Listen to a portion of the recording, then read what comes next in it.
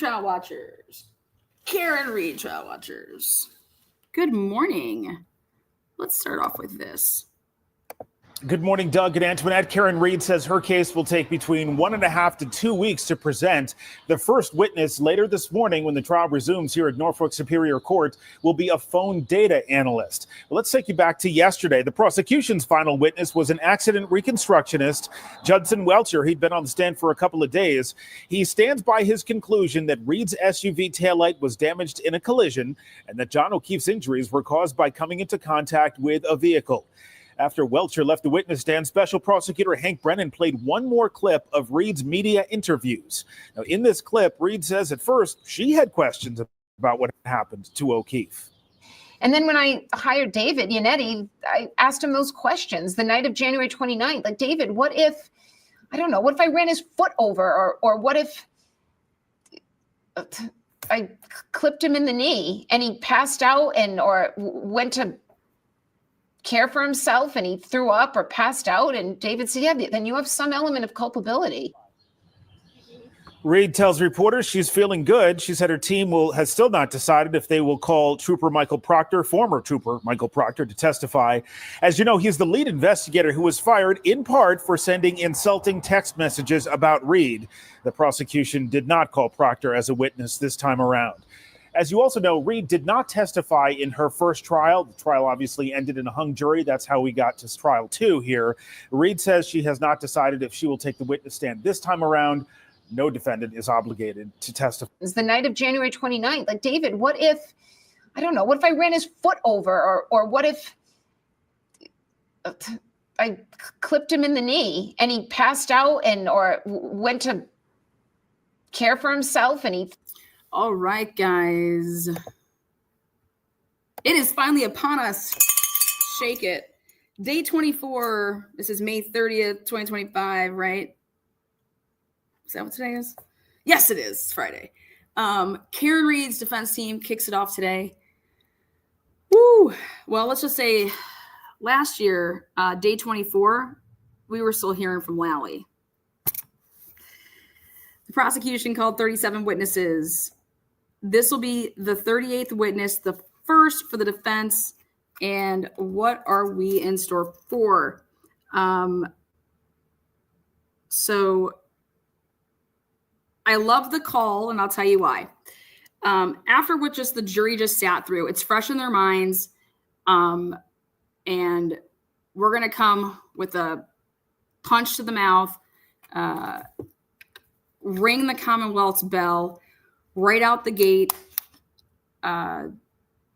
with one of their experts.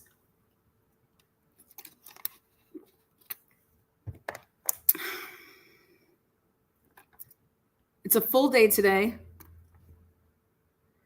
And remember what I've said, you're going to have to get evidence in, okay?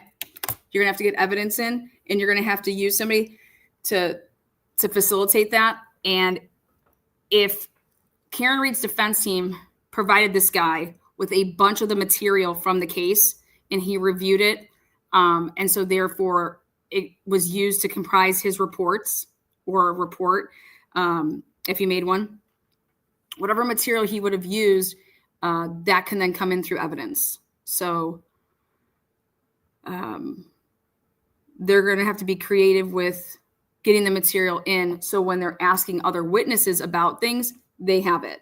They can, because Hank Brennan, he cookie cuttered this shit right up. I'm pumped, stoked, on cloud 9. Hold on, I want to read something for you guys. Okay, did you guys see the meme of Bev flying out of her chair and into the window? And I've never seen a judge leave the courtroom so quick. And it was like, I don't know if you want to call it a meme, whatever you want to call it. I literally played it like 5 fucking times. Like, I couldn't stop. I think Lady Di sent it to me.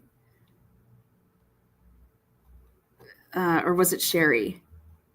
Oh my God. And then somebody fucking sent me the new Raining Men music video with Matt McCabe and Yuri Buchanan. Oh my God, dead. Let's see if I can, I'm going to send this to myself. And then here it is. Okay, how can I do this? All right, I can do it like this.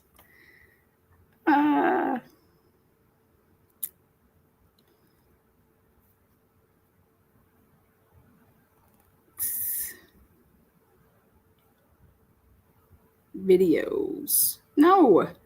I'm going to have a difficult time. We'll come back to it. I'll get it ready for one of our breaks. All right, again, so Karen Reed said that it's going to take them 1.5 to 2 weeks. I'm hoping that Karen Reed gets to call her order the way that she wants and not due to like someone's scheduling conflicts. So I'm hoping that she gets to go into the order that she wants to go into. Very, very important. Good, nice flow. All right, did this clip, what kind of pow did it have with the jury? Okay. Or what if I clipped him in the knee and he passed out or went to care for himself and he threw up or passed out, and David said, yeah, then you have some element of culpability. Reed tells reporters she's feeling good. She said her team has still not decided if they will call former Trooper Michael Proctor, to testify. As you know, he's the lead investigator who was fired in part for sending insulting text messages. I still think that they got to call him. I'm hoping that they're reconsidering that if the rumors are true and that they're not calling him. The Commonwealth has literally put together a case, took out all the drama.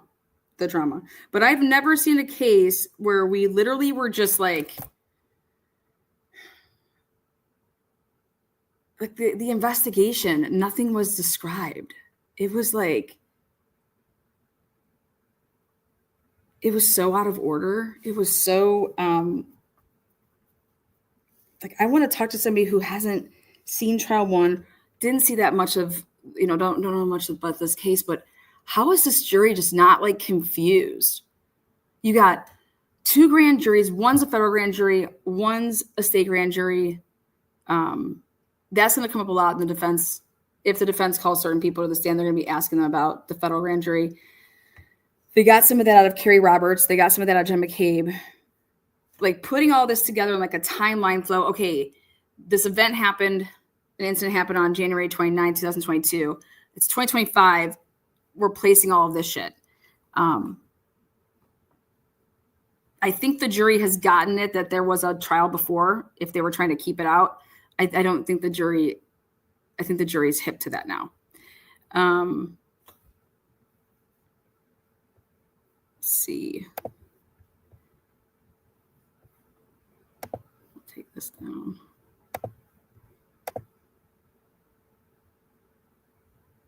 I think Karen's eager to start her case. My thoughts.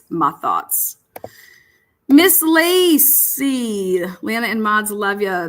$22.22. Twos all the way around. Two. Let's do a poll here. Let's be honest. If the defense wasn't even going to put on a defense, would you convict Karen Reed right now? It's a really important question. Is what would you convict Karen Reed if the defense just didn't even put one on? They're like, okay.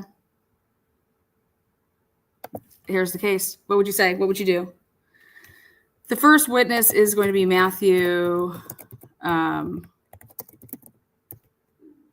It was supposed to be Matthew DiSorga, but there you go. What would you do? Not guilty.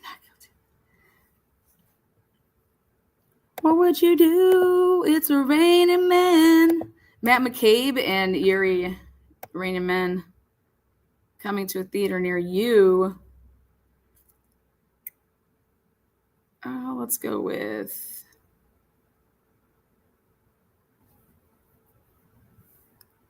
we'll go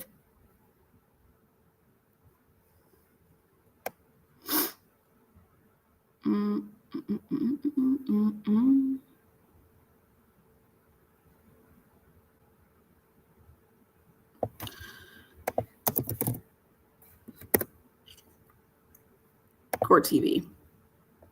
The fans in place. Now, how many people out there would think, if some people were saying that I would think that Proctor was dead? I'm like, wow, I didn't get that, but I guess I can see. This is their first witness, allegedly. She told the jury to be here at 9:30. Okay. So I don't know why he was saying it's a phone. I'm trying to pull something up here. I think that guy's confused. Let's do something.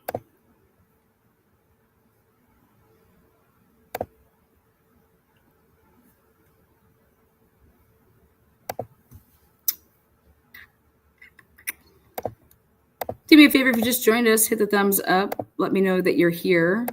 Would love to know in the chats whereabouts you are. Don't be doxing yourself, but I'm just curious. I like to always see like the states or the countries. So make yourself known. Here we go.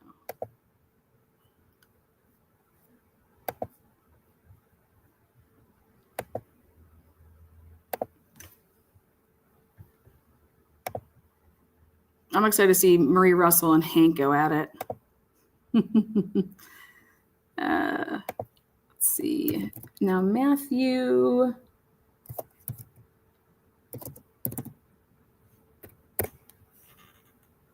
You guys want to see what he looks like? He did a podcast.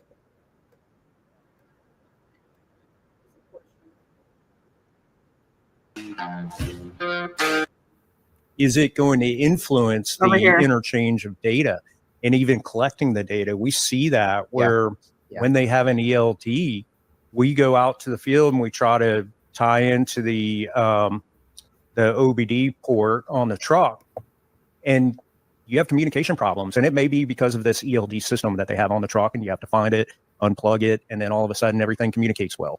Types of triggers that Matt talked about, these strategies to try to capture various events. And so with the so I don't know what the hell mainstream media is doing or local media is doing. This is who the first witness is, okay? And he's not going to be talking about phones, okay? He's the gentleman on the right there, Matthew DiSorga, and he is listed as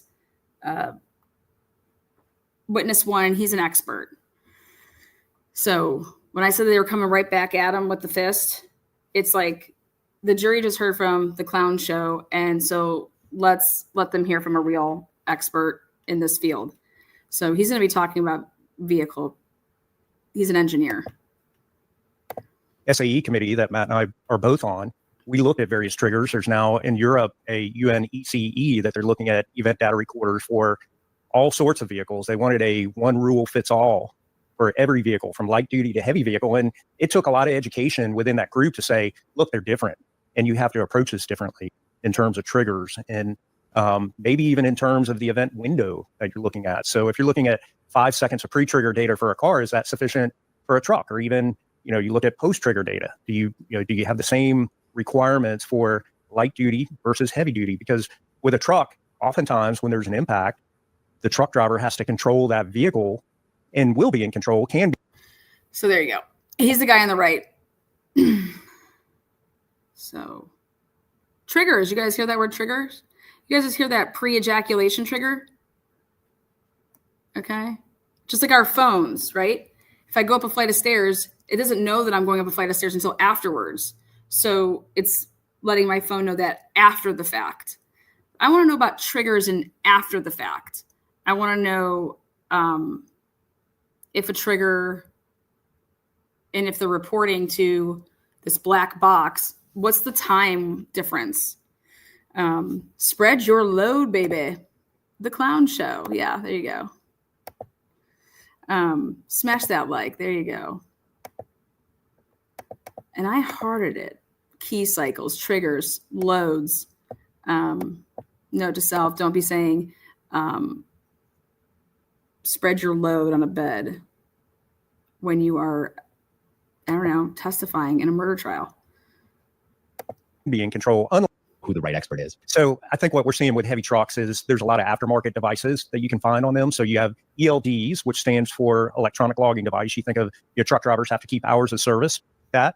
And we always Front bumper. Say, this has wingman. So there's more data in that system, and there could be videos in the camera. And there's also a controller for the camera called an SDP, which can also have videos, right? So suddenly what looked at the surface is, okay, I get what I have. I got a 2020 Max straightforward download. You show up and your scope of work has ballooned tremendously. Right? So what is the most important thing is a difficult question to answer. And in the reality is there's so many facets of what is equipped on a truck that become important. The answer is kind of all of them. And some of those things you can know ahead of time. For example, with the VIN, VINs can decode and tell you what kind of engine are in the vehicle, but you can't decode a VIN to tell you if it's got a wingman camera on it, right? That's not data stored in a VIN from a generic VIN decoder. So you can look at possibly getting build sheets, but the timescale we work on a lot of times is you don't have days to obtain data about a truck. You're going out there like the same day. So now again, there's the pressure on you to sort of triage this vehicle sitting in front of you for where are all my sources of data, just to even know a roadmap of how to get there. I kind of laugh when I go out and download a passenger car, which I probably don't. Okay. So this is who we're going to be hearing from. Guy on the right. Guy on the right. Guy on the right.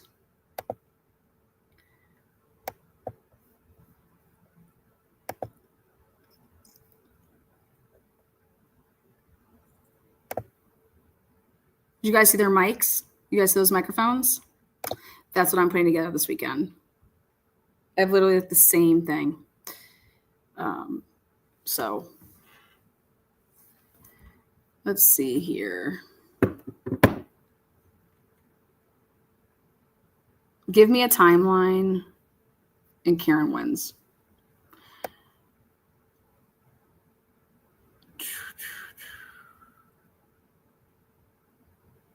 He said it twice. He sure did. He sure did.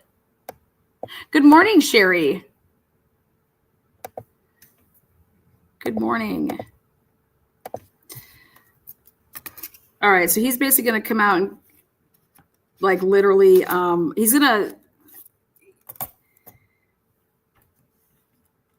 definitely going to talk about methodology.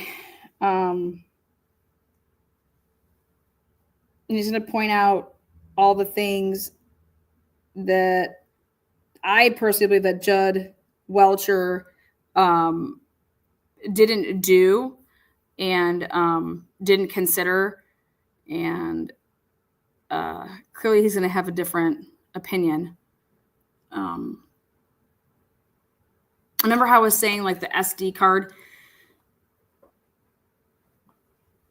Why bring it up with a guy that's just combative? We have our own people. Like, that's just like, I learned that the hard way too. Like, sometimes when you realize that we can't ask this guy half of these questions. So we're going to save it just for our person, and I feel like that's kind of what Alessi did yesterday.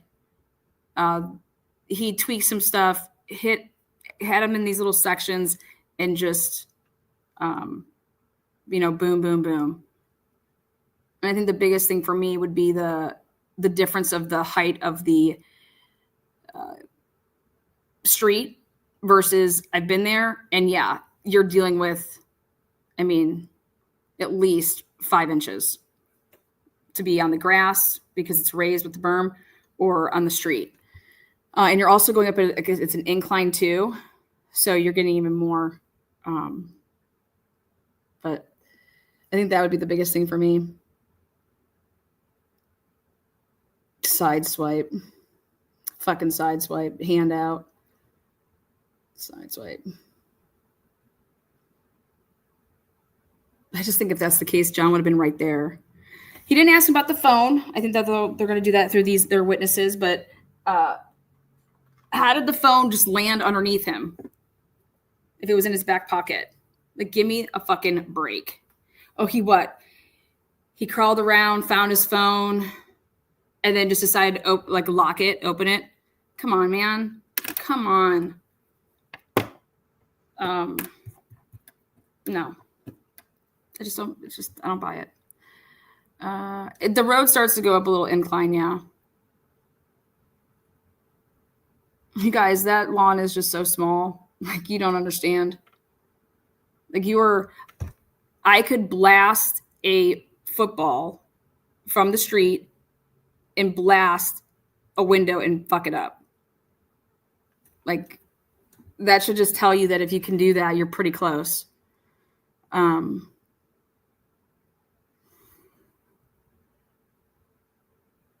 It's just so close.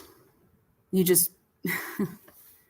Did you guys hear how the noise that Turtle Boy's car made when he did the test? When he backed up? Yeah.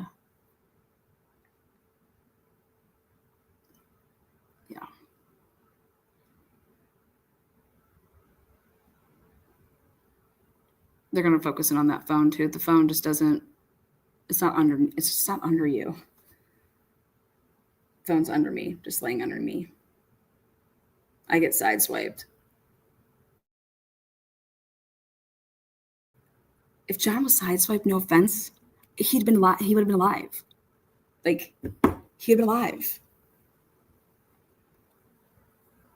I wish that John was hit by Karen's car in a sideswipe. He'd be alive today.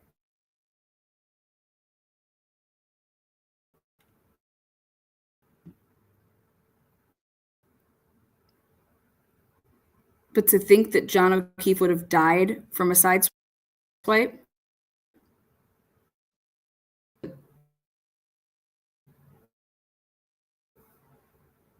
he would have. I think that if that would have happened,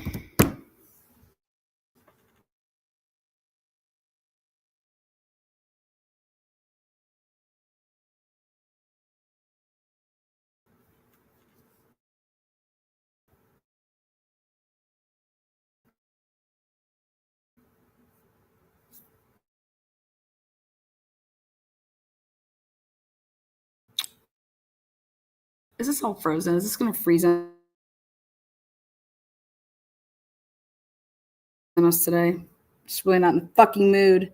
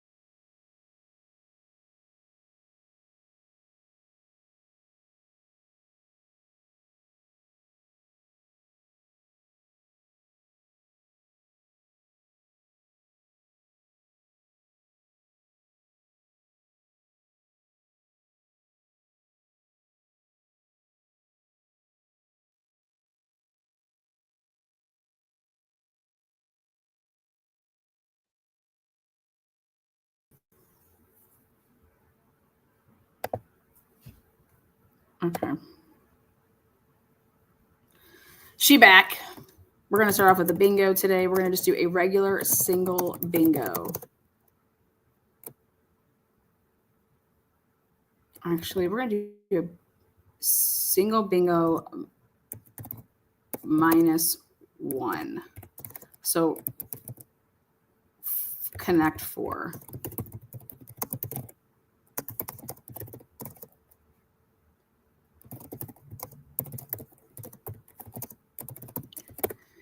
Here we go. Our first bingo today will be a single bingo -1, so it's like a connect 4 in a row. We will be lazy like Bev today for our first bingo.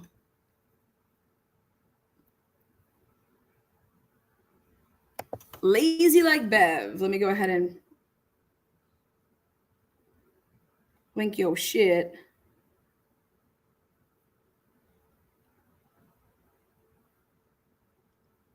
And I'll read you guys some tweets. I like to talk about these tweets.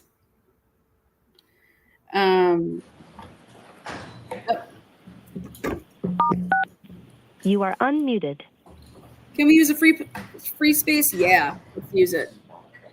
Okay, guys, it's official.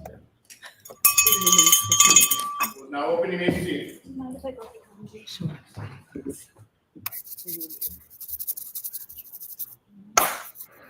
Let's Miyagi these motherfuckers. So I was told counsel want to see me at sidebar.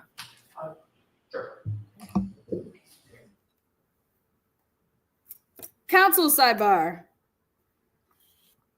Witness 38. Turtle Boy was saying on X he's still scared by Ronnie the juror.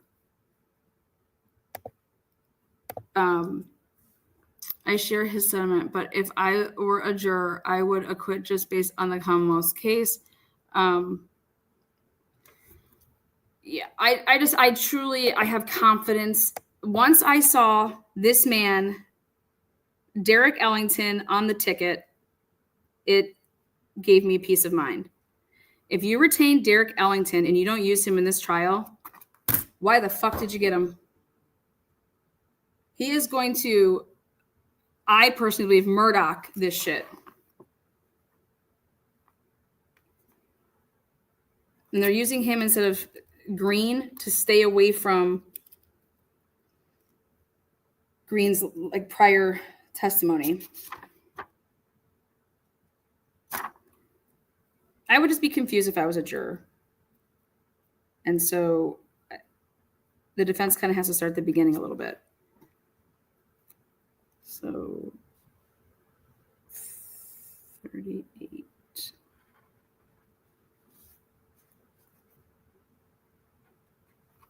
38-1. That's how this is witness 38-1. The reason it's a -1 is because it's the first defense witness. That's why I'm keeping track. Day 24. Bell ringer. Yes.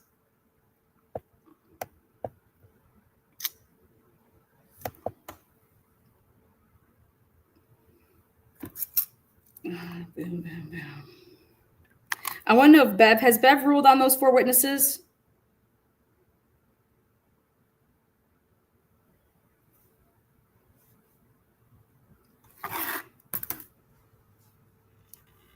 I could see a back-to-back here with him and then Maria Russell, because you'd already want to put it in the minds of the jury about the dog bites. You don't want them to listen to everything,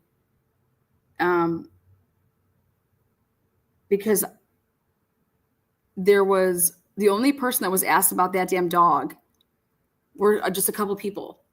I say that damn dog, Chloe, beautiful little thing, beautiful little creature. Chloe. So Ronnie the juror from last year was talking.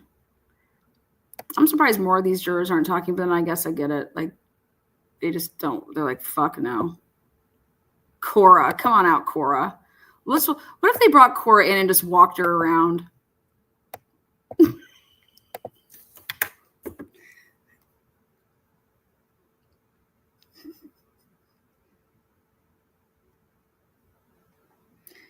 I was told you wanted to hear me.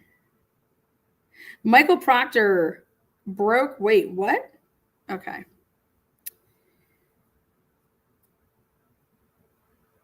What do you call an overpaid, mediocre attorney? Aiden wants us to guess. And he said, Your Honor.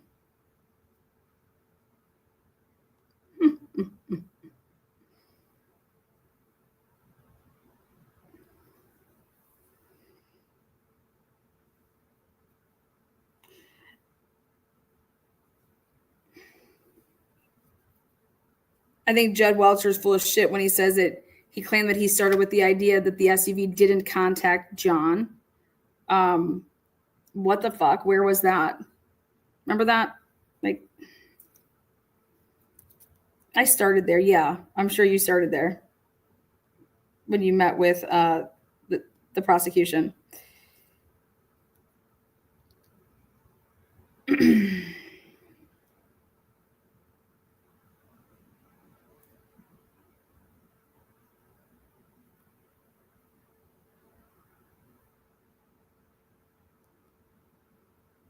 Nurse Kim says, I've never seen this cardiovascular finding for Officer John O'Keefe indicating left anterior descending LAD artery of 80% to 85%. She says, this is serious and potentially life-threatening because the LAD provides approximately 50% of the heart muscle's blood supply and is often associated with the widowmaker heart attack. If this is confirmed, it changes everything. I'm going to send that to my sister.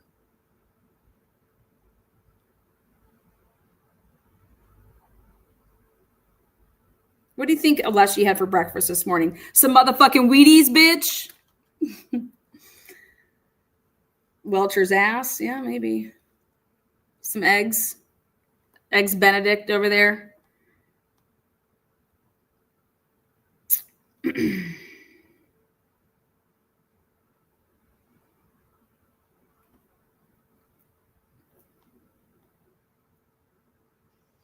cell phone was found under his torso, under his body. What's your theory on how that cell phone ended up flying 30 feet? It just did. Just did.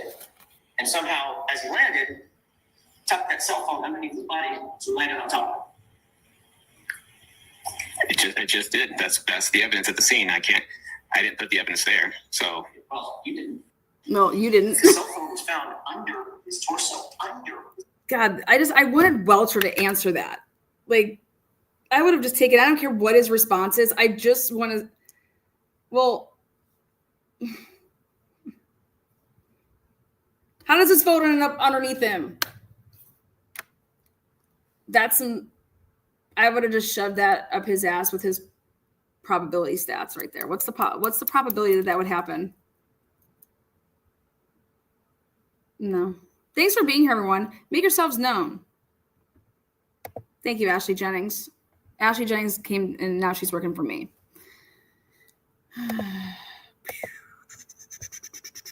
Come on, man. Fuck.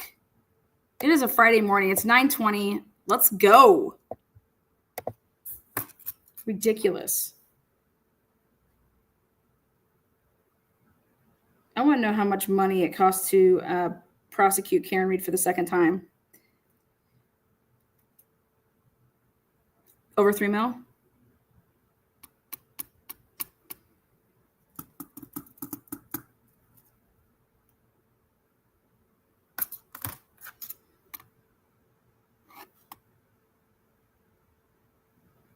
How many ADAs do they have in Norfolk County? Anybody know? Woohoo! Woohoo! Here we are. Defense starts. Come out with a bang. Season 1, it was $4 million. Yeah. We'll start with the required finding argument. Okay, required finding. Here we go. We have a little bit of arguing. Give it. Who's doing it? Jackson? So I'll hear you whenever you're ready, Mr. Jackson. Thank you, Your Honor. Sure.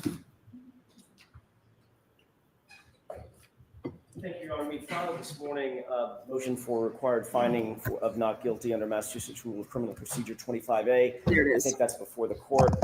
My comments will be relatively brief, but it's important, and the points that I'm going to make in the next couple of seconds or next couple of minutes are equally important.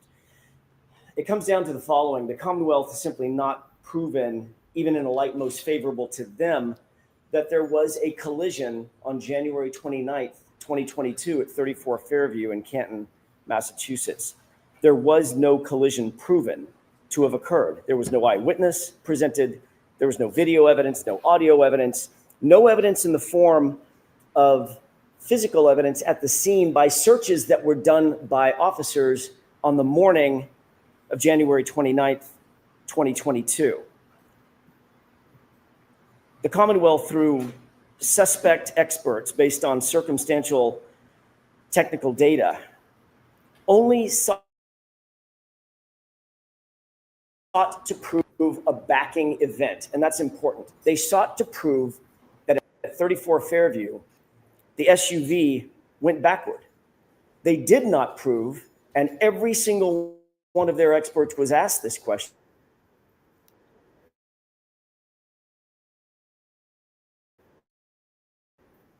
What the fuck? Associated with that backing event. The Commonwealth experts said, and whether it went in reverse at some other time or date.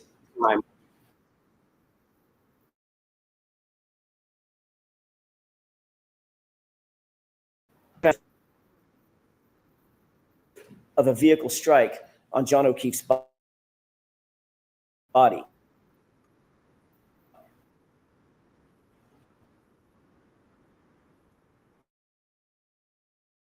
Was arguably their most important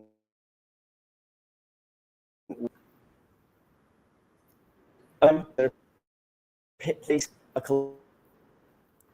or that occurred 2022 at or their own expert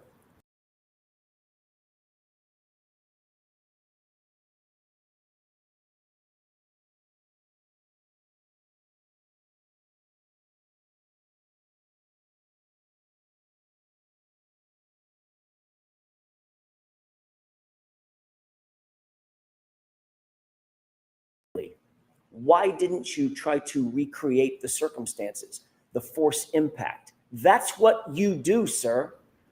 You're a biomechanic expert. Recreate it for us. And he said, there's not enough evidence. There is evidence, however, that Brian Higgins and Brian Albert were sparring at 34 Fairview. There is evidence, however, that that was just minutes, not hours, not days, minutes before John O'Keefe ultimately met his fate at 34 Fairview. There is evidence that Brian Higgins was love-struck, that he was jealous, that he was aggressively coaxing John O'Keefe out of the waterfall, that he was passively aggressively coaxing Miss Reed to engage with him rather than John O'Keefe. Again, there's not a single eyewitness to a collision. There was not even a single eyewitness to a backing event at 34 Fairview. The court will recall Jennifer McCabe testified that she basically watched the SUV the entirety of the time it was in front of the location at 34 Fairview with Miss Reed in the driver's seat. She saw it pull up once. She saw it pull up twice. She saw it pull up a third time. And then she saw it was gone. And at no time did she ever see the car go in reverse. She certainly didn't see the SUV go in reverse at a high speed. And she darn sure didn't see the car go in reverse at a high speed and strike a pedestrian. Her focus was defined enough to see thin tire tracks in a dusting of snow, thin enough, I think the phrase was, to track a cat. That's how detailed she was in her observations, yet she did not see John O'Keefe hit by an SUV. She did not see John O'Keefe's body in the snow, in the yard, laying prostrate, a 216-pound, 6'1" man in the snow, directly in front of the SUV she was tracking the entire time. There are two other witnesses, Ryan Nagel, Heather Maxson. They both noted that John O'Keefe, not that they didn't see him, Your Honor, that John O'Keefe was not in the vehicle when they were behind him. The dome light was on. They could see inside the interior of the vehicle. Miss Reed was sitting there with her hands at 10 and 2, and the passenger seat, notably and markedly, was empty. He was not outside the vehicle. He wasn't standing. He wasn't sitting. He wasn't lying down. There's only one place he could be: inside the curtilage of the home, inside the house, or inside the garage. Not one witness that was inside the house, not one passerby, not one neighbor, not one plow driver ever saw John O'Keefe's body laying prostrate in the snow that morning. Not one. Not until Karen Reed found Mr. O'Keefe at about 6:03. And again, the Commonwealth's chief medical expert, Dr. Scortibello, their medical examiner, who's the only person that the court heard from or will ever hear from who actually investigated John O'Keefe's physical body. The only person to have physical access to John O'Keefe testified he did not have any injuries consistent with being struck by a vehicle. But she did indicate that the injuries, as did the firefighters, the first responders, indicate that he had injuries consistent with a physical altercation. And certainly, as to counts 1 and 3, no evidence has been presented or proffered whatsoever by the Commonwealth that Karen Reed intended to run over and harm John O'Keefe in any way, shape, form, or fashion. Hearken to the video at C.F. McCarthy's. Hearken to the video at the waterfall. Every witness confirmed what our eyes could see. That night, John O'Keefe, Karen Reed were loving, caring, affectionate. There's absolutely no evidence that Karen Reed had an intent to harm John O'Keefe, or that after the fact that she intended to leave him for dead, because there was no fact to be after. There was no collision in the first place. The Commonwealth's case, certainly on counts 1 and 3, taken separate from count 2, because of the mens rea associated with counts 1 and 3, fails miserably. The Commonwealth, at the end of the day, has presented their best case. They've done their best. Some would say they've done their worst. And their case has failed. No reasonable jury, hearkening back to the standard under Rule 25, no reasonable jury could find Karen Reed guilty of count 1, count 2, or count 3. But taking count 1 and 3 aside, those are separate counts because of the mens rea required and the high burden that's required, even taken in the light most favorable to the Commonwealth. What evidence have they proven that Karen Reed intended to kill or harm John O'Keefe, or that she intended to leave him for dead in the snow? The answer is none, 0. No reasonable jury could find Karen Reed guilty. This case never should have been brought in the first place. There are reasons that I won't go into here. The court knows those reasons, or knows our position on those reasons.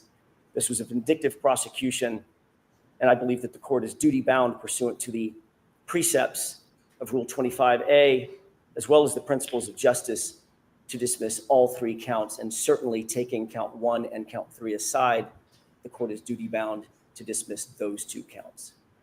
Thank you.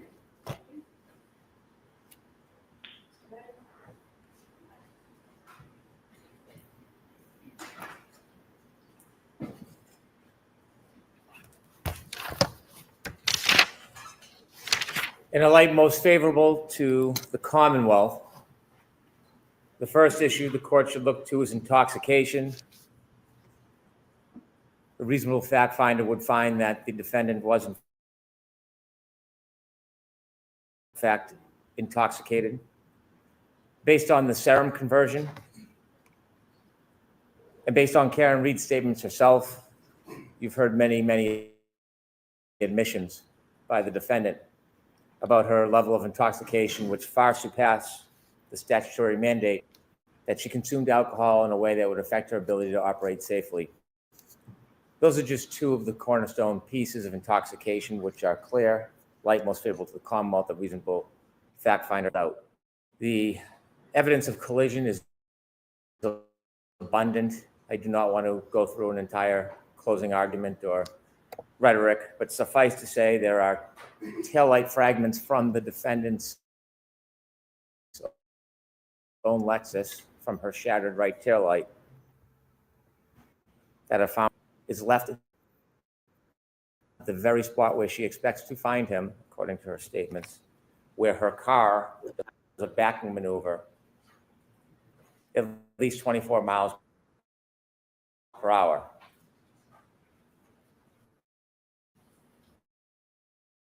He is left with injuries on his arm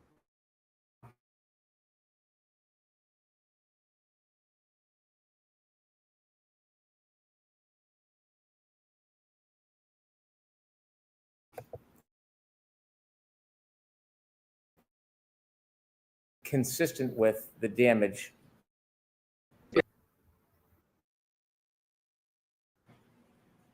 and again, Ms. Reed's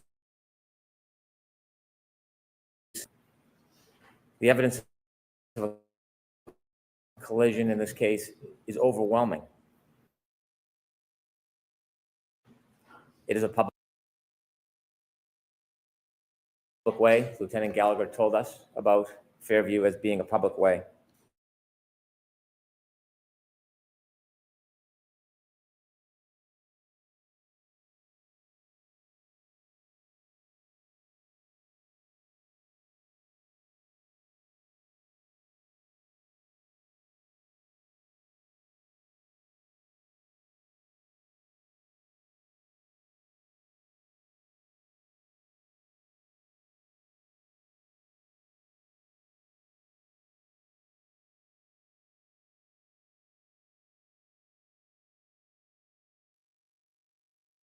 Go through a summary of all of them.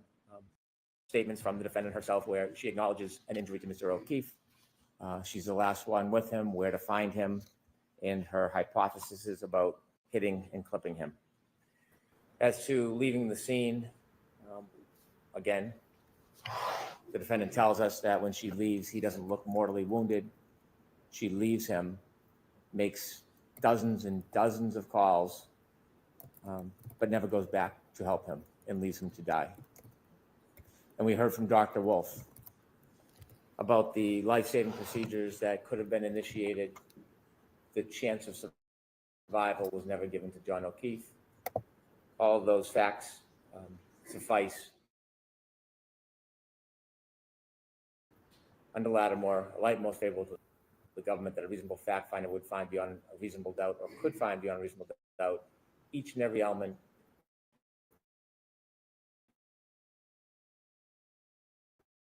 of each and every one of these charges.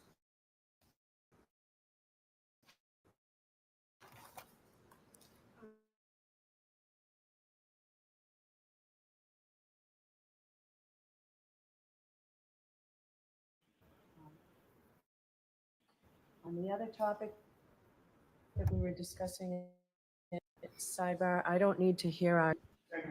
So are we ready to bring the jury in? I did not ask Mr. I'm ready. Okay, so.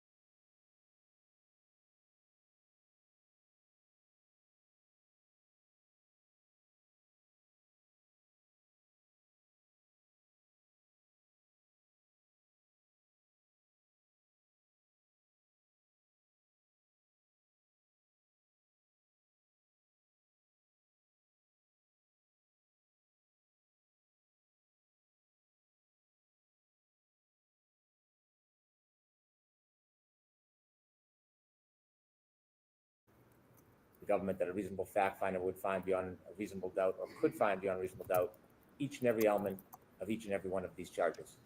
All right, thank you. So the motion is denied as to all three. On the other topic that we were discussing at sidebar, I don't need to hear argument on that right now, Ms. Giannetti. I'd prefer to get started. I would like you and Mr. Brennan to talk to see about proposal.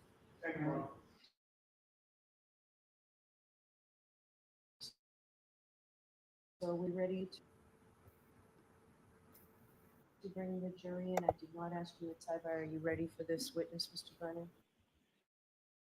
It'll take 5 minutes, Paul. All right, so we'll take at least.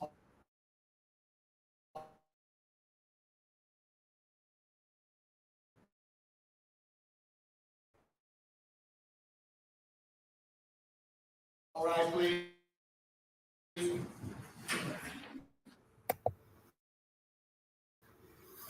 Okay, so Beth.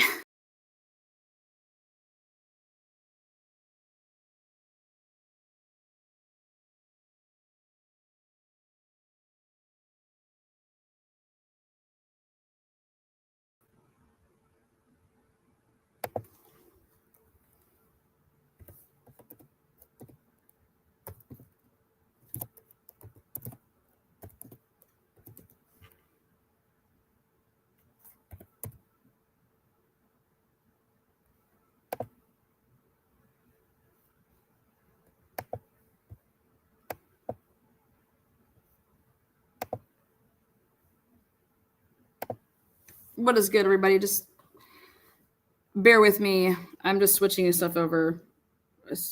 We're gonna see if this clears it all up. The jury's coming in, so all that was a directed verdict, and they made their position on the record. Bev denied it. She could have said, yeah, you didn't meet your burden on blah blah 1 and 3. So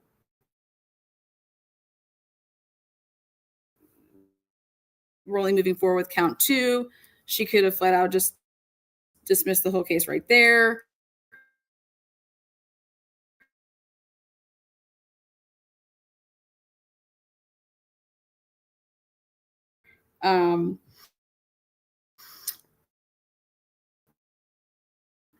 Present their case.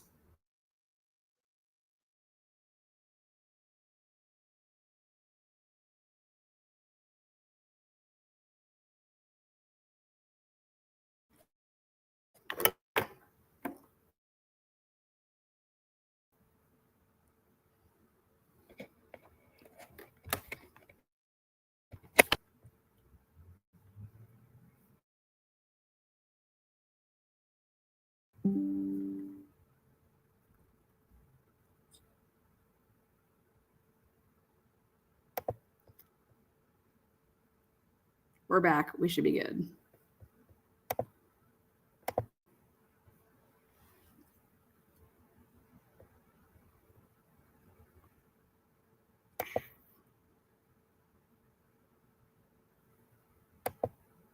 Okay.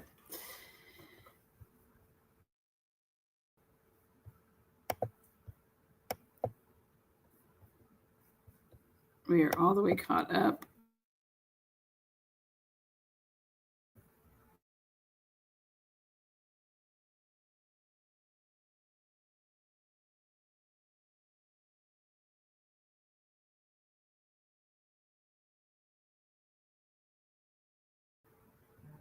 See how that's freezing? God, what the?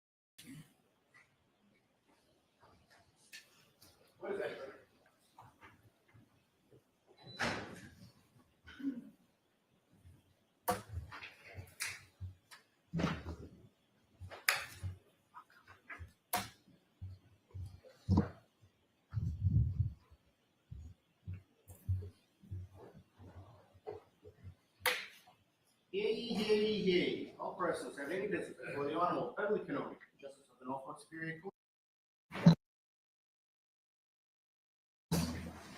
Good morning again, counsel. Good morning again, Ms. Reed. Good morning, jurors. Happy Friday. So I do have to ask you those 3 questions. Were you all able to follow my instructions and refrain from discussing this case with anyone since we left yesterday? Everyone said yes or nodded affirmatively. Were you also able to follow the instructions and refrain from doing any independent research or investigation into this case? Yes. Everyone said yes or nodded affirmatively. Did anyone happen to see, hear, or read anything about this case since we left yesterday?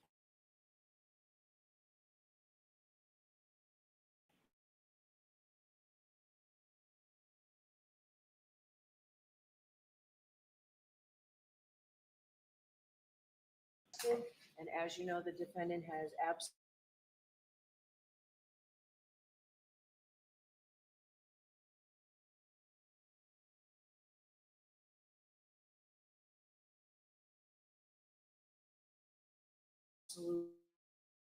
Jackson. Thank you, Your Honor.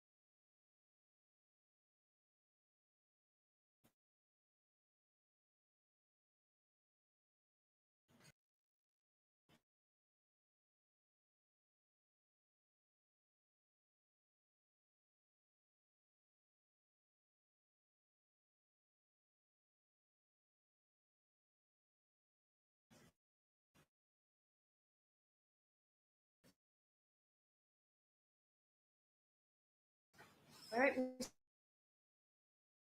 Jackson, whenever you're ready. Thank you. Mr. DiSorga, could you please state your full name and spell your last name for the jury?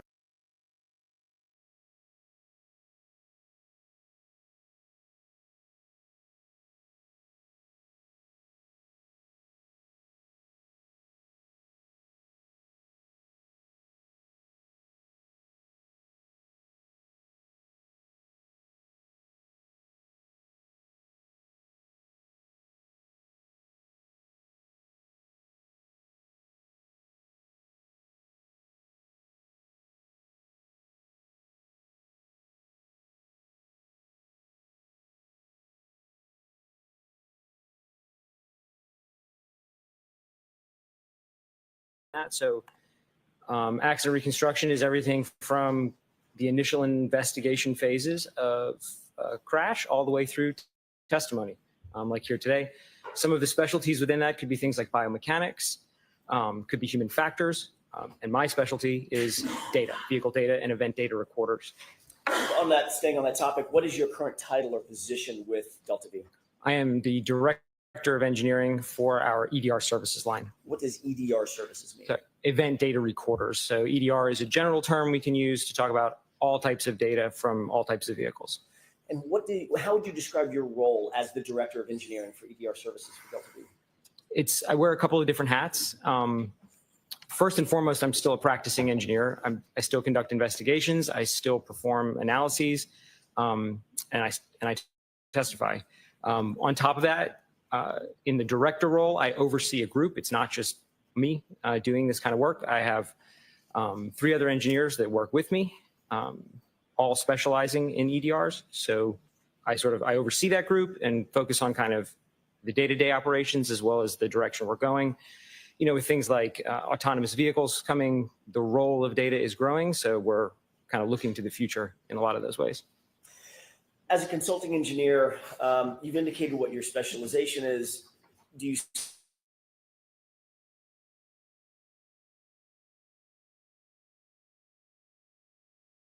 specialize in motor vehicle accident reconstruction as well as vehicle?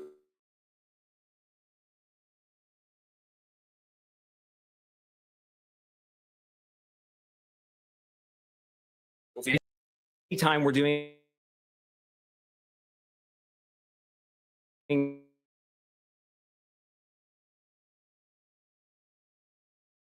EDR data analysis, it is in support of an accident reconstruction. Also, in other words, methods of pulling the data. It's one thing to have it sitting in a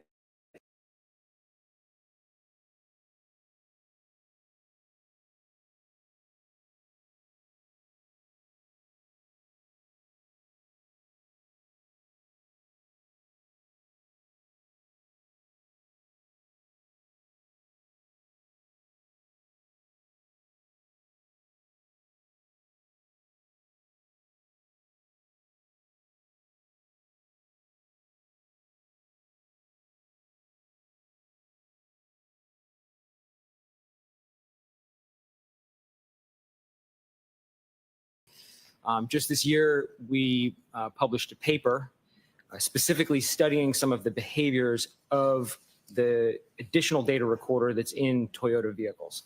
Does Toyota make another sub-brand, for lack of a better phrase? Lexus, I believe you're. Mm-hmm. So Lexus is a Toyota brand. Correct. Okay. What is infotainment? Let's go.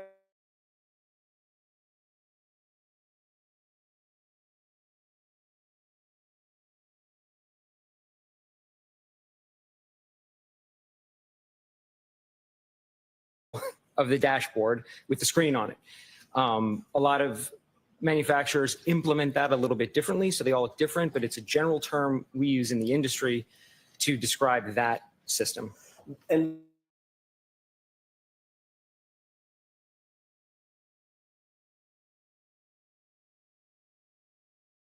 what about, I'm going to change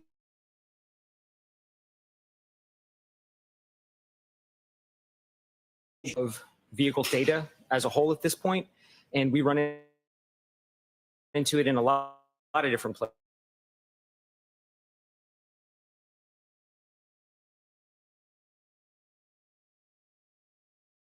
places. We see GPS data. I do a lot of heavy truck for the fleets to track them, so we're analyzing that as part of data. And then the last area would be when we conduct testing, any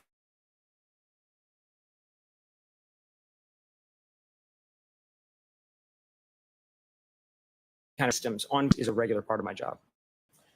GPS, global, I'm going by memory, global positioning satellites? Global positioning system. System, got it. GPS is a mechanism to figure out where on Earth a certain item might be, whether it's this pin or an 18-wheel tractor trailer, correct? That's correct. Is there any difference inherently in the GPS mechanism that's installed in an infotainment center in a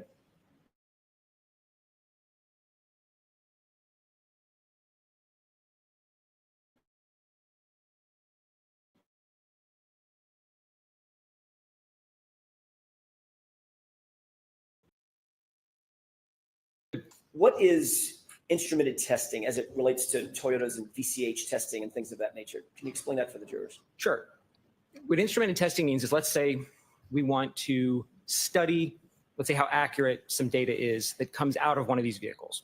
So we need an independent source of that information. So what we'll do is we'll equip a vehicle with one of these GPS data acquisition systems. Basically, we can drive the vehicle around and we know exactly where it is, how fast it's going, all these parameters. We can do some maneuvers with the vehicle, then we can download the data that the vehicle stored, and now we can compare the two and say, okay, well, if we have really high confidence in our system, how accurate is the vehicle system? Because the reality is there's always some small errors in these vehicle systems. And in a lot of cases, what's important is quantifying that error. So you're obviously familiar with GPS systems and many different platforms. That's correct. Okay. How many cases have you been a part of in terms of investigating and or analyzing infotainment center or infotainment system data? Infotainment specifically, probably around 30. And are you also familiar with engaging in some sort of analysis that's referred to as clock alignment? Yes. What is clock alignment?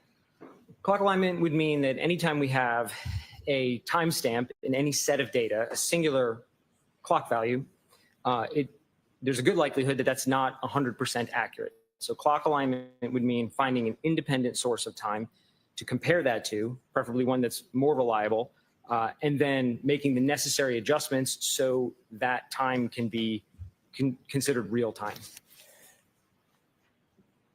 How many cases have you been involved in that deal with clock?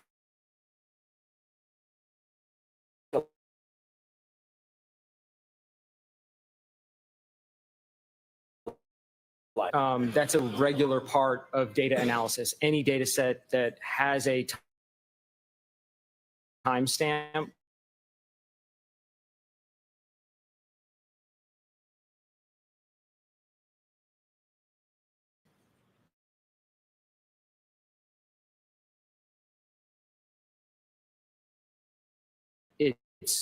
it's normal. It's part of the analysis.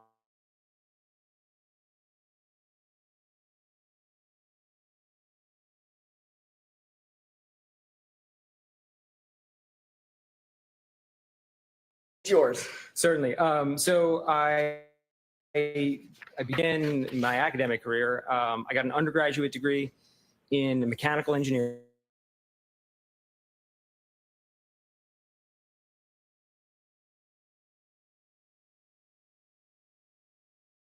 I immediately started working for Delta V Forensic Engineering.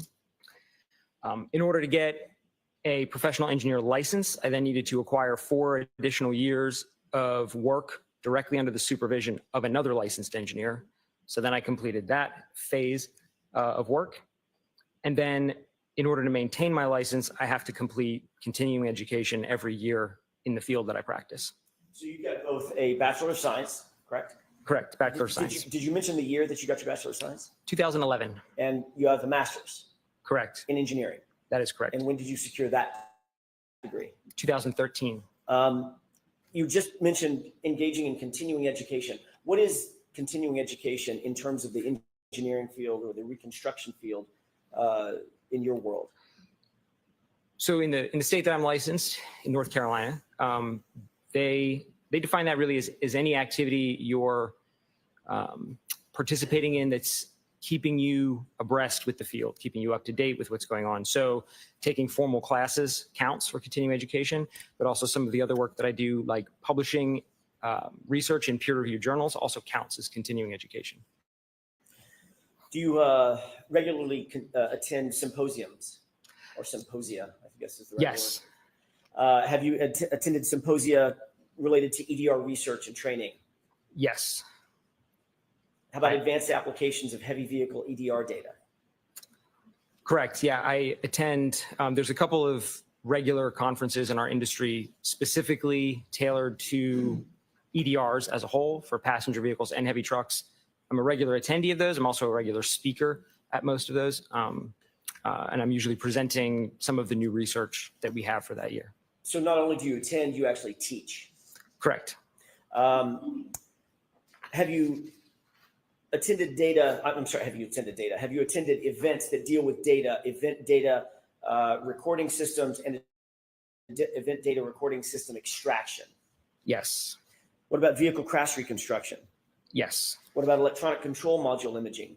Yes. What about electronic control model analysis? Yes. Applying automotive EDR data to traffic reconstruction? Yes. These are samples of the type of continuing education that you routinely engage in, correct? All that's accurate. You talked about additional licenses and professional registrations. You're a licensed professional engineer, correct? That's correct. In North Carolina? Correct. You're also a certified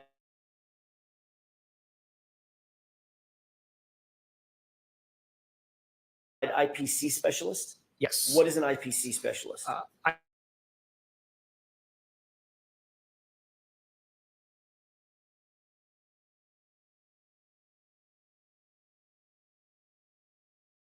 IPC is an organization that offers certifications in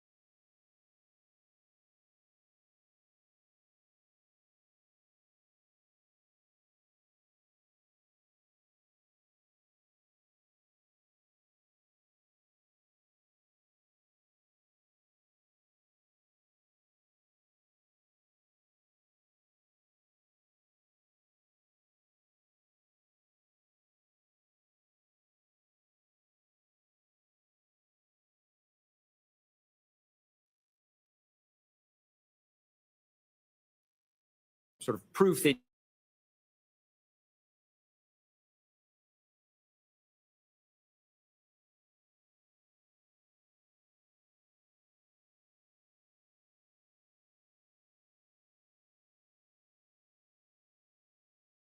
you are active within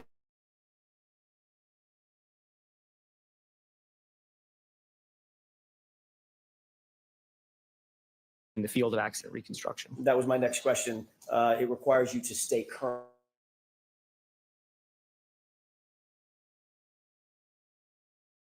on accident reconstruction. Do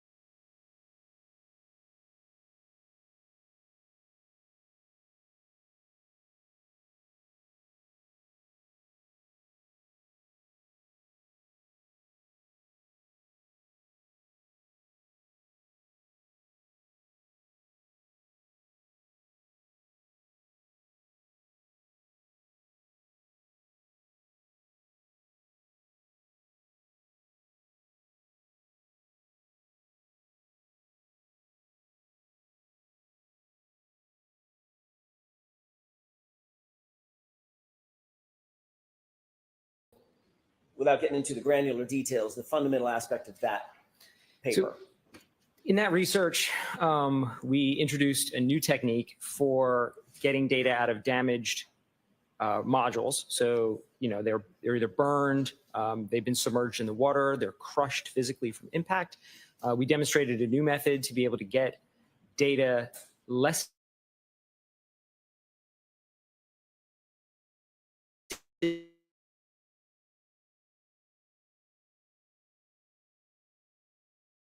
invasively, but still at the chip level. And we also demonstrated that we could translate that data, use the software and get the data that way. We demonstrated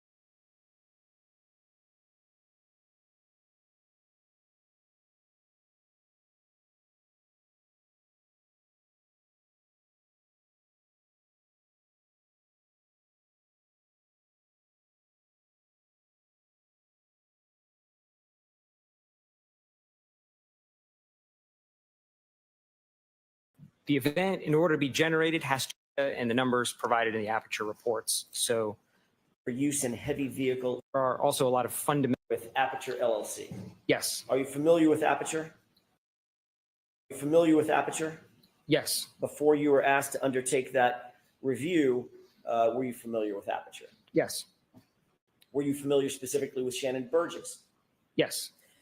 Were you asked to engage in any original analysis in this case? All of my analysis is fundamentally based on all of the data and the numbers provided in the Aperture reports. So more or less the answer to your question is no. So you were asked specifically to give the court and the jurors clarity on data that Shannon Burgess had analyzed and provided a report about, correct? Correct. And that dealt with data obtained from Miss Reed's SUV, Karen Reed's SUV, correct? Correct.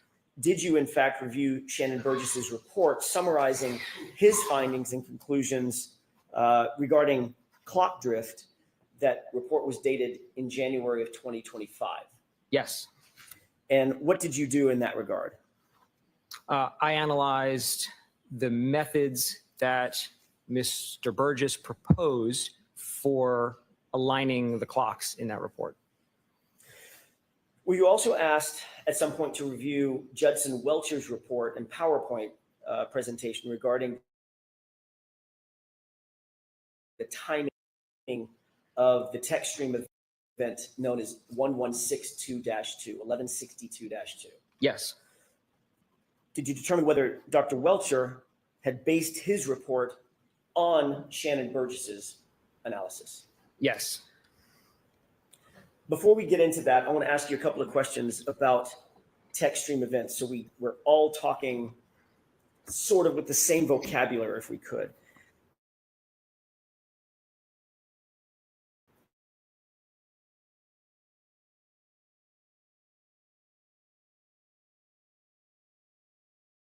When I say text stream event, have you ever heard that called a trigger event at a particular time or span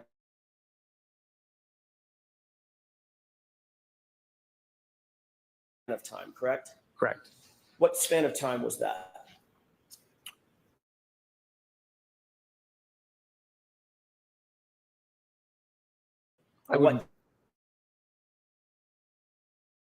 I should say what time?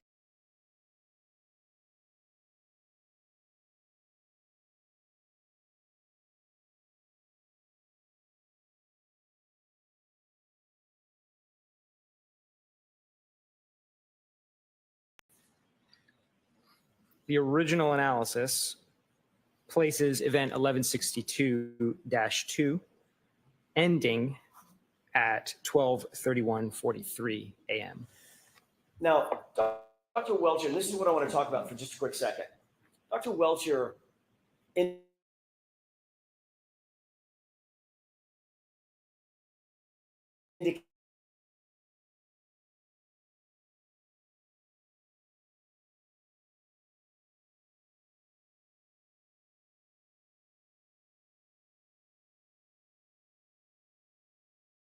indicated that the trigger event began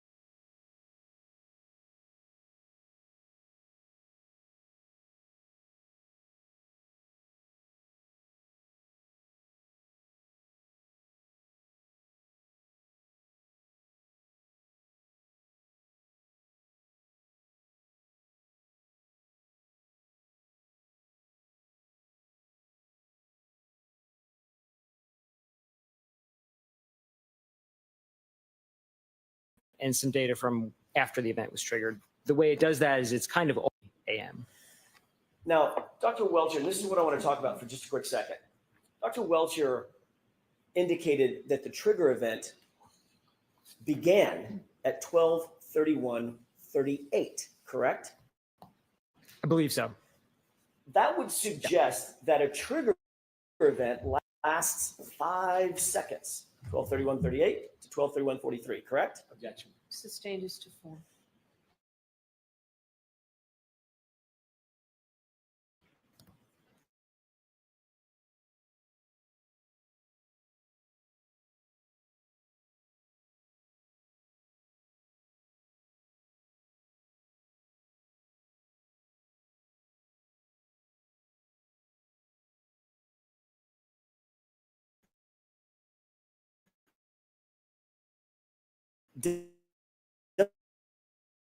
Does a trigger event or does a text stream event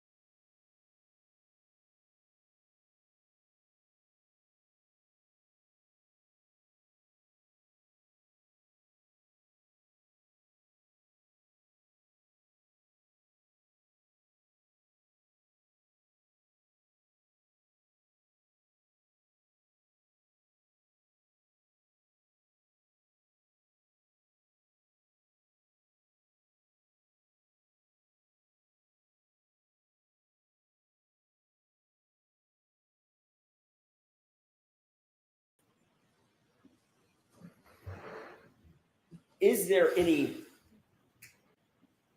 he says at 12:31:38? Would it be accurate if he said that trigger ended at 12:31:43? Objection. Sustained as to form. Is there any, if a trigger event is one point in time, one snap in time, would it be accurate to say that the trigger event itself lasted 5 seconds and ended 5 seconds later? It wouldn't be accurate to say the trigger lasted that long. That's my question. The event lasts that long, but the trigger is only one point within the event. The recording lasts that long. Right. Correct? Correct. So in other words, it captures, or does it? Let me ask you this. Does it capture 5 seconds before and 5 seconds after? But the trigger event is the singular point right in the middle. That's correct. Okay.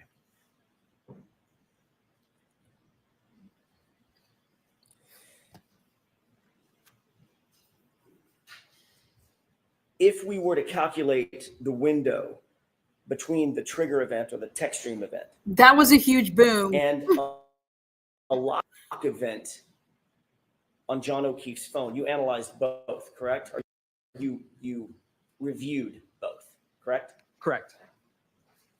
Would you calculate from the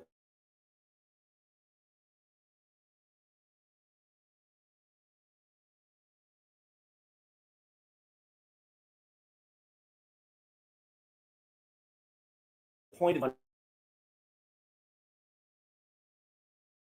of 38, that point in time, I'm using the tip of my pen to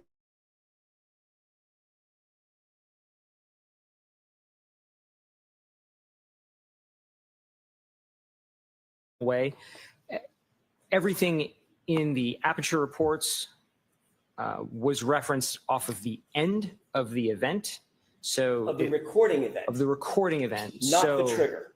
Correct. And I didn't correct that. I just went with that convention for all of the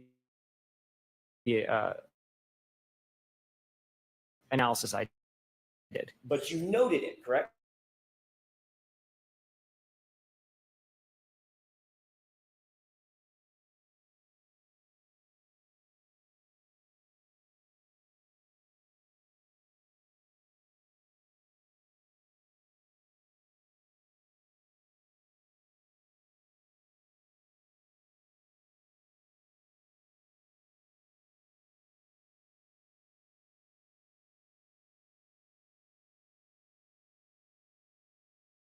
Second difference in every subsequent calculation. And if, in fact, there was a lock event, which you reviewed, at 12:32:09,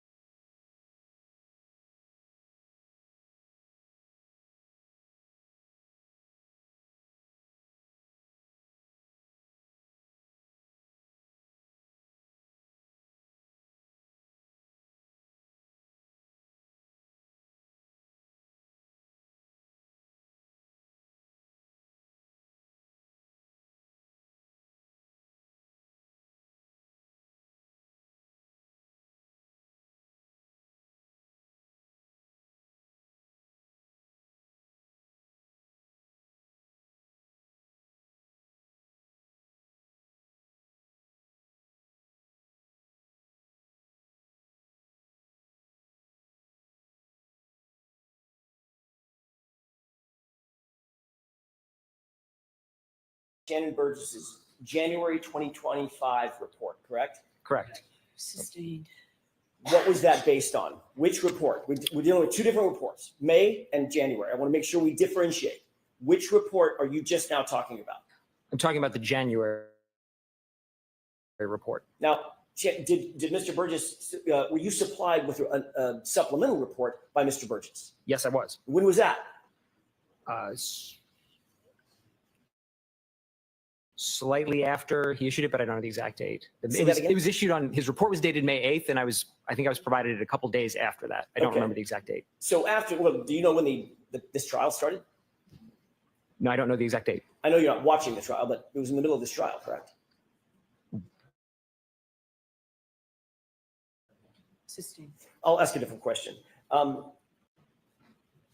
With regard to the original report, the January 2025 report, was there any circumstance in which Mr. Burgess and Mr. Welcher could conclude that the lock event on John O'Keefe's phone, that lock event, occurred before the trigger event? Objection. Sustained. Ask it differently, Mr. Jackson.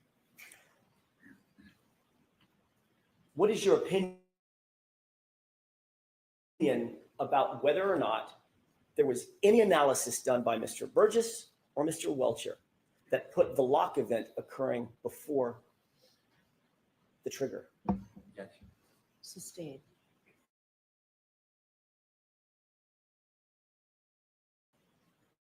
May we approach, Your Honor? Yes.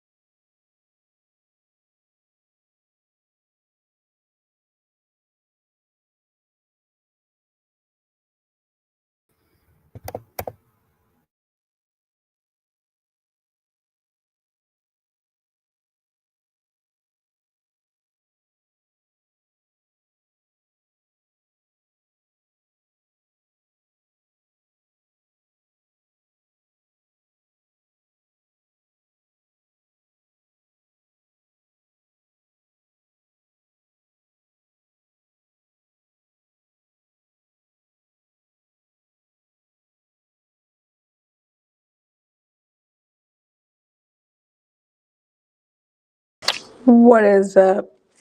I'm going to try to do this a smarter way.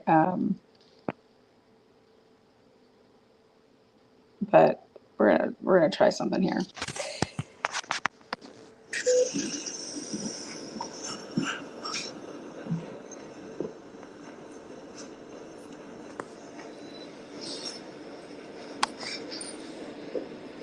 How's that audio? Ma'am, Your Honor. Yes. Thank you. Back to my question. Was there any circumstance based on your review that if the text stream event occurred at 12:31:38, that there was any circumstance that the lock event occurred before that trigger event? There was not.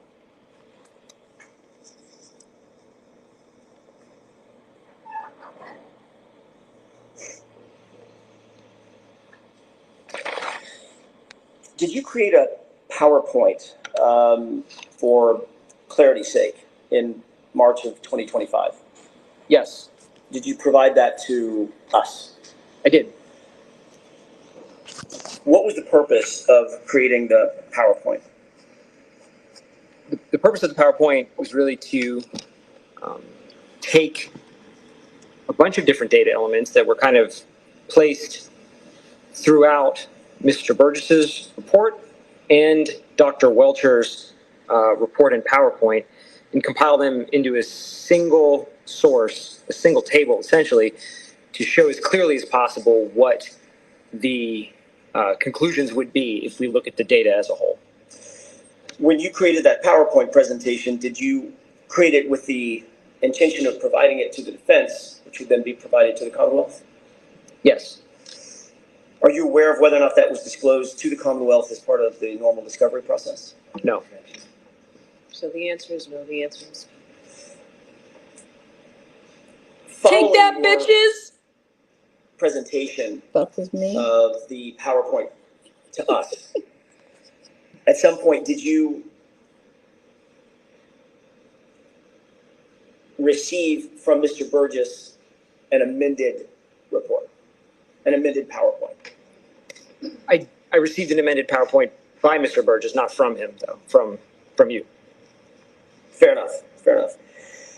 Did that report, or did that PowerPoint, however you want to put it, markedly, was it any different than his January 2025 report? Yes. Did you note any conclusions? Did you note the conclusions that he came to in January 2025? Going back to the original report? Yes. Did you note conclusions and opinions that he came to in May of 2025? Yes. Were those two things different? Sustained. Were the conclusions, not his opinions, were his conclusions different? Sustained. Was there any difference in the two reports? There was. Tell me the differences.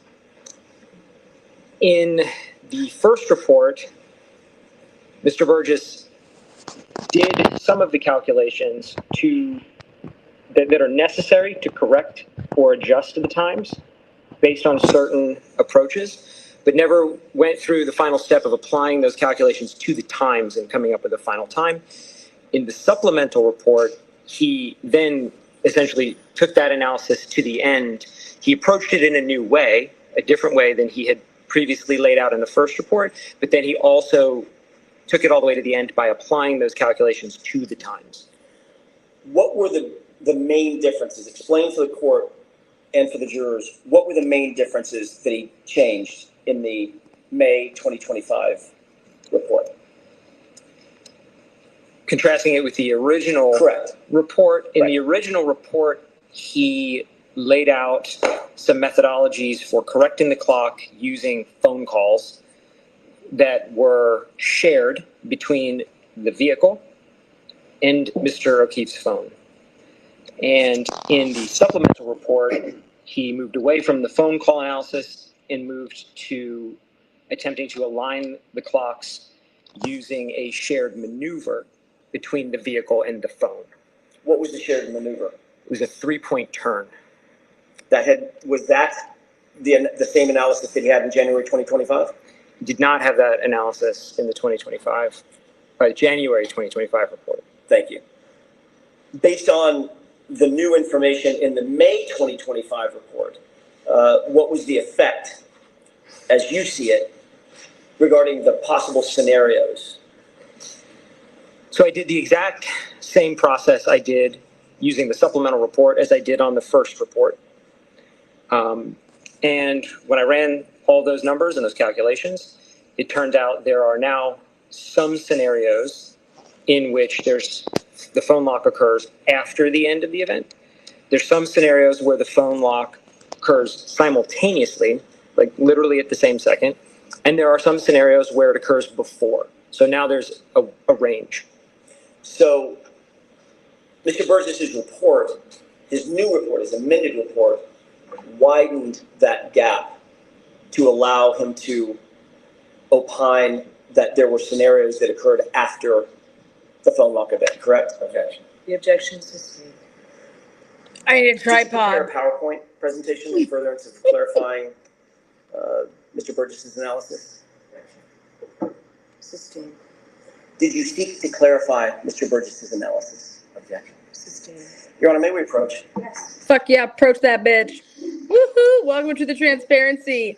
Don't mess with me, okay? Don't mess with me, man. All right. We are experiencing an outage in the area, but your girl took care of it. Literally experiencing an outage in the area. Dude, here we go.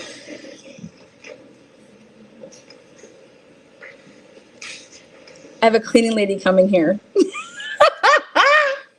I'll be like, yo, senorita, We love you, Ma'am? and you're gonna have to do Yes. this quietly. Did you prepare a Just kidding. PowerPoint presentation in furtherance of your analysis? Yes. What was the reason, or what was the purpose for your PowerPoint presentation?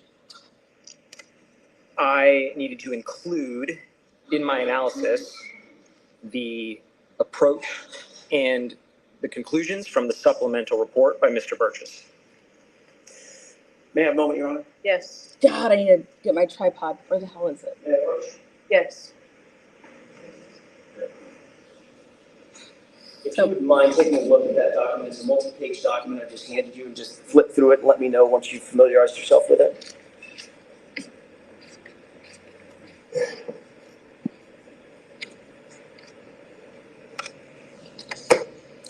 What is that document?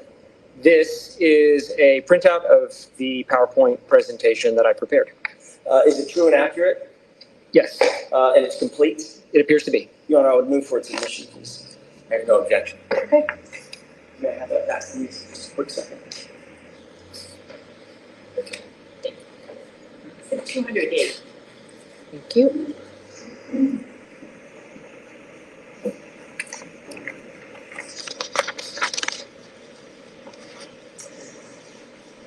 Your Honor, permission to display the PowerPoint presentation? Okay. Mr. DiSorga, can you still see with the lights off sufficient to see what's on the screen and what's in front of you? Yes. Okay. Do you recognize what's on the screen? Yes. What is that? That is the title page of the PowerPoint that I prepared. And what is how would you describe the PowerPoint? So this PowerPoint is largely identical to the first PowerPoint I prepared in that it seeks to take all of the different approaches between the initial Burgess report, the supplemental Burgess report, and Dr. Welcher's report, lay out all of those approaches in one kind of coherent fashion so we can look at what conclusions we can draw from all of that data. With the court's permission, can we go to slide 2? Yes. Mr. Jackson, you can just use this PowerPoint. It's in evidence. You don't have to ask slide to slide. Thank you, Your Honor. Taking a look at this next slide, what is this? What are we looking at? This is a slide from Dr. Welcher's presentation that I was provided. Specifically, this is his slide number 33. And what does it show?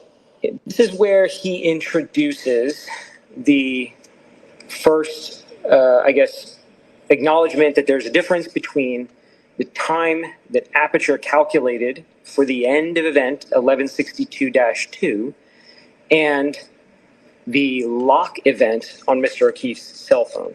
Is there anything in this slide that you disagree with, in Mr. Welcher's presentation that you disagree with? It's up on the...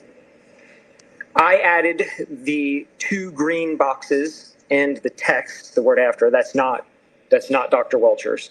And I added that because it's stated here that the event occurred within 26 seconds. But if we do the math, and he actually does the math, he really means after. It means the phone lock event occurred 26 seconds after the end of the vehicle event as calculated. That's right. So I'm going to allow it. Did you strike what? The phone interaction happens how many seconds after the text stream event? Based on this slide, 26 seconds. Thank you. And the text stream event that we're talking about is what number? 1162-2.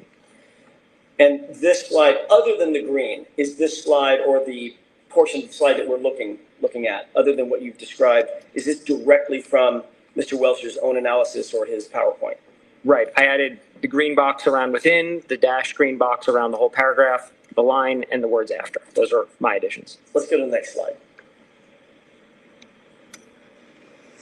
Can you tell us what this is? This is more or less a repeat of what's on the first slide, but just shown with a little more focus. The first slide is a little busy. So I'm sorry, Mr. DiSorga, did you create this or is this from Dr. Welcher's report? I created everything on this slide. Hang on, I gotta talk Spanish really quick.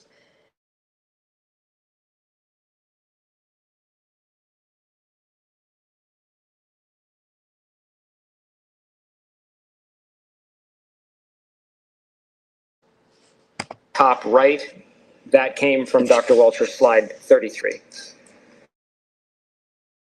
Where's the data coming from for this slide? All of the data on this slide and all of my subsequent slides comes from the Aperture reports collectively, either Dr. Welcher's report or slides or Mr. Burgess's first and second reports. What did their analysis reveal in terms of the time, the exact time of the lock event for Mr. O'Keefe's phone? So in their analysis, in Aperture's analysis, they report the Lexus event 1162.2 ends at 12:31:43, and they also report there's a phone lock at 12:32:09. So if we just simply take the difference in those two times, we get 26 seconds. If you were to add the 5 seconds back to 12:31:38, which is the actual trigger event, what would you come up with? 31 seconds. Which of the two, in your expert opinion, which of those two numbers is more accurate as it relates to the trigger event? If we wanted to conduct the analysis relative to the trigger, it would be better to use the actual trigger time. However, as long as we're consistent through the analysis, it's not entirely wrong to use the end. It would be wrong if I suddenly switched up and started talking about this relative to the trigger event, but they present it as the end of the event, so I conduct the rest of my analysis using that convention. Is another word for the end of the event the end of the recording? End of the recording, yeah. When I say event, what I mean by that is the data event, the data recording event. But the trigger event itself, 12:31:38. Correct. Did you put a name on this gap, if you will, this time frame? Yes, I did. For the sake of the rest of the analysis that I'm going to do, I thought it would be helpful to just refer to this difference in time as John's interaction window. And that refers directly to the interaction with the phone, the human interaction of locking the phone. The 12:32:09 lock. Okay, let's go to the next slide, please. What does this slide show us? So here what I'm doing is I'm kind of laying out the bounds of what I mean in John's interaction window, which should make, we have a lot of numbers to go through here, and so this should give us a very easy metric for kind of determining whether we have an event before or after. So what I mean by that is when we calculate John's interaction window, if that number comes out and is positive, that means the phone interaction occurs after the end of the vehicle event. And if we calculate John's interaction window and that number becomes a negative value, then that means the phone interaction occurs before. So now we have just a convention we can use really quickly to say, is it positive or is it negative? And we can maybe spare ourselves some of the math with 1,000 numbers. So positive means what? One more time. Positive, John's interaction window positive means the phone lock occurs after the end of vehicle event 1162-2. Got it. Let's go to the next slide, please. What does this slide show us? So what I'm saying here, I'm kind of laying the foundation for why we're going to even do this. Why do we need to start doing math on these clocks? So fundamentally, the phone, Mr. O'Keefe's phone, and the vehicle, Mr. Reed's vehicle, they're separate clocks. And it's very unlikely that they're going to be aligned perfectly in time. Right? If I compared my watch to your watch, it would probably be off. And that's the same case for any two independent clock sources. So Aperture, in their collective reports, propose a number of different ways in which that can be corrected. So I'm going to go through all of those ways that Aperture has proposed and show if we align the clocks based on how they laid out, does John's interaction window stay positive or does it ever become negative? Where does it end up when we run all those analyses? Or another way to put it is, does the phone interaction always occur after the end of the vehicle event? And what did you determine? Based on the initial reports, yes, the phone interaction always occurs after the end of the vehicle event.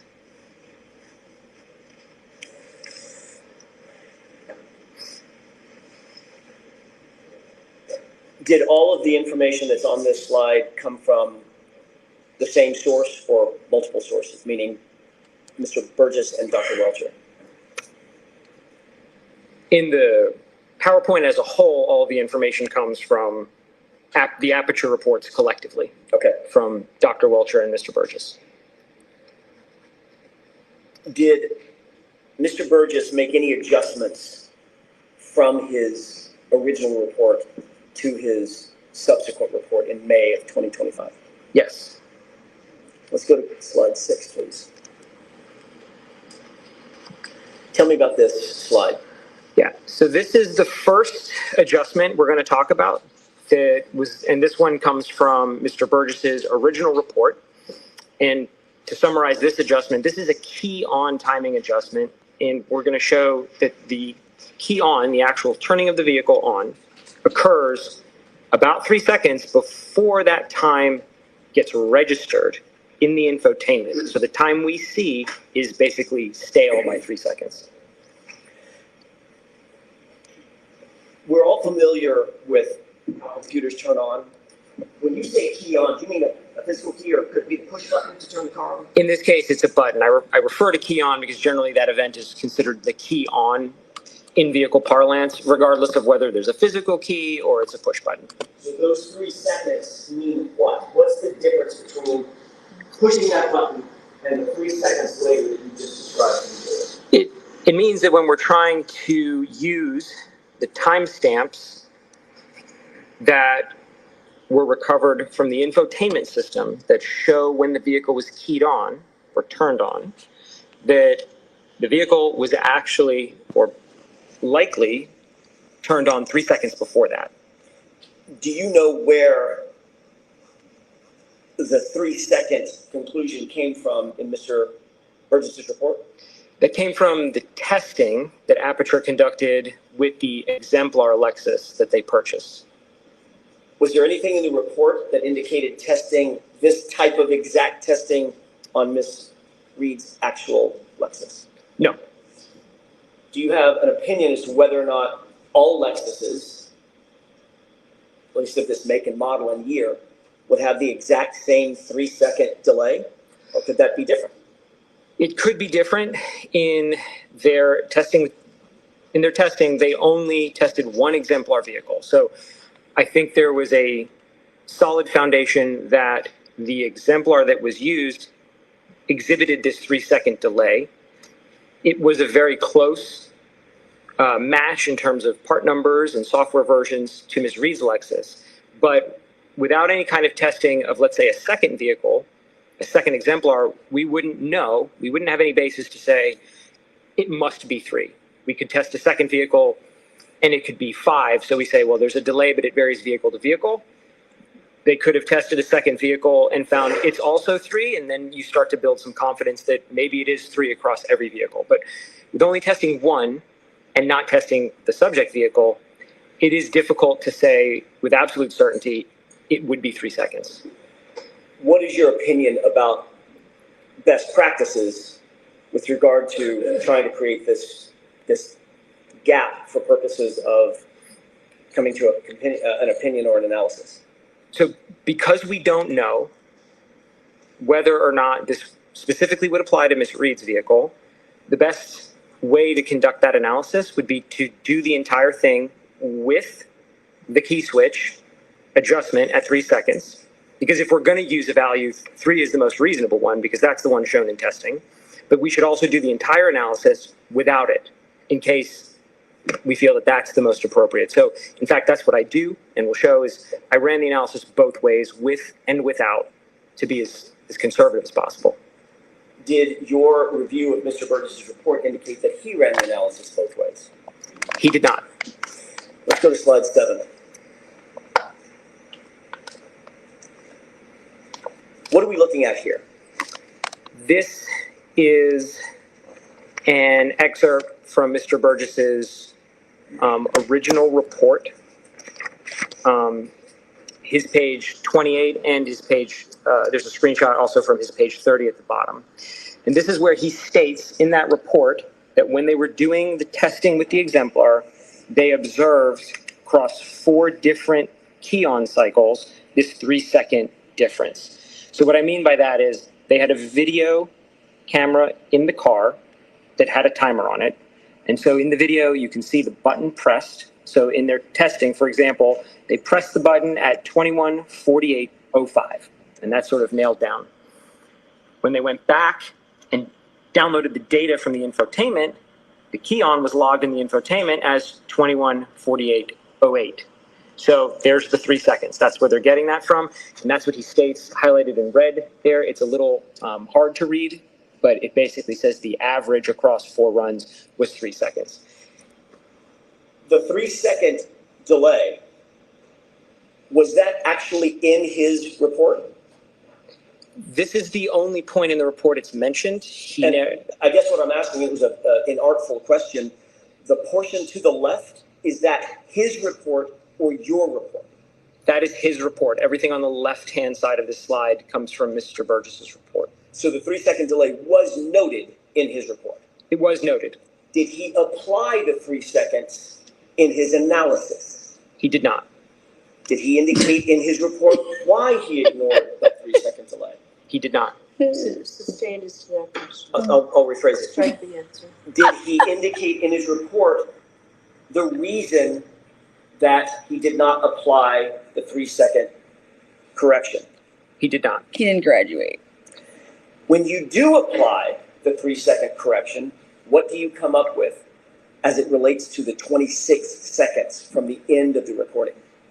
So the positive 26-second window, if we only apply the 3-second key on, grows to positive 29 seconds. If you applied the same 3 seconds to the trigger event time, now what does the gap? That gap would grow to a positive 34 seconds. Between the trigger event and what? The phone lock.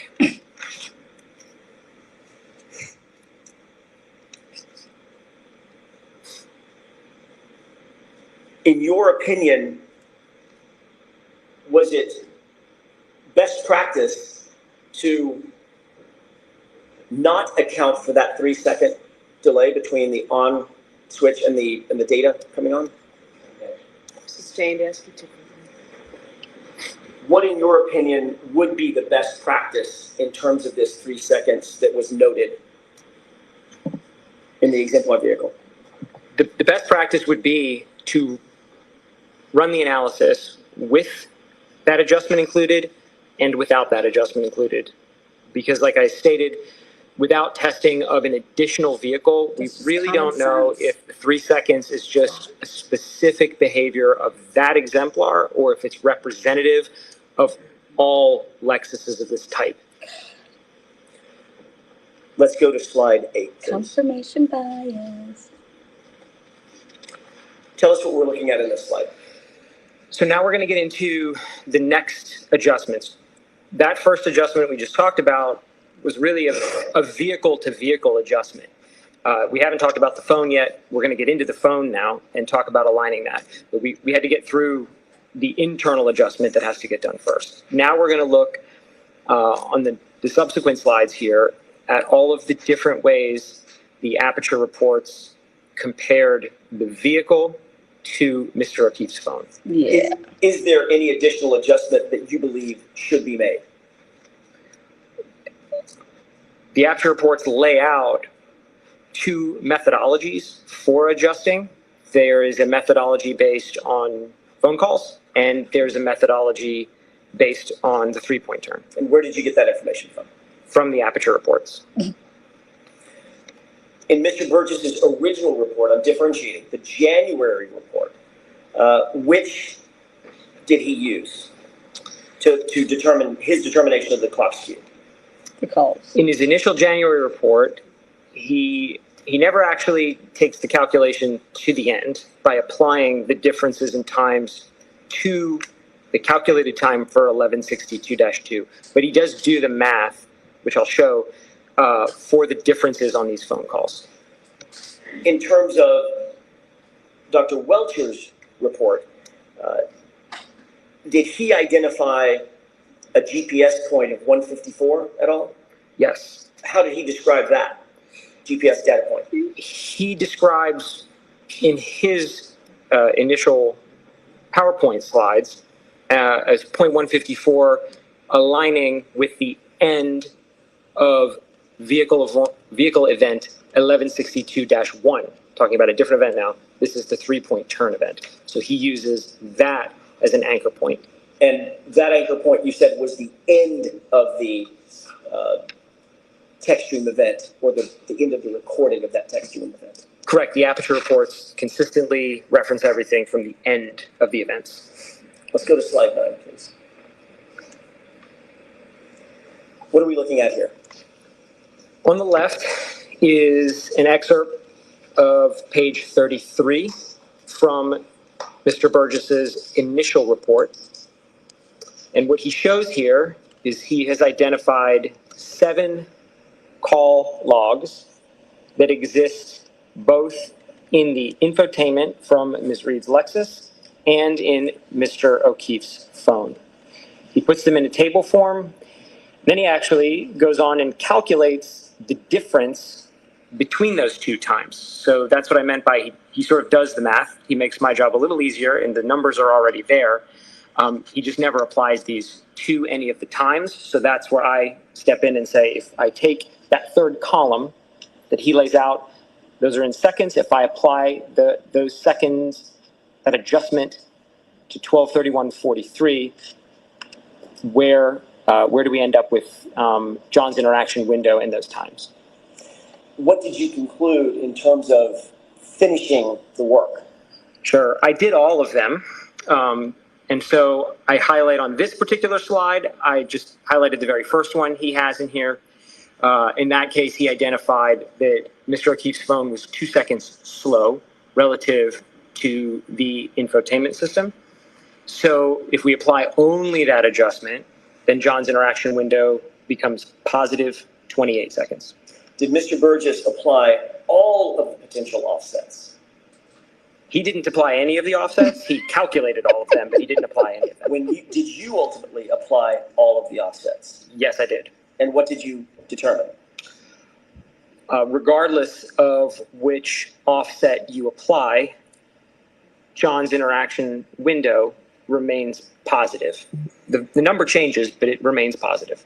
Let's take a look at those one at a time if we can. Let's have the next slide. So on this slide, I just took the other end of the spectrum. There's a large range in values in this table. He doesn't actually, Mr. Burgess doesn't show the sign conventions on here, but actually— What do you mean sign conventions? Sign conventions, he doesn't show when he calculates the difference whether it's positive or negative. All the numbers in the table don't have a sign, don't have a plus or minus in front of them, but there's an implication. Some of them are plus, some of them are minus. So the first one that we just looked at showed we had 2 seconds slow. There's another value in here that's on the other end of that. It shows that Mr. O'Keefe's phone is 21 seconds fast now relative to the infotainment. So that's the largest value in the table we could take that would bring John's interaction window down now. And so if we apply just that adjustment, John's interaction window becomes a positive 5. Take a look at slide 11, if we could, please. What are we looking at here? So I've shifted now from the phone calls, and now we're going to talk about the 3-point turn alignment. The teacher And the 3-point turn alignment is first presented in Dr. Welcher's slide from his presentation here. And in this, he doesn't say it explicitly, but he provides some math on the screen, which is a little hard to read. But he puts some math on the screen that shows he's aligning this point 154 from Mr. O'Keefe's phone to the end of event 1162-1. This is the prior event. This is a 3-point turn. And so he aligns, he says this is basically how you align it, and he doesn't do the math. Again, he lays out that he says a 19.2 second difference. I actually just adjusted that to 20, which is the most conservative way to interpret that. I don't think we have the accuracy here to talk about tenths of a second. Nevertheless, I just rounded that up to 20. And when we apply that 20 seconds to our event 1162-2, then John's interaction window becomes +6. That's just applying this. We're not combining anything. We're just applying the difference shown in this slide. And that positive interaction window, is that calculated based on information directly from Dr. Welch's report? Yes. Let's go to slide 12.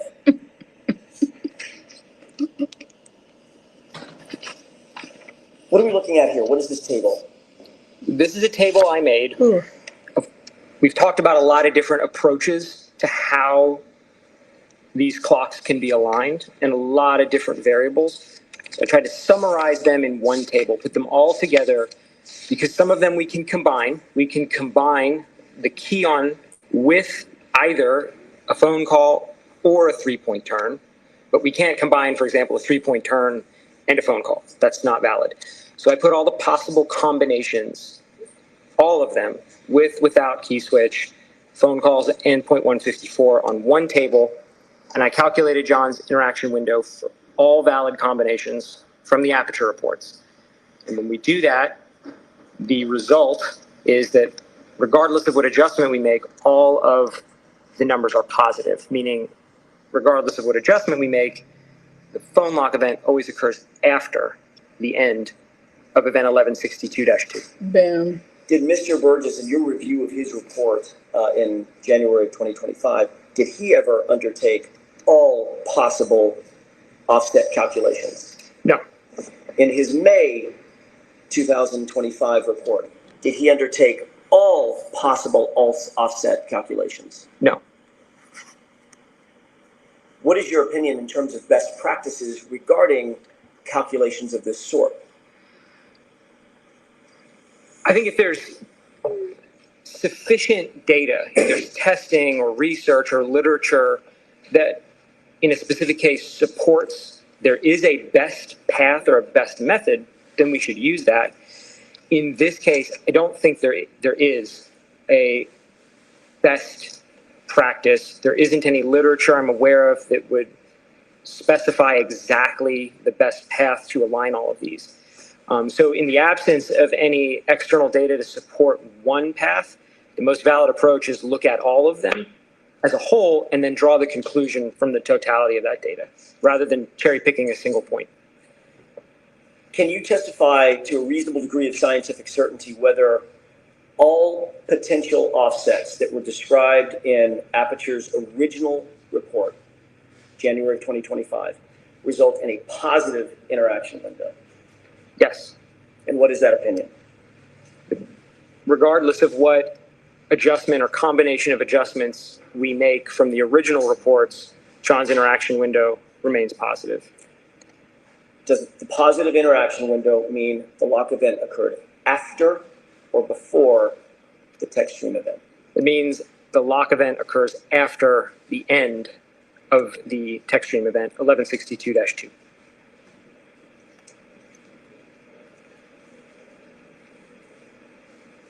Number for the questions. You've already indicated that you received a second report, May of 2025, correct? That's correct.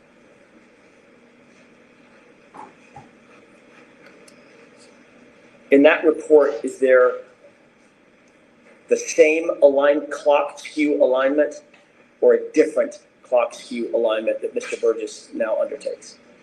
Mr. Burgess undertakes a different alignment in that report. Let's go to slide 13.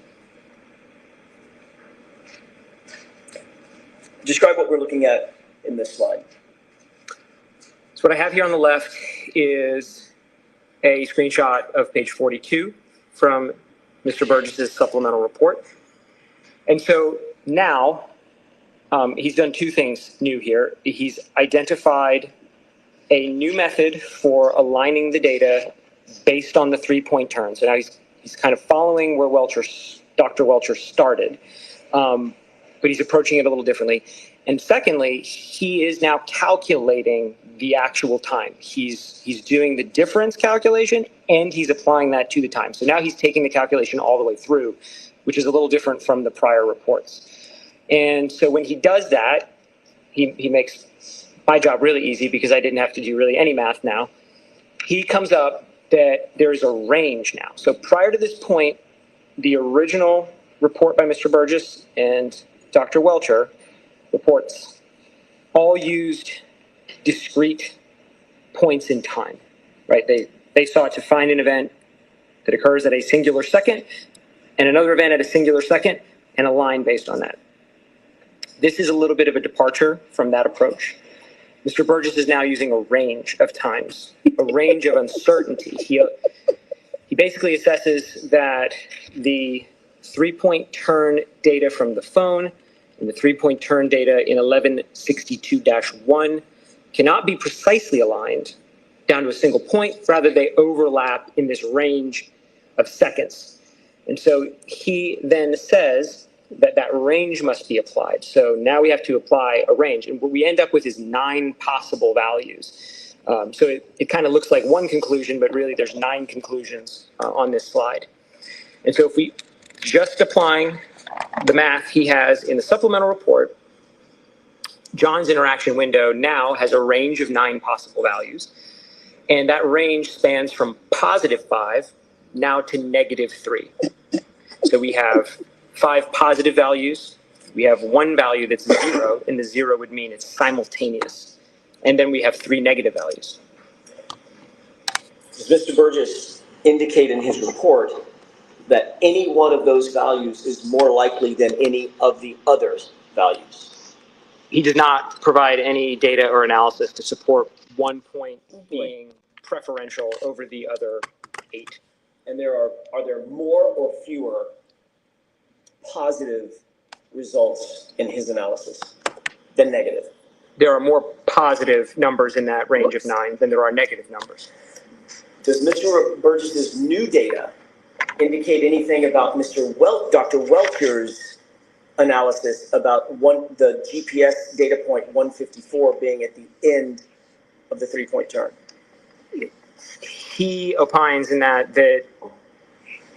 aligning the 3-point turn on a singular point is not, and I'm paraphrasing because I don't know the exact way he states it, but not the preferred method. Is Mr. Burgess's analysis consistent or inconsistent with Mr. Welcher's determination that GPS point 154 was at the end of the text stream event? Okay. Does Mr. Burgess in his report indicate whether he agrees or disagrees with Dr. Welcher's analysis? I don't remember specifically. I couldn't keep track.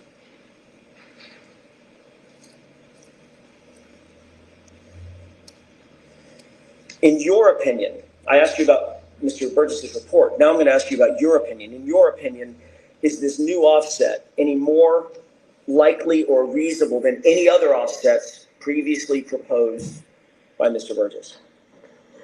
I don't think it is more or less likely. I think it is a valid approach, certainly. And so I think the results from the additional analysis should be included with the analysis of all of the results so far. And none of those results are more or less likely than any of the others, correct? Sustained. Are any of the results, in your opinion, to a reasonable degree of scientific certainty, are any of the results any more or less likely than any of the others? In my opinion, they're all equally weighted. Did Mr. Burgess account for the 3-second offset that we talked about earlier in his May 2025 report, his new report? I did not see any mention of that in his supplemental report, and certainly the 3 seconds isn't present in his math. I don't see it there. Let's go on to slide 14, please. Describe what we're looking at here in this table.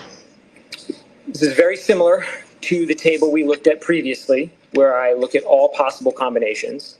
Now, however, I just have a lot more data points to show, so I've had to break the table into 2 tables. So we're going to look at this, and then we'll look at slide 15 next, which is the second table. I just couldn't cram 30 lines onto one slide.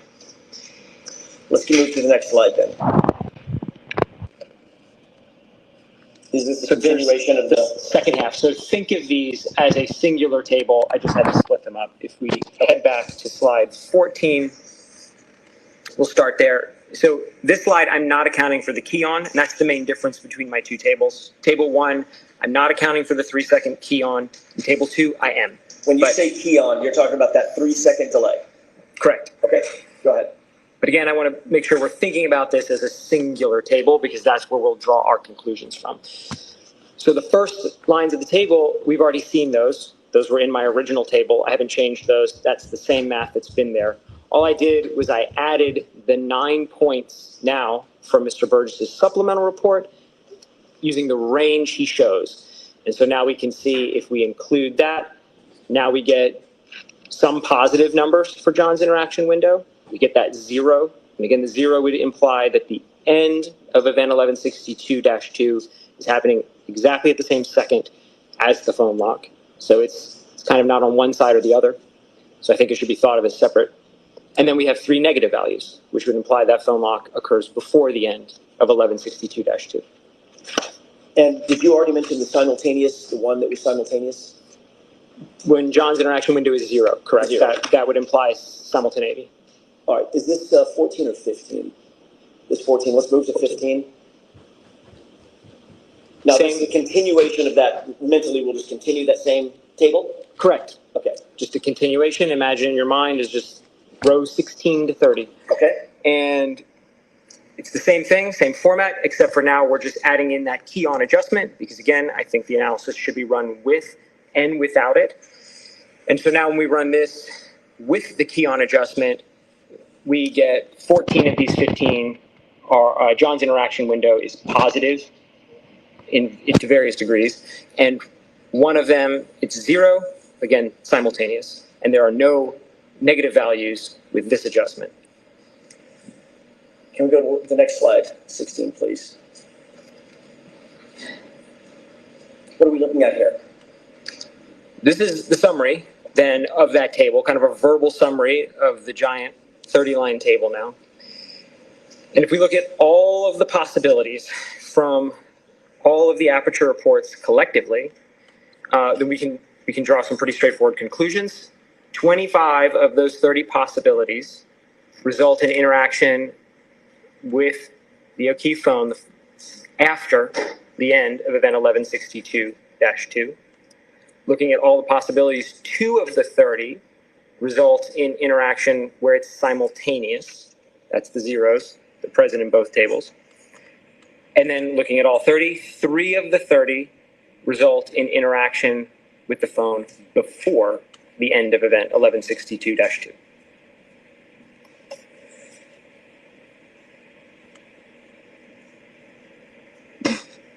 Do you have an opinion as to which of these particular offsets that you've described, these 30 possibilities, should be applied in this case? No. Why is that? Each of the approaches have their own individual strengths, and each of them have their own individual weaknesses. And there is not really any published literature, any research, or any testing done that I'm aware of that would suggest one really stands head and shoulders above another one of the methods. So I think the most fair way to present it is to look at, again, if we combine everything together, then we can draw some conclusions like this in terms of how many of the total result in one outcome or another. Is every data point that we're looking at and that you've been talking about, are these all drawn directly from Aperture's reports? That's correct. I have not proposed any methods for aligning the clocks myself. All of the methods that comprise these 30 are from the Aperture reports themselves. Based on your analysis of the Aperture, or your review of the Aperture analysis, is there any ability to say to a reasonable degree of scientific certainty that the text stream event occurred after the last physical interaction with John O'Keefe's phone? Yes, there would be three out of the 30 possibilities would result in that. Is there do you have an opinion to a reasonable degree of scientific certainty that it did happen after the text room event? Okay. Sustained.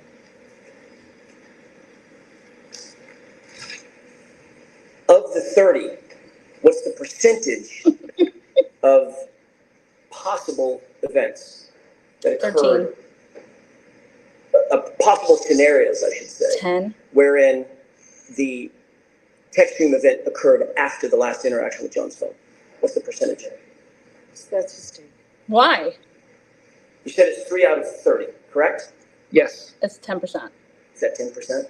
That is 10%. Yeah, it's sustained and it's stricken. Why? What percentage is 3? Just do basic math for me. What is the percentage between 3 and 30? Sustained. They get it. If I told you hypothetically, I'm going to see you type out for a second. They get it. I don't think Ellen needs to go any further. Remember, this is direct examination, so the form, I guess they're going to say is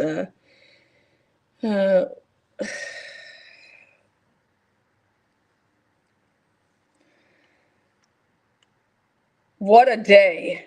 What a day so far. Time's it. 11:10 in the morning. And I'm running around. My left hand is loving me right now. I am going to try here at the break. We're going to be having a break soon. To get it up and running the right way. Those of you guys that are true soldiers and stuck around, this is dedication right here. This is why you portray the transparency. If there's a will, there's a way.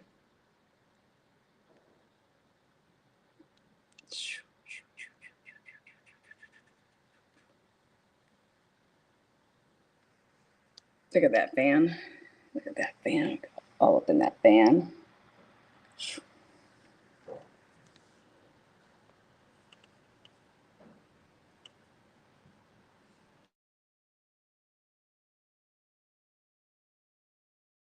I know that I'm muted right now.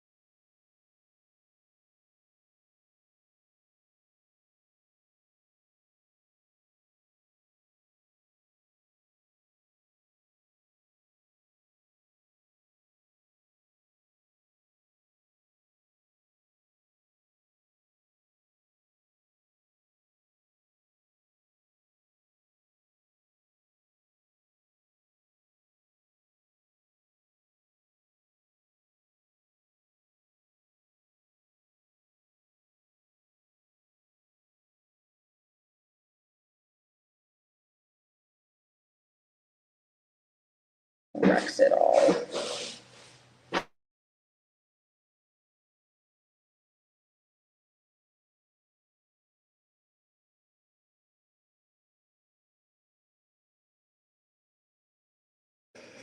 Okay, we are back.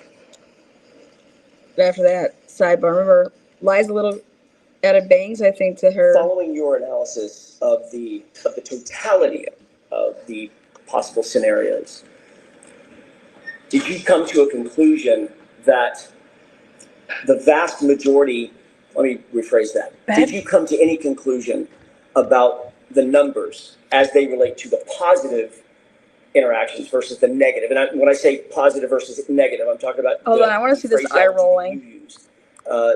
John's phone interaction being on the positive side versus John's phone interaction being on the negative side. Look at her eye roll right here. Scenarios. Did you come to a conclusion that the vast majority? Right there. Let me rephrase that. What Did a you come to piece. any conclusion about the numbers as they relate to the positive interactions versus the negative. And when I say positive versus negative, I'm talking about the phraseology that you used. John's phone interaction being in the positive side versus John's phone interaction being in the negative side. Yes. And what were those? Of the 30 possibilities, 25 of them, it's a positive. John's interaction window is positive for 25 of them. And only 3 were negative?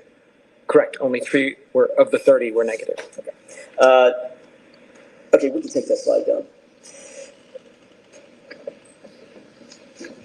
Is there a data recorder on the Toyota SUV that we've been talking about, that 2021 Toyota SUV 570, that's designed to record impact? Yes. What is that? What is that mechanism? That would be the airbag control module. The ACM? ACM. Did you look at that? I was provided a copy of the download from the ACM. What did the data recorder indicate, if anything, related to any impact on January 29th, 2022? There were no recorded events whatsoever on the ACM. Did the vehicle control history record whether there was any history of a collision on that car, ever? No. What does the vehicle control history record specifically? It records a lot of operational parameters about the vehicle. What I mean by that is it records things like what the driver is doing, for example, steering wheel angle, accelerator pedal position, whether the brake is being pressed. It also records what the vehicle is doing, for example, speed, or the engine RPM, or the accelerations of it. Does the text stream data event indicate that there's a, and I'm talking about very specifically, the text stream data, does that indicate whether or not there's a collision in the car? No. Does the text stream data event mean that if you find a text stream data event or a trigger event, does that mean that the airbags are deployed? No. Does it mean that the vehicle impacted with something solid? No. Does it mean that the vehicle impacted with a pedestrian?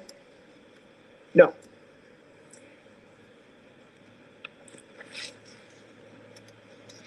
You reviewed the raw text stream data associated with the entirety of Ms. Reed's vehicle, did you not?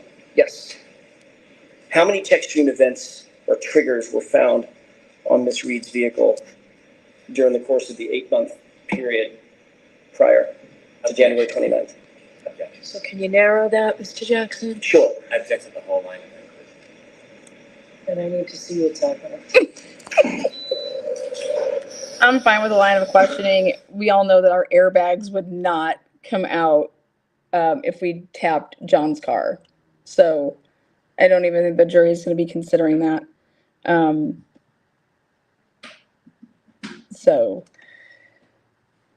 But based on the type of collision that they're talking about at 26 miles an hour, 24 miles an hour, you would think that your airbags would definitely be coming out if you hit even a side swipe, I would think.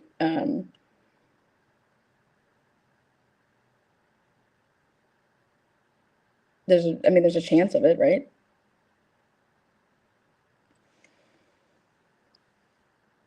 I think Alan could have just stopped right with the, we want to talk about possibility versus probability.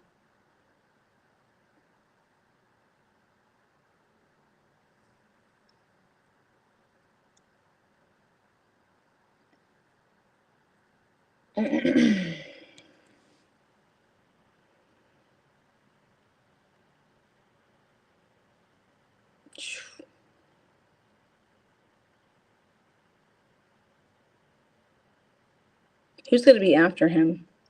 I would go with, if we're going to be doing some, ripping off some experts here, let's get Russell up there. I kind of like that call with Russell. Get the jury, get it in their brains thinking about the dog, you know?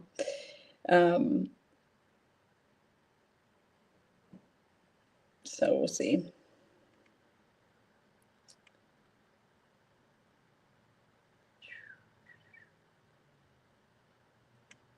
Who's next? And I think ARCCA is going to be last. I could be wrong. Anybody talk about it on Twitter? I literally, I can't look. There's got to be somebody sitting on deck.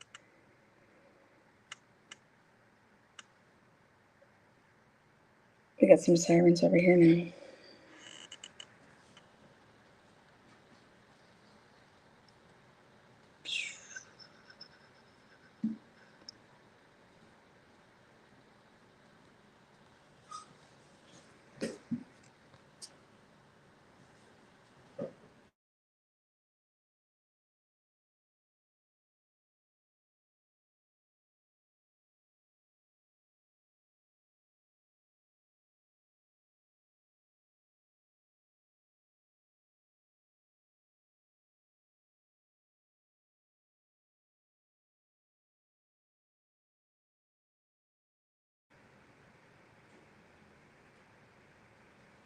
Let's talk about these people. That's the ex-girlfriend. That's Paul. Mom. What, cousin? Who's that? Who's this blonde right here? Who's that? Mr. Woke. Mr. Woke.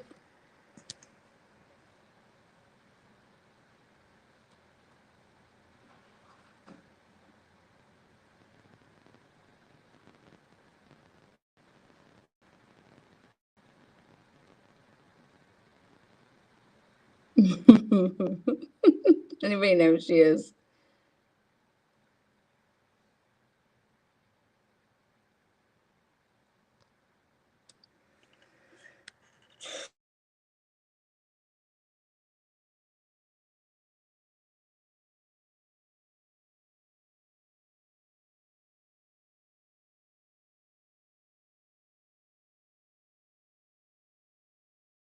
Who are these people?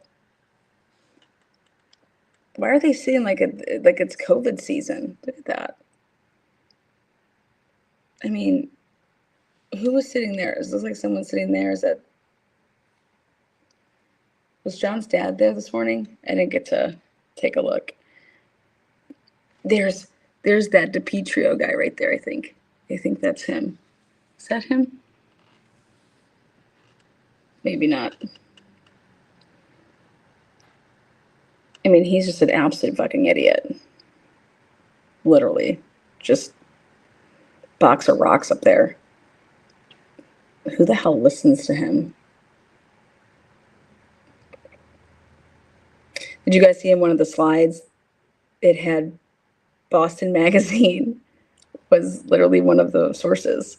Karen's interview was Boston Magazine, slide 1 of 68. God, I cannot believe. That's why in his first attempt he only used the phone, and then he was able to use stuff with the like the calls.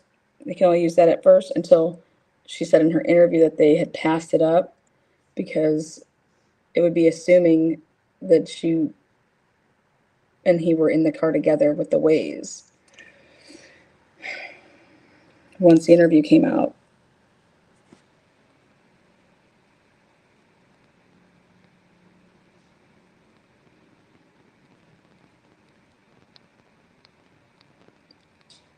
Who thinks in the morning, like, God, I can't wait to wake up in the morning? Yeah, that's him. That's totally him.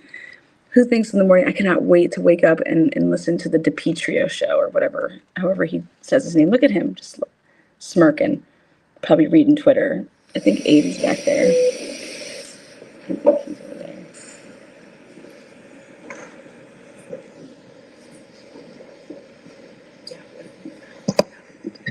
Mr. Jackson, how much longer? I'm just trying to figure out. I'm wrapping it up, Judge. Mr. It's not gonna be long. Jackson. A few more questions. Listen, Turtle. I'm not curbing you in any way. We just. Understand. Respectfully, it won't be very much longer.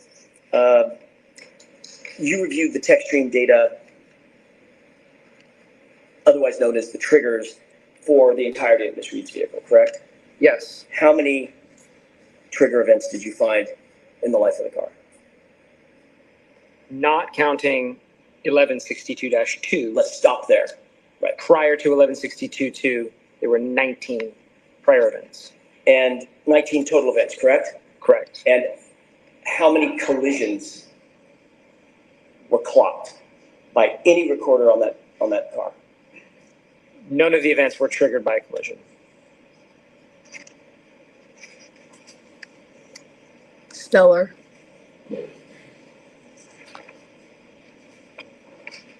Bev got in the war. And last question, do any of the tech stream events or any of the data that you've reviewed, either yourself through Mr. Burgess's report, through Dr. Welch's report, do any of the data indicate that there was a collision on January 29th, 2022 at any time? Objection. Ask it differently. Why? What did you find in terms of, I want to narrow this question to January 29th, 2022. What did you find in terms of any data regarding a collision? Neither of the events that occurred on that date were triggered by a collision. Thank you. Boom! Your Honor.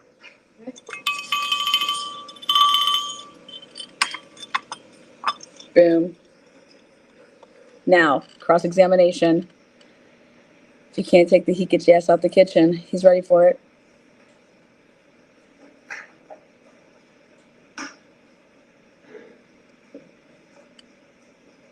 I like how he's not using hair dye. Let that gray show.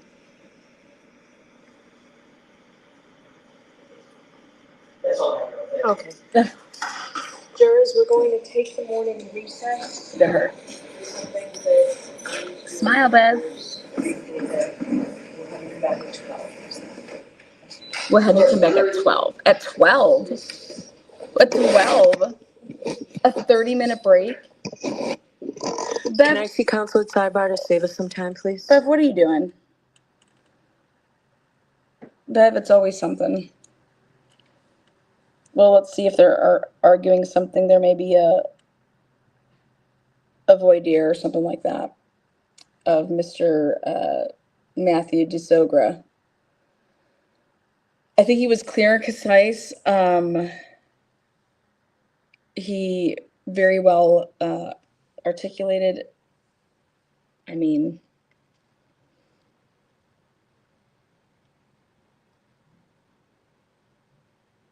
I know that Hank's going to ask him things like, why didn't you write a report? Why didn't you do this? Why didn't you do that? I was only hired to check your expert's work. Oh, there they go. Good, nice little. There's Turtle. Listen here, Turtle. Oh, there he is. Look at where's he running to? Look at where he's going. He's got to go out there and say, I got a 30-minute break, man. Watch out. I got to talk to my viewers. Look at him go. Look at him go. God, I'd love to debate him. We never get to see the reads that much, only when the camera's back off. That courtroom is so small. Anybody know who these people are? Who are these chicks over here?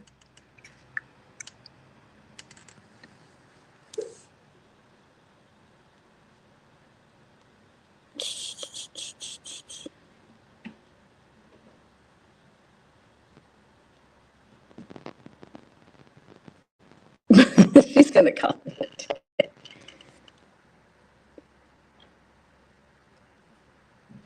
I just want to make sure we're not doing. Is Karen up there? Gotta look at all those bags.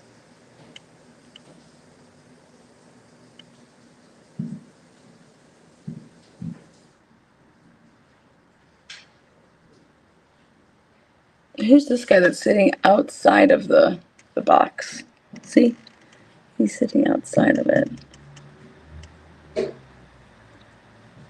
Anybody know who's sitting next to Karen's brother?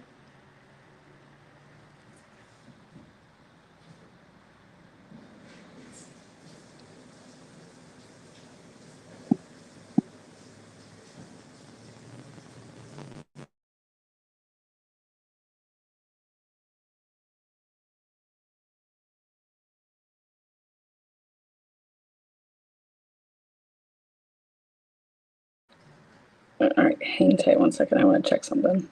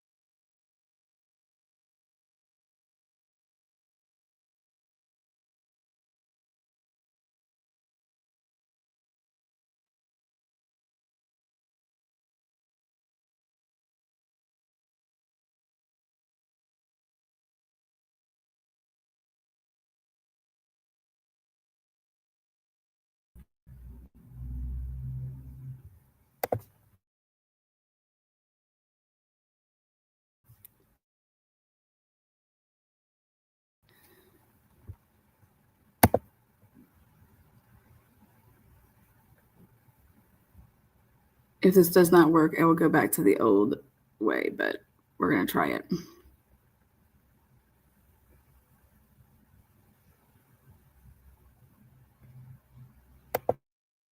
And remember, we were behind a little bit, so she could have said, did she really say 12? So remember, we were behind a little bit, so I fast forward a little bit. Donna, I like this defense expert. He is making it easy to understand. I agree.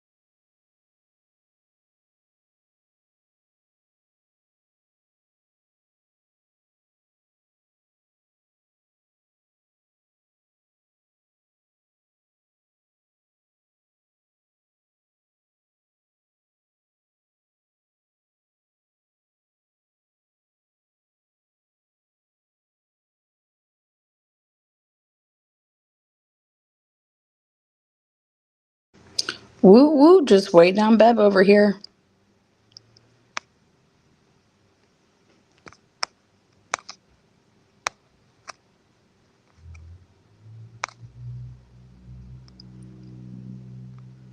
What is the Waze app? The Waze app is like Google Maps.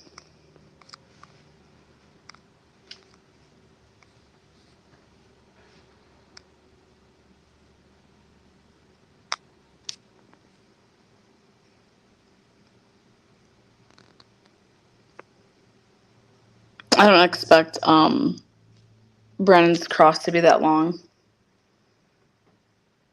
But then again, who knows?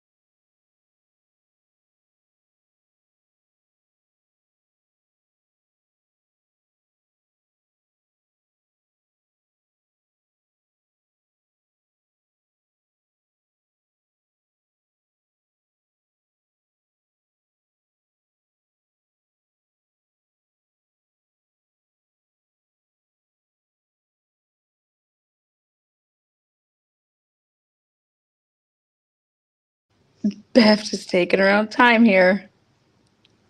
She's got 14 more minutes according to her. Who knows? I'm trying to see who's the next witness, so hang tight.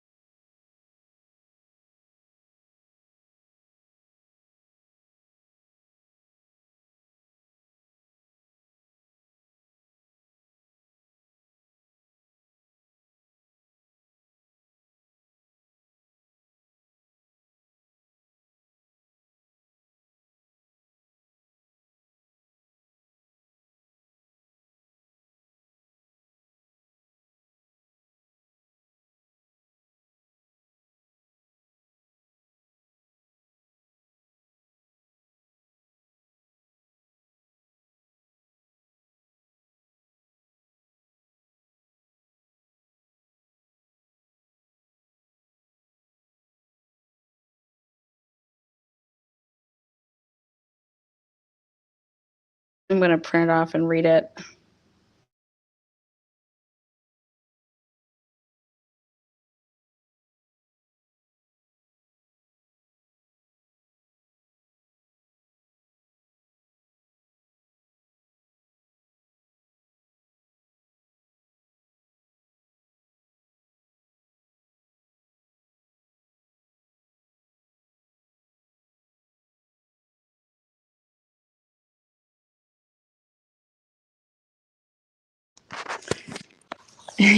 Hank is objecting to hearsay if these other guys were to be called for the text messages. He's saying that Proctor is available, and Hank is saying that they could have Proctor testify.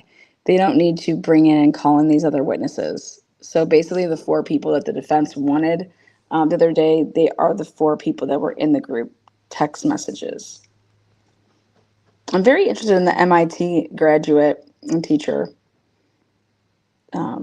He'd be very resourceful for Proctor in terms of deleting ring footage.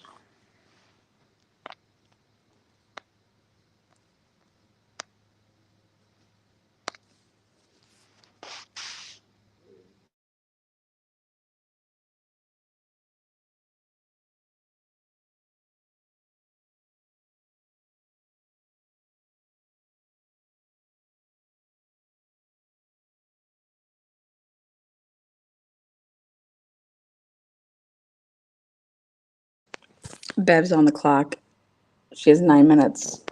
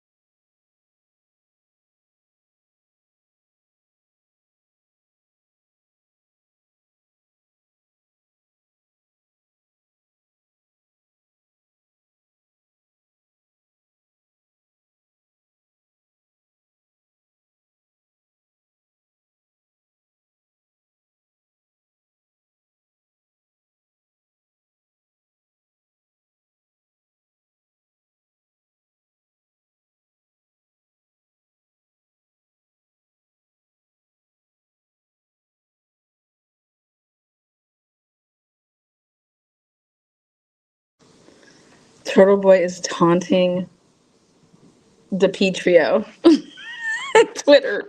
Every time he's posting, he's saying at DiPietro, whatever the hell his name is. DP.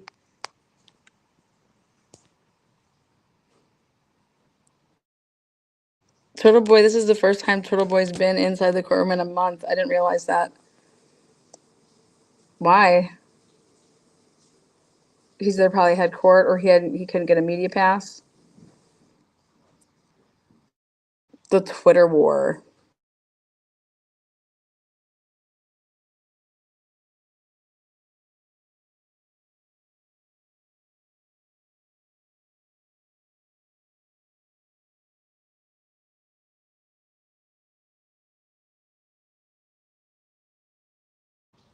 Betterer wants everybody to focus in on Higgins's Jeep. Don't underestimate Higgins's Jeep. So DiPietro wins the lottery every freaking day. I know, right?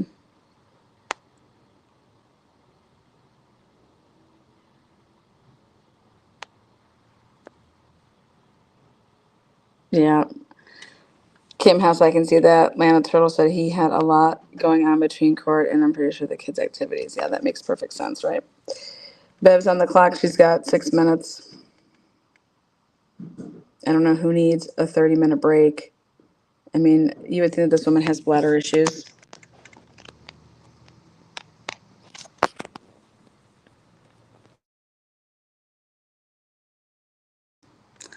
Well, you know who I'm going to go put my camera in front of whose face, right? You know I'm going right for DiPietro. I want to ask him some questions.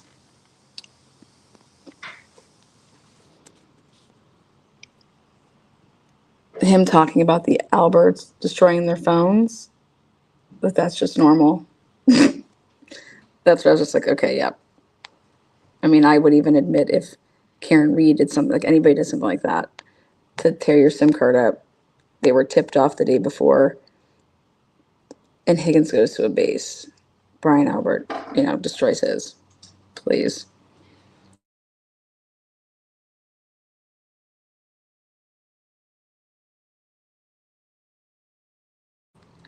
Bev's still on holiday here. 5 minutes.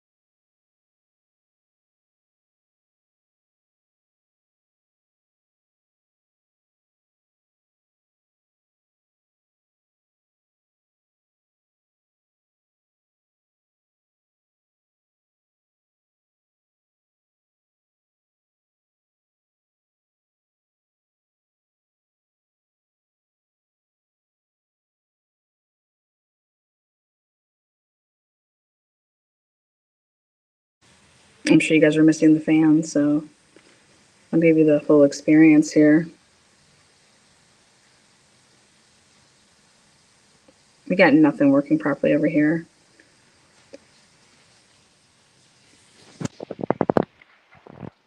My fingers are gonna be sore. Well, your back's about to be sore.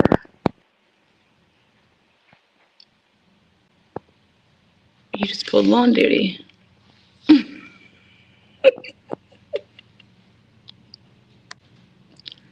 Come on, Bev. What the? Come on, Bev.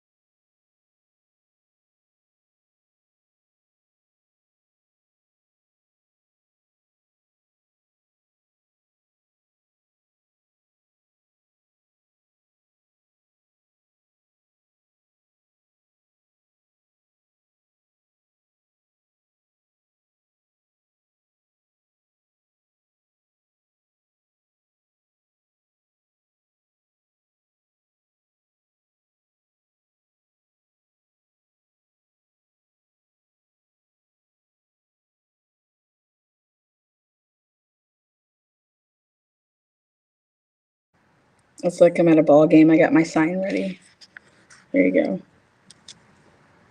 I got my TV sign ready.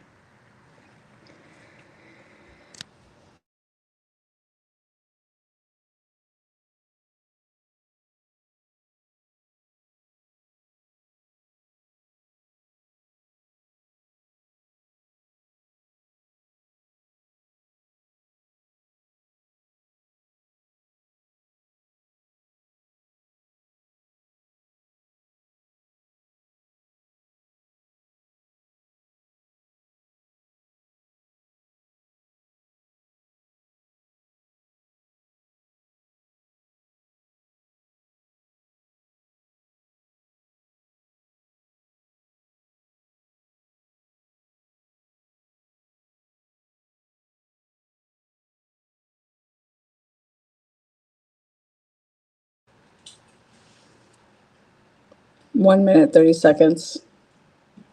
Countdown. Countdown, Bev.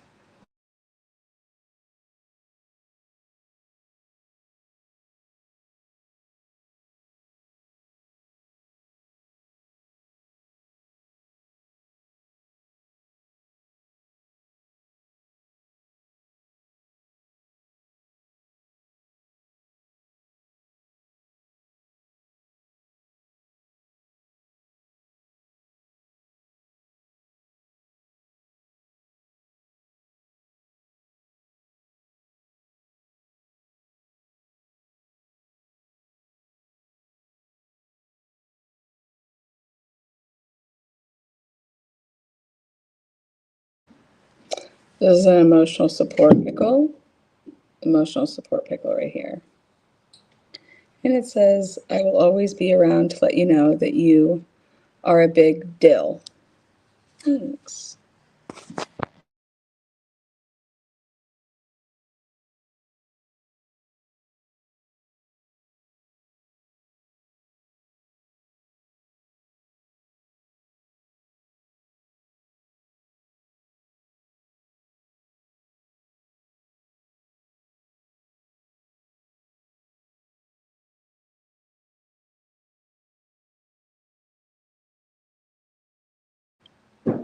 I mean, if we don't teach our kids to become government workers, we're dumb.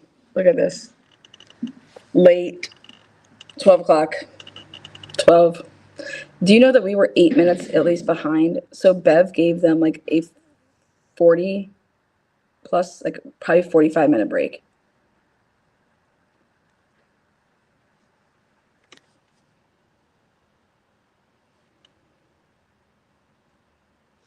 Unbelievable.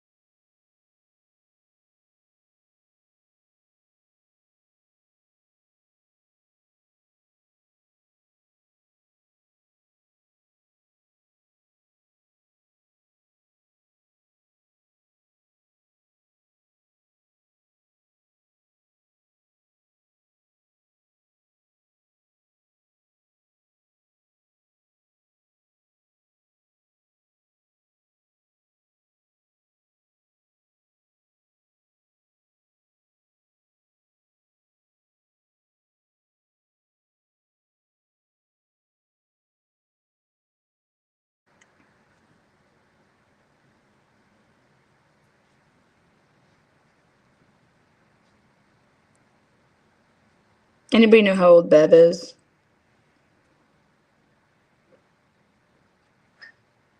To think that this is the job that she does after being a public defender is just absolutely par for the course for corruption. Because in order to get out of what? Being a public defender and at that office, what? Oh yeah, just tell me what, I'll just do whatever. I think she was named Person of the Year. Something. She was something of the year.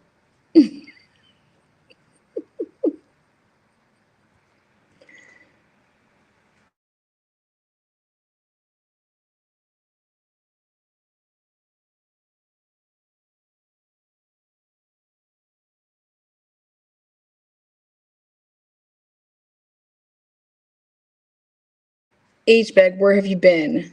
DePietrio said Lucky is in the courthouse, unless he's lying again.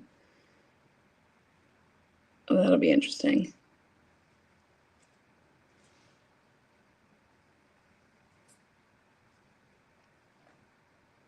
Bev is 65. She needs to retire.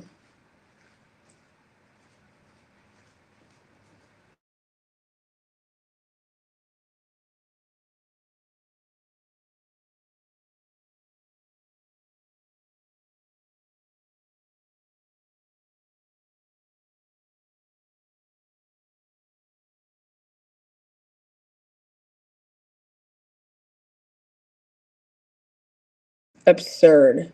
Absurd. What is going on? What is Bev doing?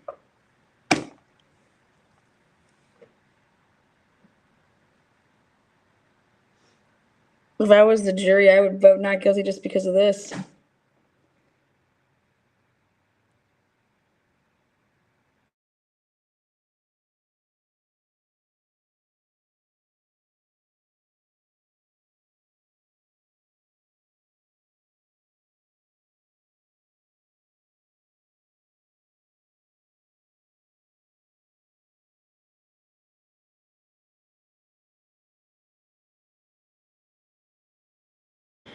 Okay, we're back. Supposedly, allegedly. Great,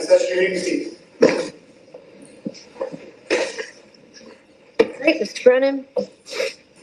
This is cross-examination. And Mr. DiSorga, I'm going to ask that you keep your voice up because we're going to try and keep the air conditioning on. And the fans, it's a little stuffy in here, so if you just speak directly into the microphone, that would be great. Not a problem, Your Honor. Thank you. Get loud. May I proceed? Please. Good morning, sir. Good morning, sir. Sir, are you trying to offer an opinion suggesting that Ms. Reed's Lexus never hit John O'Keefe on January 29, 2022? Yes. I'll allow it. Is that what you're doing? Is that your opinion? No, sir. Are you offering an opinion that Ms. Reed's Lexus never got in a collision before? The way I stated it was none of the prior events were triggered by a collision. What I'm asking you, are you offering an opinion that Ms. Reed's Lexus never got into a collision before January 29, 2022 or on that day? No. So when you were talking about collisions to the jury, you weren't making any suggestion that that Lexus was not in a collision, are you? I think you threw a double negative in there. Can you just clarify what you meant? Yeah. You were not suggesting to this jury that Ms. Reed's Lexus did not ever get in a collision before? No. Okay. You're just saying that there's no data on the text string to suggest a collision. Specifically, none of the events were triggered by a collision. That's Text stream data can be triggered by a number of different things other than a collision, isn't that true? correct. And in fact, when you talk about text stream data, you know that text stream data does not record a collision. You know that. A collision is not one of the triggers. That's correct. Right. So when you were saying it wasn't triggered by a collision, it's never going to be triggered by a collision, ever, on text stream data. Not the collision in and of itself, correct? Right. Right. So there's other things that will trigger text stream data.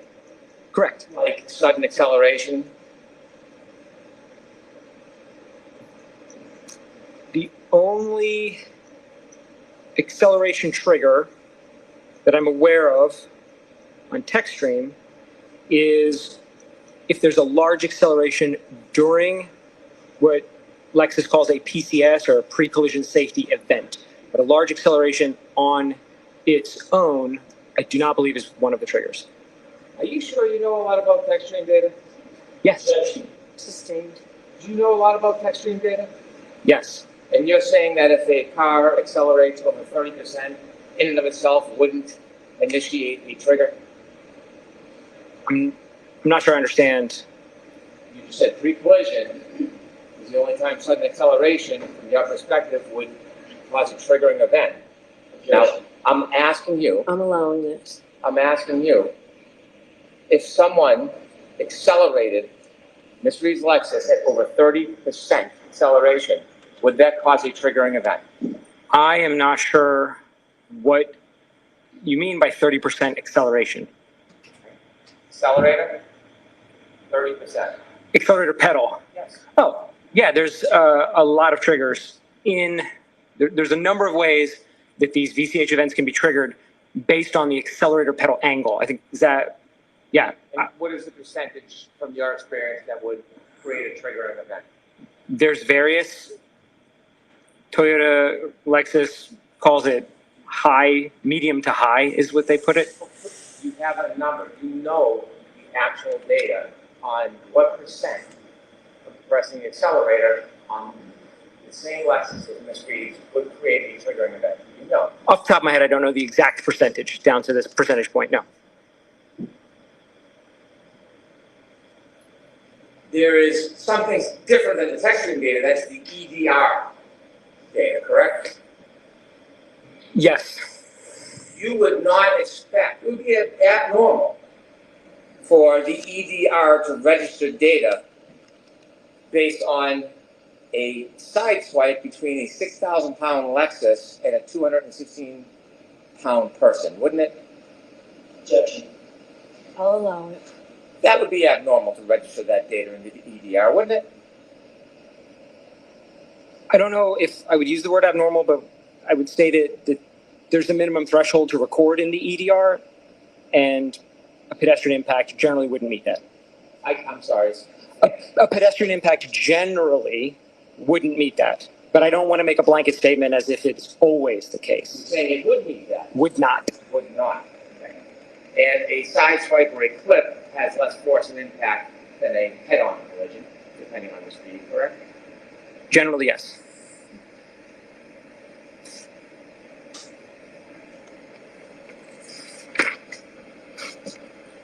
When you are discussing the triggering event, that is the moment that something registers to the car to capture data in the text stream, correct? Correct. So if I was to suggest 30% of depressing the accelerator pedal would cause a triggering event, would the triggering event be when it reaches 30%? Yes. The event data captures potentially part of an event, doesn't it? I think we're into semantics a little bit, and I think it depends on what you mean by event. Exactly. Because previously, we'd been talking about an event as the data, but event can mean a lot of other things.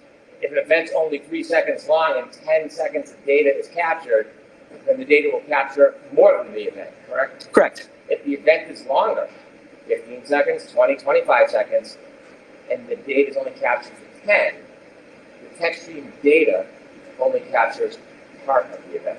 Correct. Fair to say? Very fair. So when you're looking at the data, it doesn't tell you about the entire event, correct?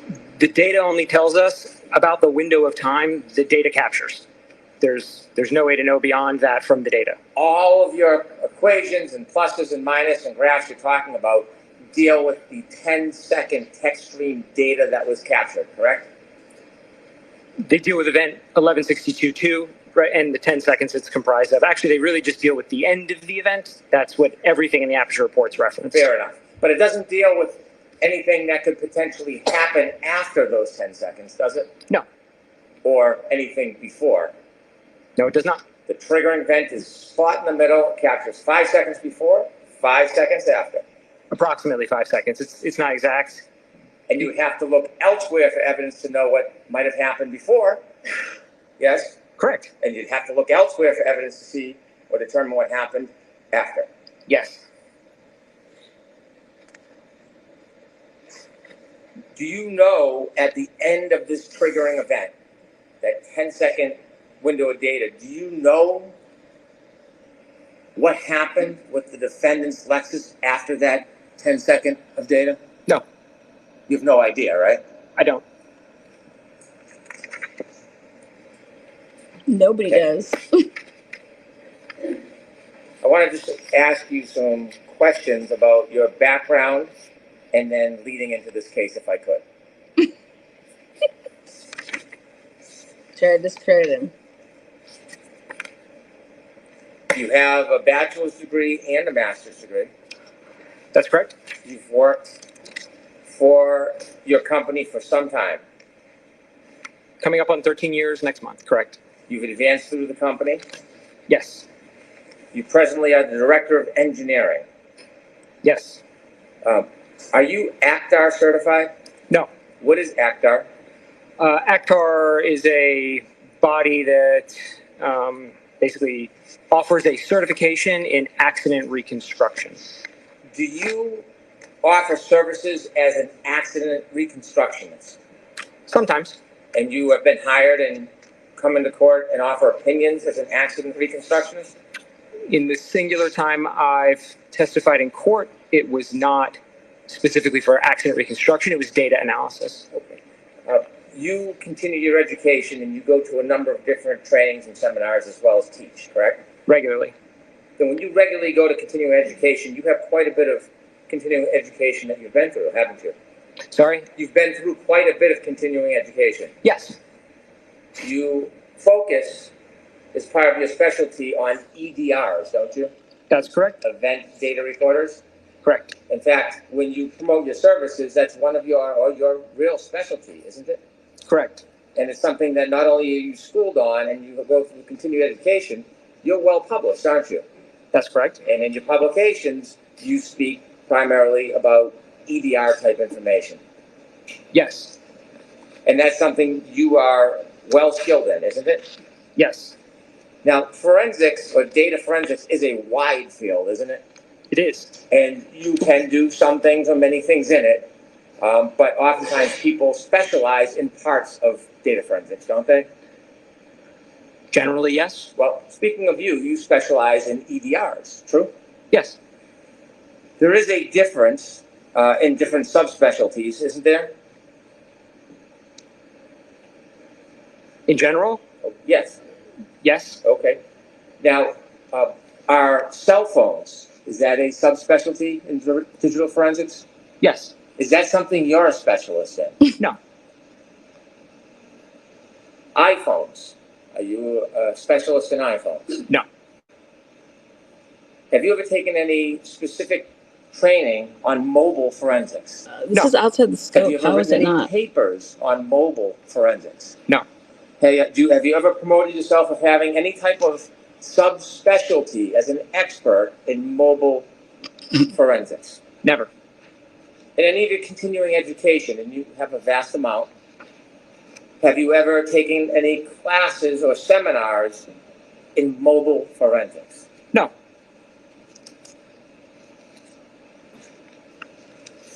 Have you ever taken any class or study about variances between infotainment systems and mobile forensics? Classes? No. Have you ever attended any seminars on variances relative to mobile forensics? No. Have you ever testified about variances in mobile forensics before you testified in this court today? No. Have you ever published anything to do with variances in mobile forensics? No. In this case, you had an opportunity to review a number of reports from Dr. Judd Welcher, yes? Yes. And Mr. Shannon Burgess? Correct. In reviewing those reports, you've offered your opinions and analysis. Did you ever engage in actually any efforts or study in this case to obtain data? Could you maybe clarify what specifically you're asking? Yes. Did you ever yourself, not watch someone else do it, did you ever download or obtain data in this case? No. Did you ever test Miss Reed's car? No. Did you ever get an exemplar vehicle to run any tests? I did not. Did you ever do any actual testing in this case? No. And so your role is to look at other people's work and offer opinions and criticisms, basically. And provide some clarity to the work, but generally, yes. Clarity for who? Who asked you to provide clarity? My clients in this case. You what? Mr. Jackson, my client. Did you ever speak to me? No.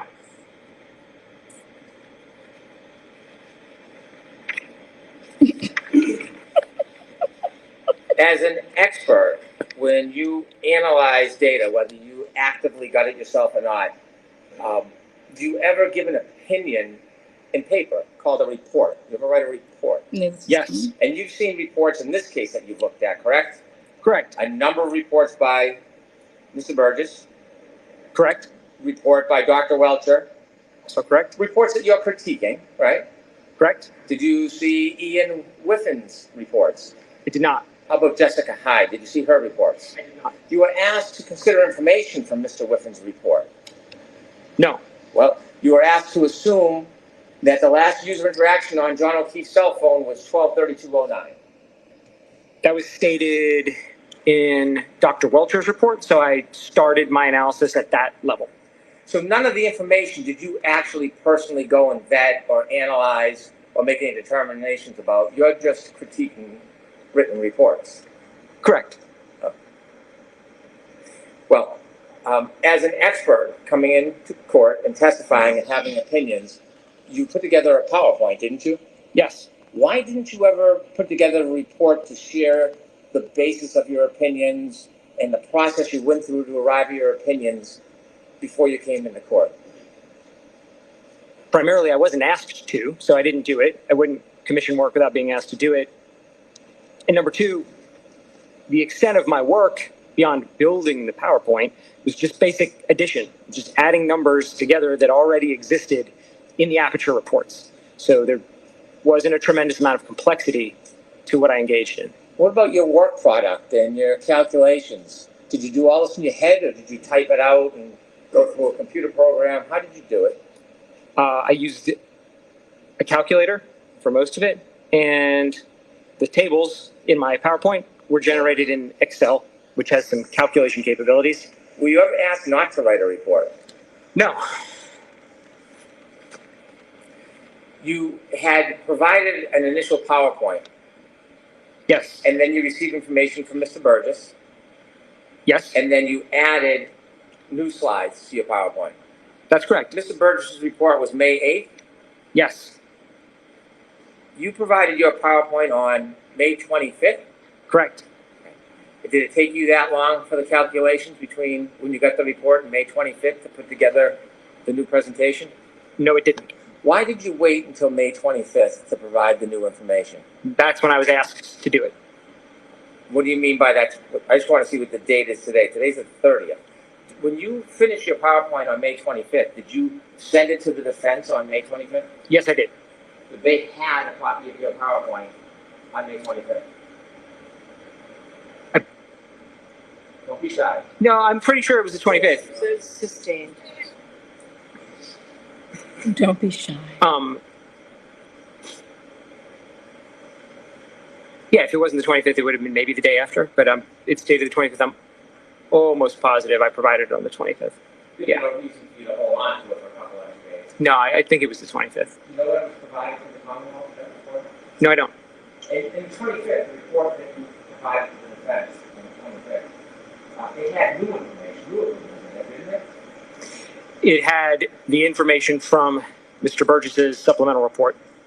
That was the additions. Why did you wait until the 25th to put it together? That's when I was asked to do it. Who asked? My clients, Mr. Jackson. He said, please add this on the 25th. We had a phone call on the 25th and discussed Mr. Burgess's supplemental report. During that phone call, he asked me to update the presentation, and I did so, and then provided it. How did the date of the 25th come about? Why the 25th was the date you provided? That's when he requested it. I think it was a Sunday, actually.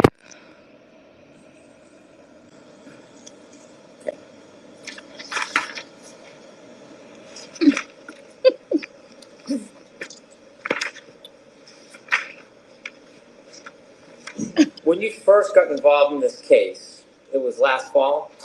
Correct. And at that time, you received some information that Mr. Burgess wanted to look at the text stream data or the different modules on what you later learned was the defendant's Lexus, correct? Correct. And there was a proposal from Mr. Burgess. Mr. Burgess wanted to go back to the car and look at the modules and try to download more information from them, correct? Correct. And you then got involved to look at what his request was, the procedure that you wanted to follow. Yes. When you did that, were you given any materials about what had happened before you and Mr. Burgess both got involved? I don't recall specifically, and I don't think so. I think I was just provided the notice of testing that was to be done. Well, you ended up drafting an affidavit.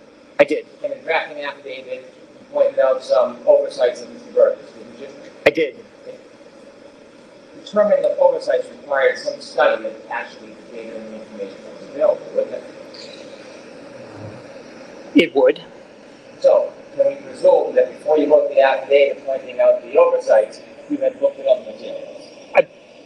If I recall correctly, the notice of additional testing contained attached to it a whole report by him documenting why he thought there was an inadequate initial acquisition, why he thought the sizes were wrong. So I I don't remember referencing anything beyond all the information that was contained in that. Now, whether that was combined by somebody else or not, I don't know. That's how it was provided. Did you end up looking at the report of Ms. Gaffney and what had happened in the past with the download research of Ms.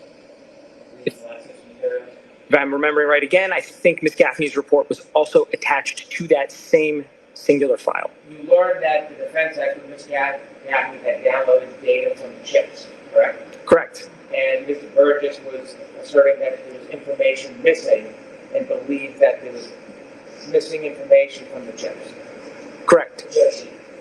In that form, it's sustained. It's stricken. My apologies. The conclusion Mr. Burgess had is that he believed there was missing information from the chips. He did. He miscalculated the size of the chips. Did you do any study to see if there was actually information missing from the original download? No, I looked at the data sheets for the chips and then immediately realized what the error was. The data sheets specify a size in megabits or gigabits. And Mr. Burgess had written his report in the context of megabytes and gigabytes.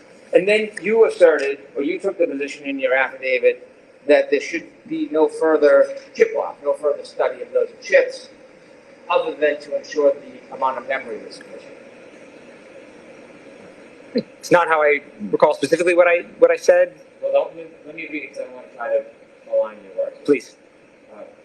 Mr. Burgess proposed protocol labeled reattempt chip lock acquisition is unnecessary because the file size of the acquisition performed by Ms. Gaffney already matches the expected memory storage capacity of the components. That sounds accurate. If you want to see this, I don't want to read from the document. If you need to see if it actually, just let me know. That's fine. I trust your reading. However, an acquisition may be conducted for the sole purposes of ensuring the contents of the memory chips have not been altered since the last testing by recording the checksum. Yes. Did it cross your mind at that point that there was important data in those modules that was not seen or recovered or obtained by Ms. Gaffney? No. Did you want to know whether Mr. Burgess was looking for more data, more information, what he thought was missing? He stated, I think, in his report or affidavit, I'm not sure what it was, but he stated what he thought was missing was there was a physical size difference. So he thought there was not corrupt data, but just missing chunks of data. Log on information, you've heard of that. Ignition on and ignition off information. Yes. And infotainment system. That's important information when you're reconstructing an accident, isn't it? It could be. Well, you read information in this case. Pretty important in this case, what you said. Yes. And so you would not want to engage in that process without this pretty important information, would you? Which process? Of an accident reconstruction. Sorry, so can you restate it, the whole question? Yeah.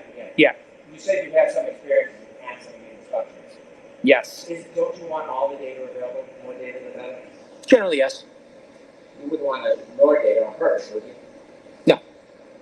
I mean, the data analyst, the more data, the more you get to look at. Yes. And so the power log on information that actually has date and time, that's critical in an accident reconstruction, isn't it? In some accident reconstructions, in some, there's no debate about when a vehicle was on or off, but if there is, then yes. Not just on and off. The power log on and off gives you the date and the time that you can match with the texting data, correct? Yes, it does. You know, texting data itself doesn't have date and time.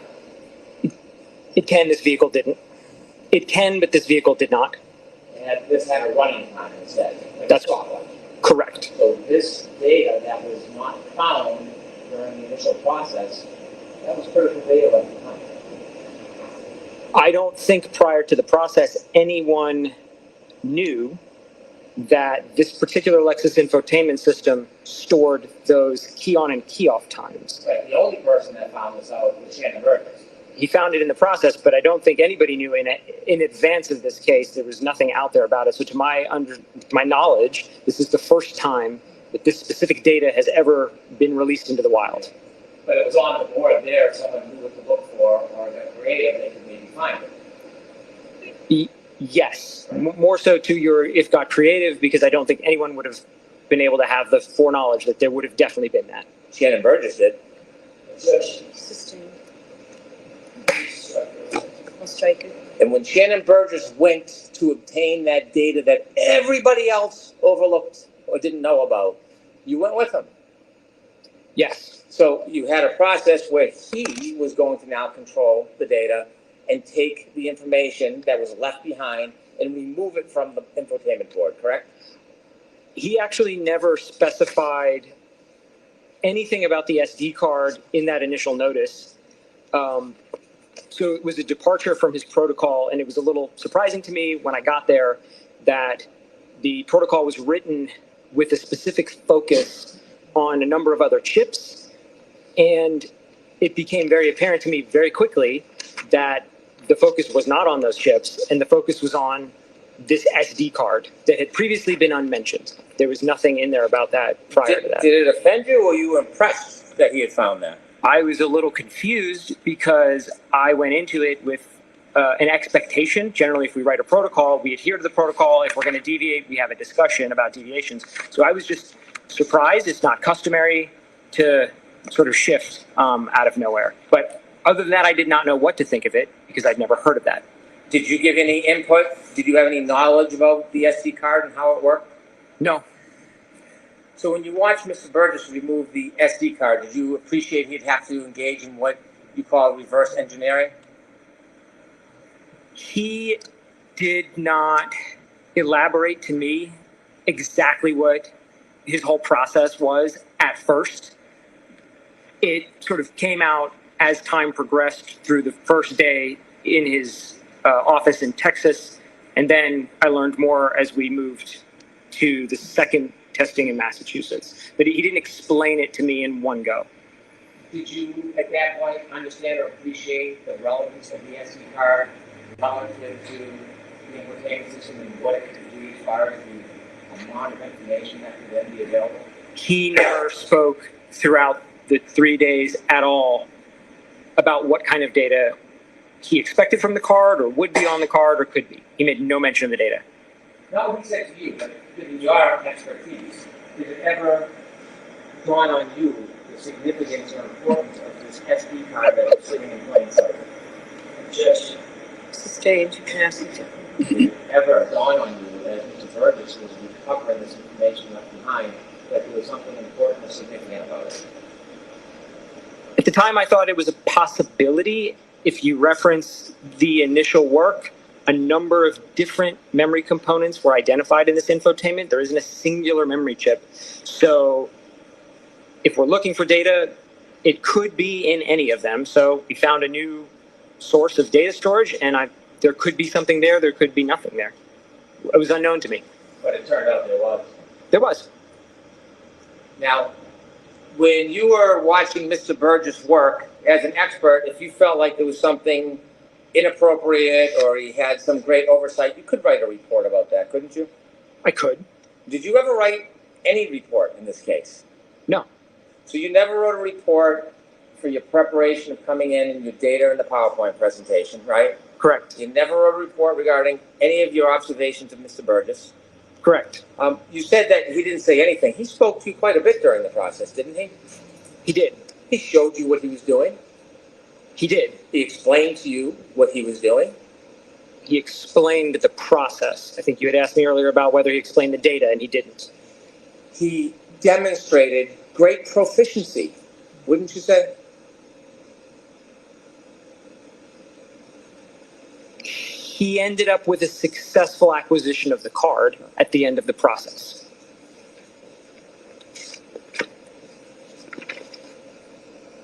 When you are considering all your equations, did you consider the timing information taken from the SD card that Mr. Burgess found regarding power on and power off of that car? Yes, to the extent that he considered it in his own report. Again, I'm referencing his report. But how about you? You're coming in here giving an opinion saying what's better or best practice or right. How about you? How about Did you you? consider, you How about personally, you? the one who's giving the opinions, did How you about consider you? the significance of the power on, power off data as it relates to all these times? Yes. Yes? Are you sure? Yeah. Okay. I mean, I considered it. If that's the question is, did I consider it? I considered it. Did you do any study yourself? No.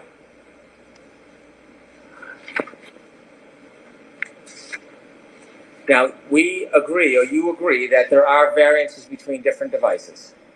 Yes. So a Lexus clock that comes from the infotainment system is very common that it would be different than a different device like an iPhone. Specifically this Lexus, I don't know if we can make the statement that it's common or not, because again, this is the only time that I know of that this specific data has been analyzed. So I don't know the answer to that question. Wow. Did you say on direct examination that variances between devices are common? Variance between devices are common.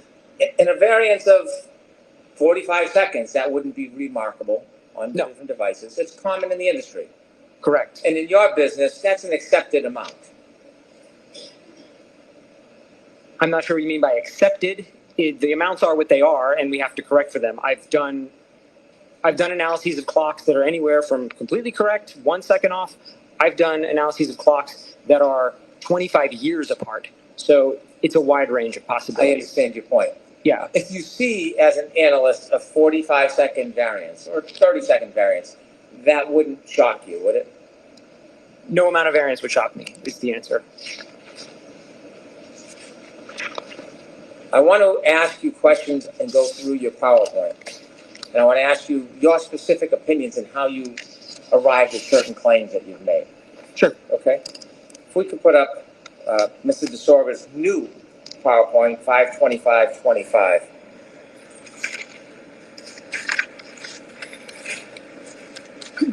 Turn the lights out.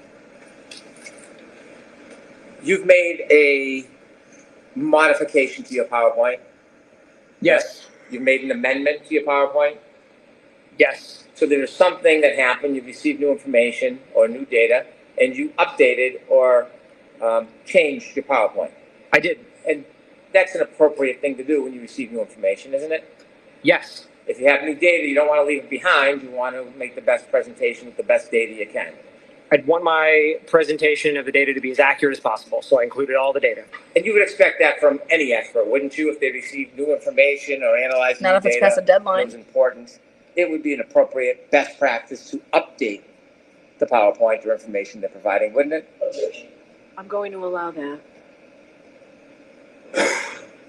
I don't know if I would tell other experts what their best practices are. I would say, generally as experts, we do work that our clients ask us to do. So if we're asked to do it, we do it. If our clients say, hey, don't do that, then we don't do it. Well, you like the phrase best practice on direct, so I'm just wondering if I can borrow that phrase. Sustain. Oh, argumentative. Okay.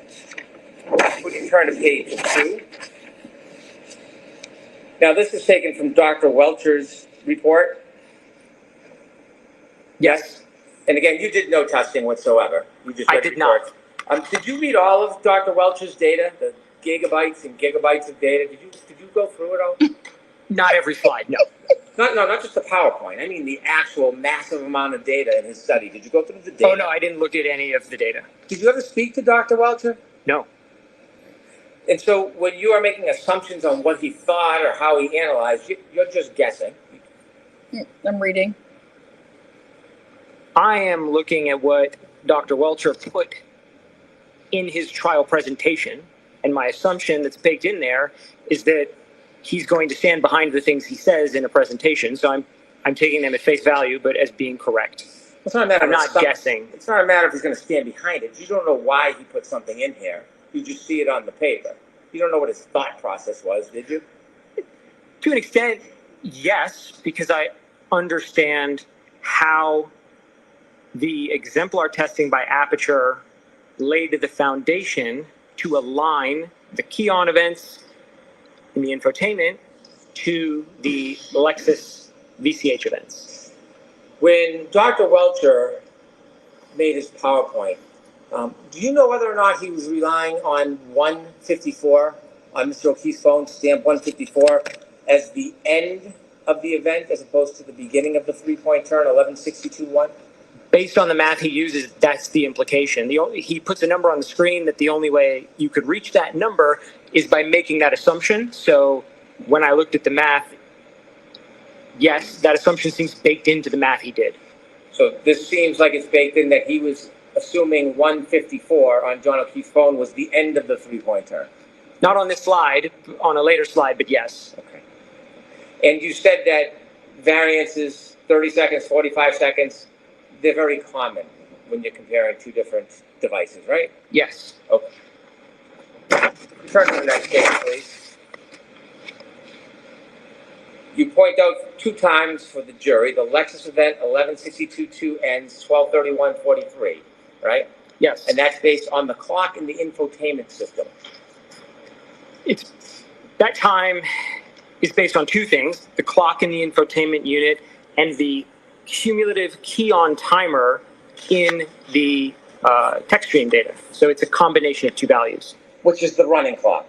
Correct. Right. And that is compared or contrasted or coordinated with the log on off time that was found on the SD card. Yes? Yes. And without that SD card, we wouldn't have that time now, would we? Correct. Okay. 12:32:09 isn't something you analyzed, but you just read in the report that that is information from Ian Whiffen suggesting or taking the position that was the last user interaction John O'Keefe had with his cell phone, 12:32:09. That's how I understand it. There was a phone lock at 12:32:09. I did not look into the underlying reports from where that came. And you know those are 2 different devices, 2 different clocks that will have a variance. Yes. You mentioned trigger event, and you said that your preference is to, when you're doing times, to point it from the actual trigger event, and there's a little slap for emphasis to target you on that, right? The trigger event. That's not a standard practice or a protocol that is supported by any type of literature, is it? It's the methodology I teach, especially in the class I teach on the analysis of heavy vehicle data. We have the exact same problem with heavy vehicles. They all have clocks on them. And so, in fact, I do a lot of clock adjustment on heavy vehicles relative to other sources. And the way I teach it, I'm not the only instructor. Collectively, the way we all teach it is we generally start the analysis at the trigger, which is not to suggest you have to do that. It's not wrong to do it a different way, but that would be let's call it the default methodology. The default methodology, do you have any professional literature that says that is the best time to start the analysis? Not literature. I mean, that's sort of my opinion, because that introduces the least amount of variables. Once you start trying to align events off of subsequent times, you just introduce more addition and subtraction or math you have to do. So it's easiest to do T0 and align everything from there. If you line it up to the end of one event with the end of another event, it's more coordinated than if you take it from different spots, isn't it? That could be a scenario where then you wouldn't use it. Right. Like I said, it's not the only way, but it's the default way. I don't disrespect your method, but there are other ways to do it that are just as legitimate as the trigger time. Absolutely. And that's why I didn't change the convention here. I used their convention, So you're Aperture. not suggesting that Mr. Burgess was being misleading by choosing the endpoint when he pronounced that's exactly the point he was considering, are you? No. And so the word cherry picking, you're not saying he was cherry picking, are you? I don't remember the context in which I used the word cherry picking, but I don't think it was with respect to a trigger alignment. So there's no legitimate professional basis of suggesting your way is better or worse than going from the front or the end of the event? No. So you're not offering criticism on it, so just so I understand. Not criticism. I pointed out that it's not typical, and I pointed out not even to say specifically that it's not typical, because even that, to your point, might sound critical.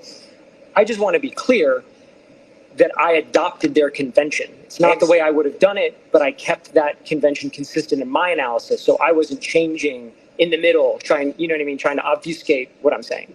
I appreciate that. So if someone's looking end to end, you're not going to add 5 seconds. It's if someone went from middle to end. Could you give me that? Yeah, you were suggesting those questions about, well, since you're looking at the end instead of the middle, then you got to add another 5 seconds on. That's not really an accurate analysis if you're looking at a comparison from end to end. You wouldn't then add the 5 seconds at the time of the trigger because it's starting at the end.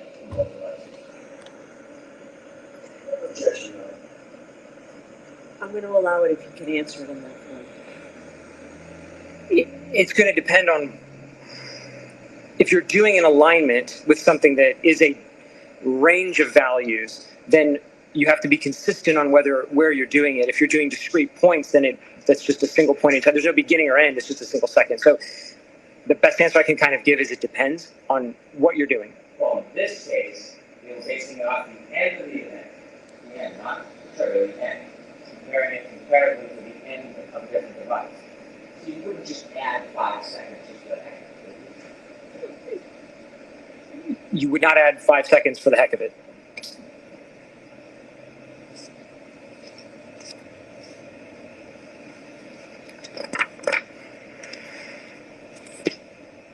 You see 12:32:09 minus 12:31:43, the middle line, equals 26 seconds. Isn't that in Dr. Welch's slides before, let me phrase it more cleanly, before Shannon Burgess analyzed the data more closely on May 8th, in his May 8th report? Isn't this the exact difference in time that Dr. Welch cites in his PowerPoint, 26 seconds? How's the state of it? Did you see, when you reviewed reports, that Dr. Welcher uses this exact number, plus 26 seconds in his report? I got the number from the PowerPoint. I'm sorry, not the report, but that is all of the numbers here on this slide are from Dr. Welcher's PowerPoint. And on the previous slide, I show that. So these are all just copied straight from that. And you've labeled this John's interaction window. I did. Okay. Interaction window. Do you think it might be confusing when you use interaction window to make it seem like the event was limited to 10 seconds? No, and that's not the implication there at all. That's not what you're trying to say. That's not what I'm trying to say. Fair enough. Fair enough.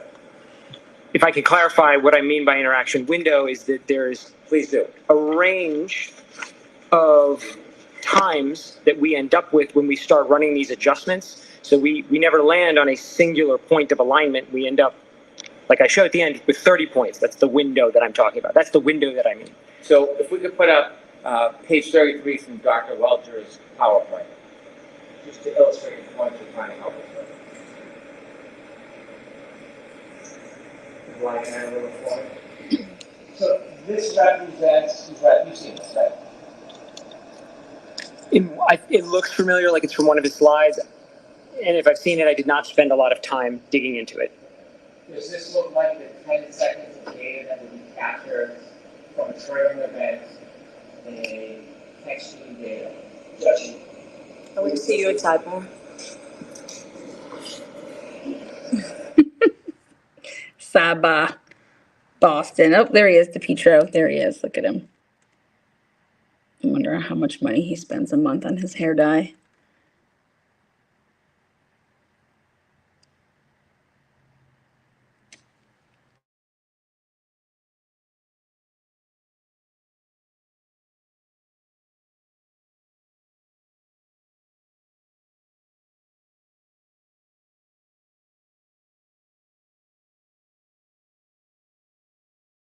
Bev's gonna say this is a good time for take a lunch break because we've worked for 48 minutes. We have to take our lunch break.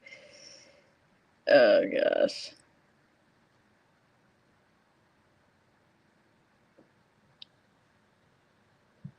So we'll see.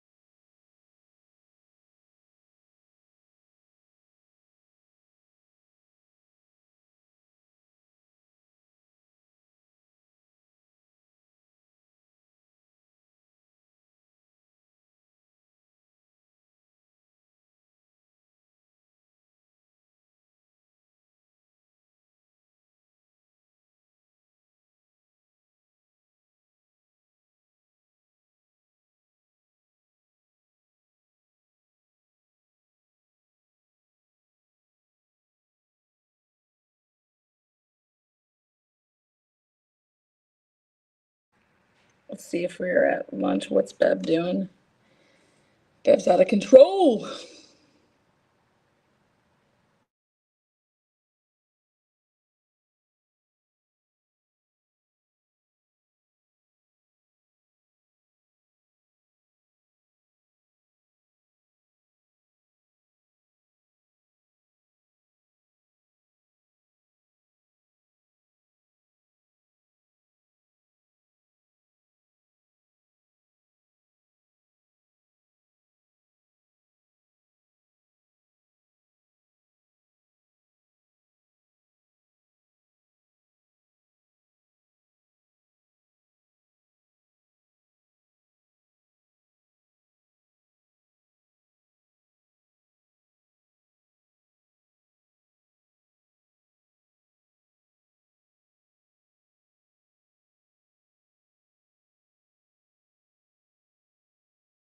Come on, what's going on, Bev? Let's go.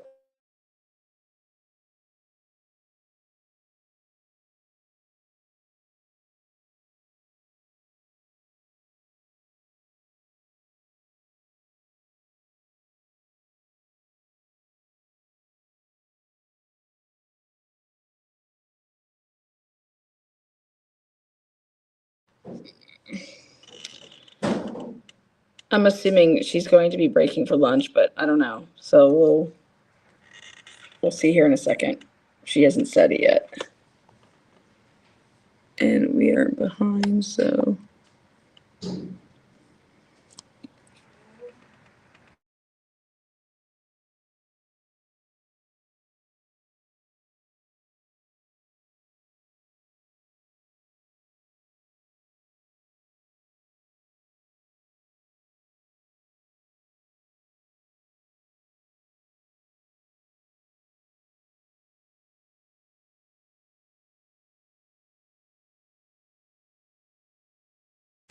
we got some movement.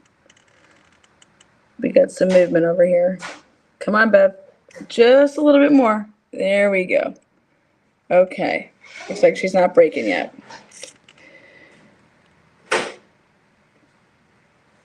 Make sure you get the good magicians in there. Get the good ones.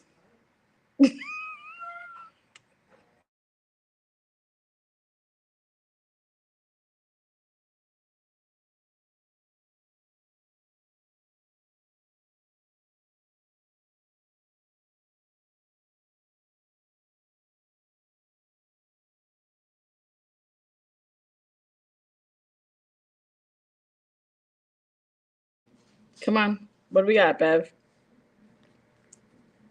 Let's go, Bev.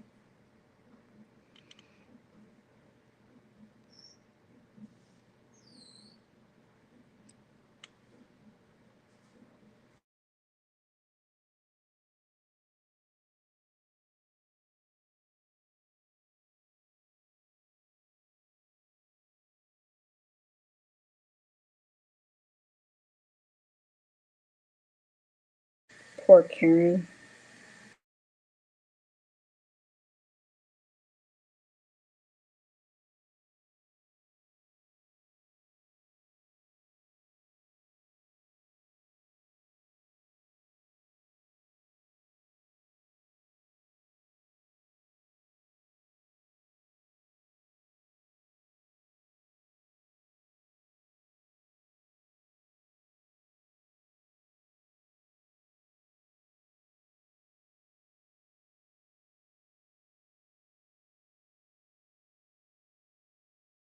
Jurors, we're going to release you for the luncheon break. It took so long here to make sure that we could give you a nice full hour luncheon break. So we'll Nice. be back here. Nice full hour lunch break. Great job, Bev.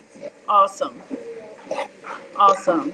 They start at 9:40, 9:50 almost by the time yeah. What a mess.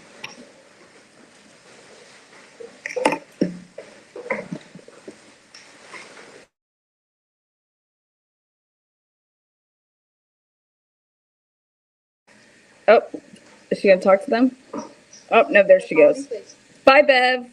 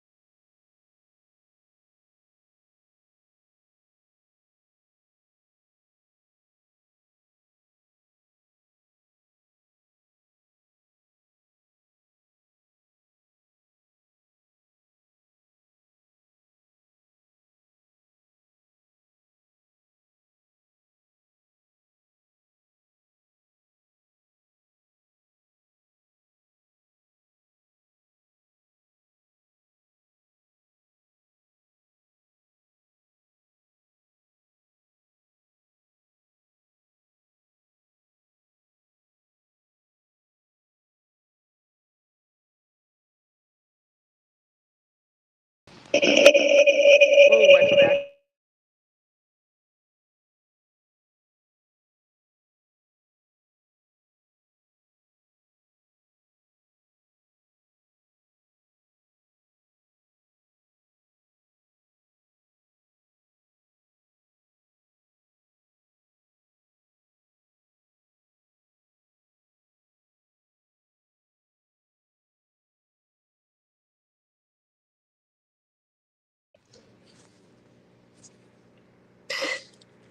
Welcome back, Karen Reed trial watchers.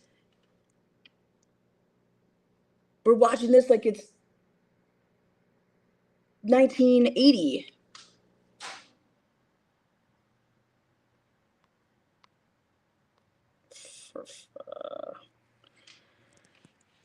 Boy, oh boy. Okay. Turn the lights out. There you guys go. Welcome back.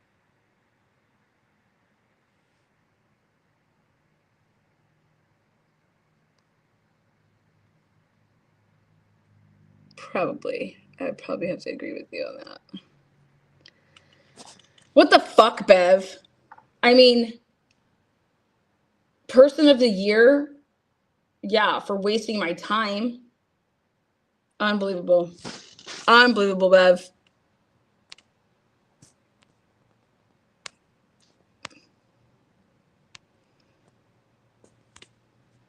Welcome back to 1999, guys. We are out.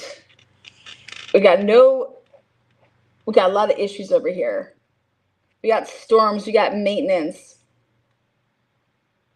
But we are going to try to push through because I want to see this in real time. Yeah, how did she get nominated? How did Bev get nominated?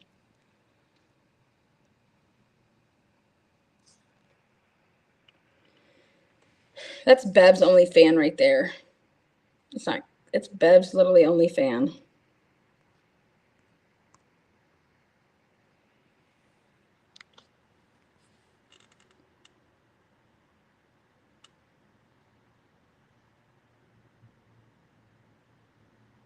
I need a tripod.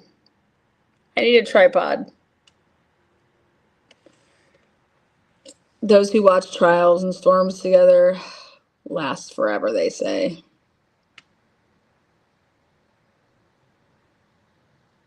A loner boner.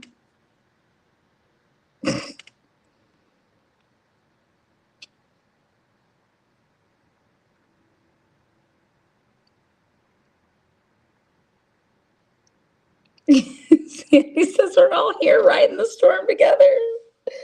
Oh, for fuck's sake. What is Bev doing? Like, legit. What does she do all day? Oh, fuck. About time. Oh, imagine that. Whenever you're ready, Mr. Brennan. Oh, really? No, whenever you're ready, Bev.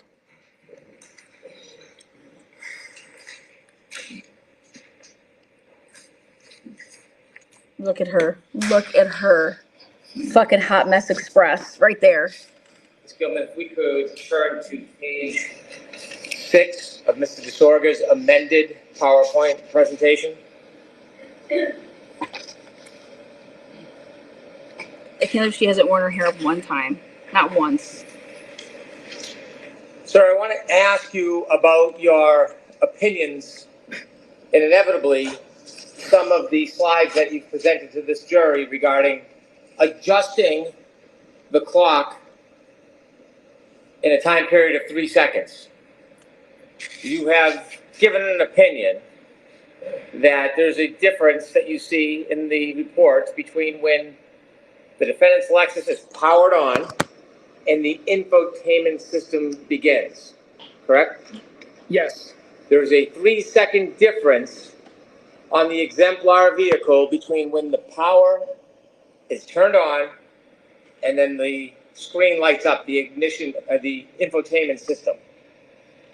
The 3 seconds I'm referring to is the timestamp in the data from the SD card. So I'm referring to the timestamp in the SD card. It seems that that's coupled to the screen, but I just want to make it clear. I'm referencing the data from the SD card. The data from the SD card correlates directly to the infotainment system itself. The date does, yes. Because the SD card is what the other chips part of the board that makes up the infotainment system. Yes. That infotainment system powers the screen that goes on after a user presses the button to start the vehicle. Yes. So the time that the infotainment system is registering is when the infotainment system goes on, not the power on event. Correct. So that 3 seconds that was tested with the exemplar vehicle between pressing the button to turn the car on and the time the infotainment system turns on, the infotainment system clock does not accommodate that 3 seconds. Correct. So when we're talking about time on infotainment system, we're talking about after the 3 seconds when the screen comes on. Yes. Okay. Now you've made some slides and you've made some assumptions suggesting that that 3 seconds should be added to your analysis. And I want to ask you about your analysis regarding the 3 seconds. If we could turn to page 7, please. If you could zoom in on the left side. Sir, you told us that you didn't do any testing or data vetting yourself. You simply relied on reading and reviewing Mr. Burgess's report and Mr. Welch's report. Correct. And really, the information you're reviewing is Mr. Burgess's report. There's only a few references in Mr. Welch's report where he cites Mr. Burgess's findings, correct? Most of it is from Mr. Burgess's reports. There's really nothing in any of Dr. Welch's reports that you are considering that is not in Mr. Burgess's report. The .154 alignment methodology, I think exclusively is in Dr. Welcher's and is not present in Mr. Burgess's. Did you read both of Mr. Burgess's reports? Yes. You're not aware that Mr. Burgess talks about that timestamp in his reports? He mentions it in the second report to say that he doesn't think, basically he doesn't think Dr. Welcher should have aligned it on that. That is exactly not what he said. Where in the report, where in his report does he say that Dr. Welcher should not have relied on 154? Where does it say that in his report? I have it here. If you can give me the page, we will take a look at it. I don't know the page, and I'm paraphrasing. By no means am I conveying that as I'm directly quoting it, but I remember that as something I read in there. Well, I was careful in your affidavit not to paraphrase you, right? So, What is he doing? when you just made that assumption or that suggestion characterizing Dr. Welcher's state of mind or thought process, is there anywhere in the report you can cite or show me where Dr. Welcher said that? No. Okay.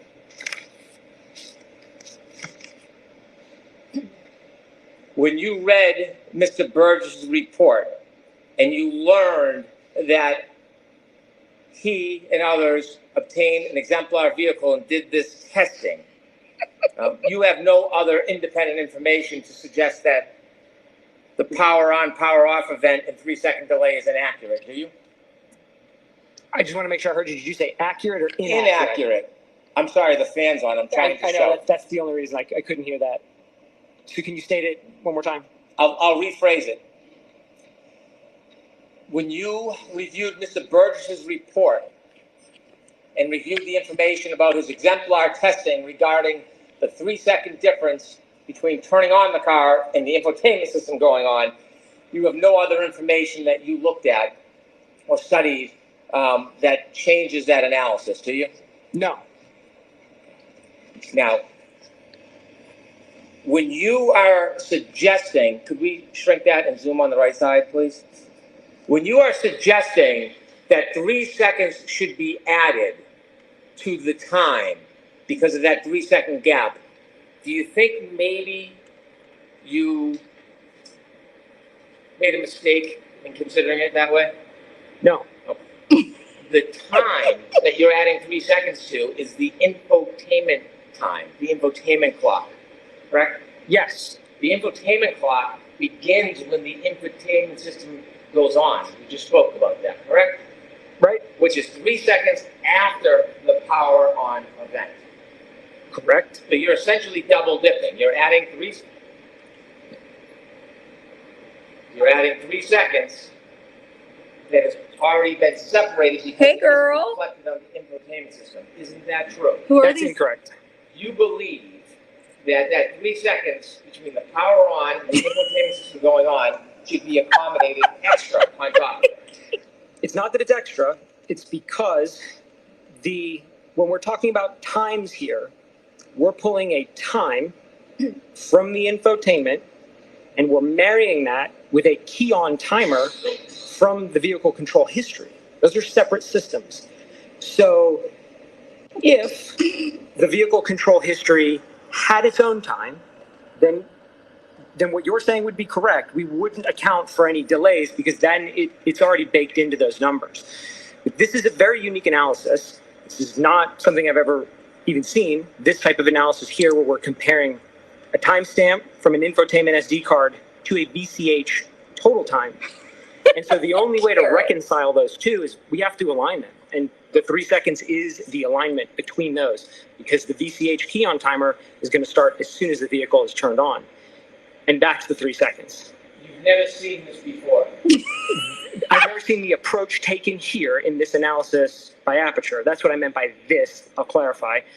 I have not seen a timestamp from a key on event in a Lexus infotainment used in addition to the key on timer from that same Lexus.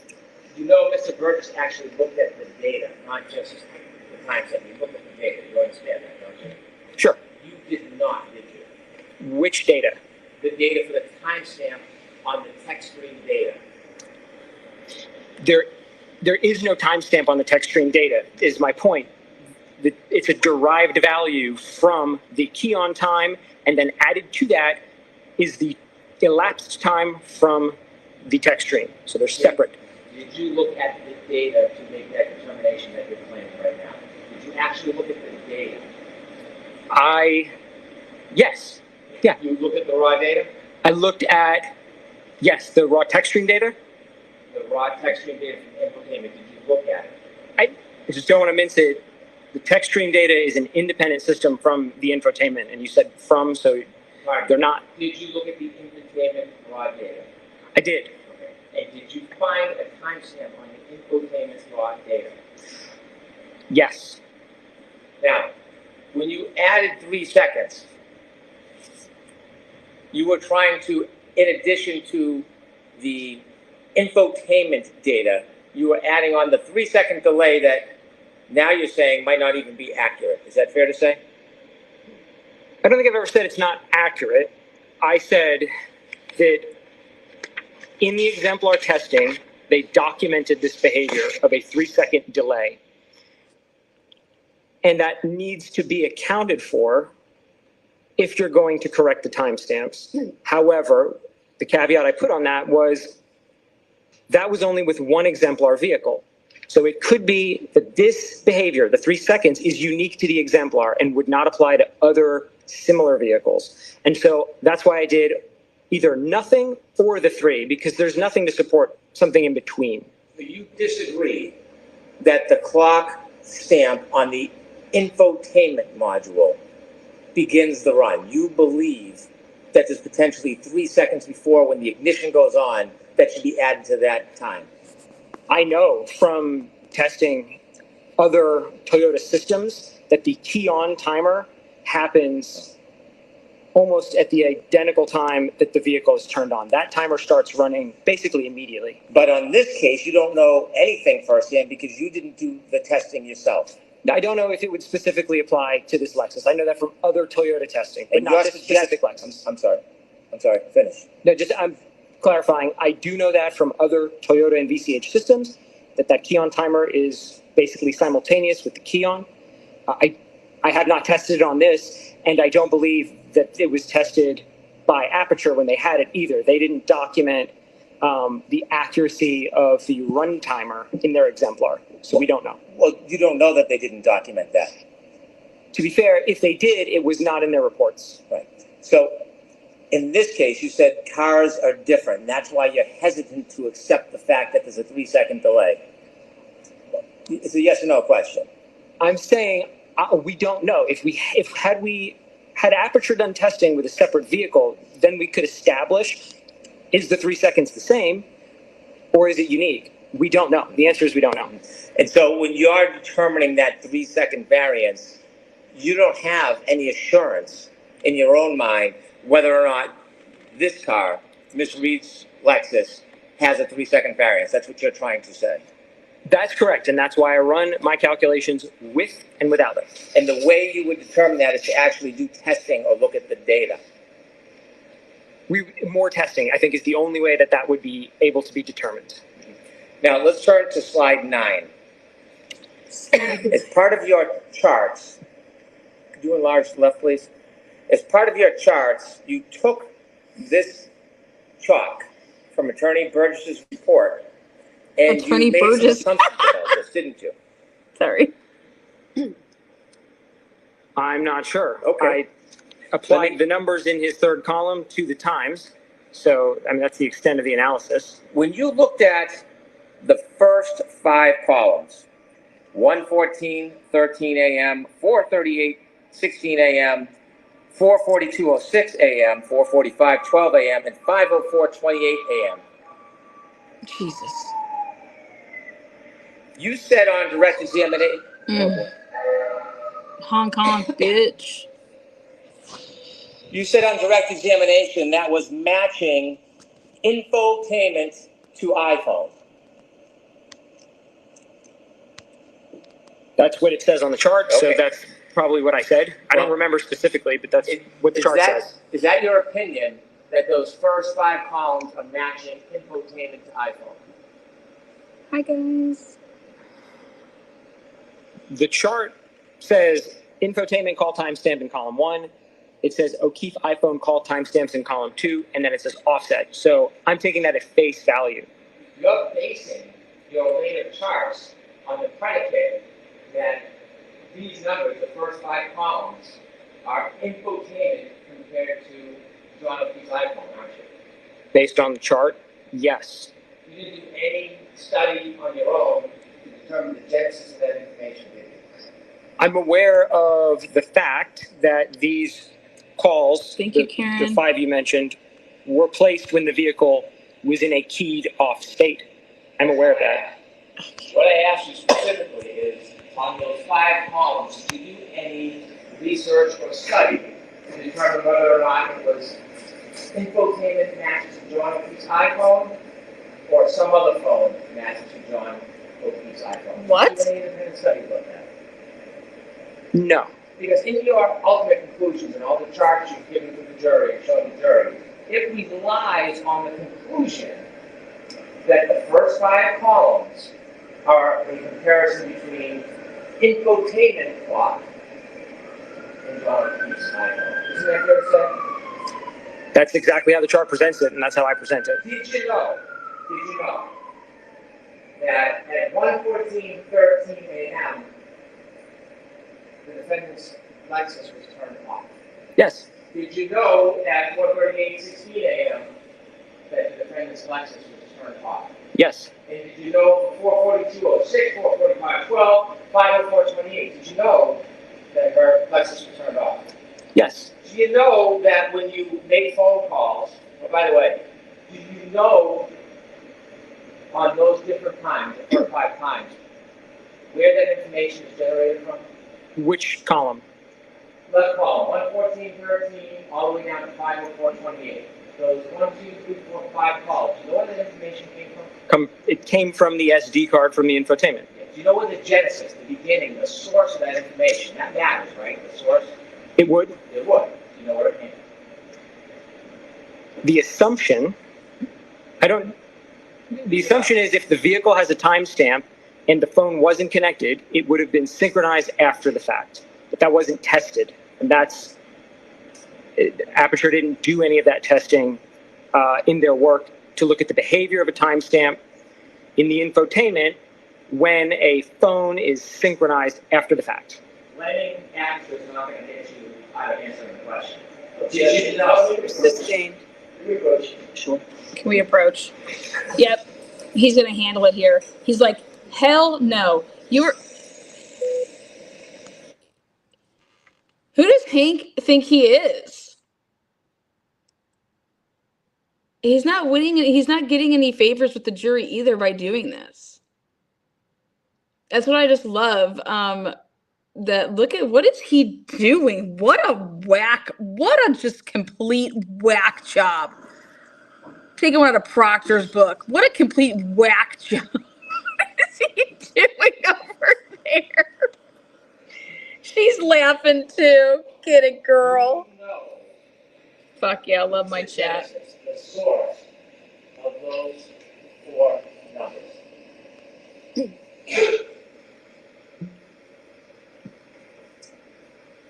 Definitively no.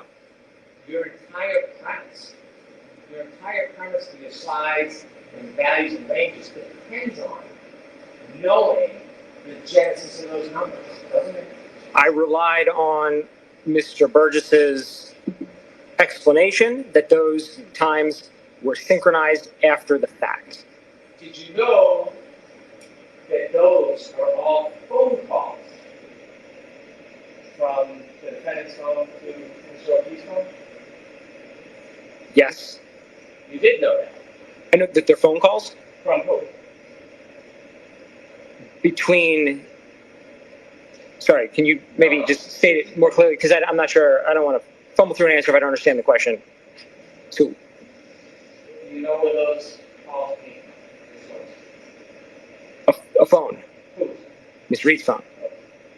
Now, I know you're not an expert on mobile devices, but did you know when it's not a way of synchronization, you plug your phone in, it's going to register on the infotainment system, but it comes from the phone projection. Sustained. Do you know when someone plugs their phone in after they turn the car back on, how it synchronizes on the infotainment system? I don't know if adjustments are made to those times during a synchronization or not. I think that's something that could be tested, and to my knowledge, was not tested. If you don't know, then your conclusions and all your opinions to this jury is based on an assumption that you don't even know the predicate for. Isn't that fair to say? My conclusions are based on all of the data that Mr. Burgess laid out. So he laid these out and went so far as to calculate the offsets himself. So there's something implied in his table by virtue of him calculating these that maybe he would decide to align them. And so, again, to provide the clarity on all the possible alignments, I included them.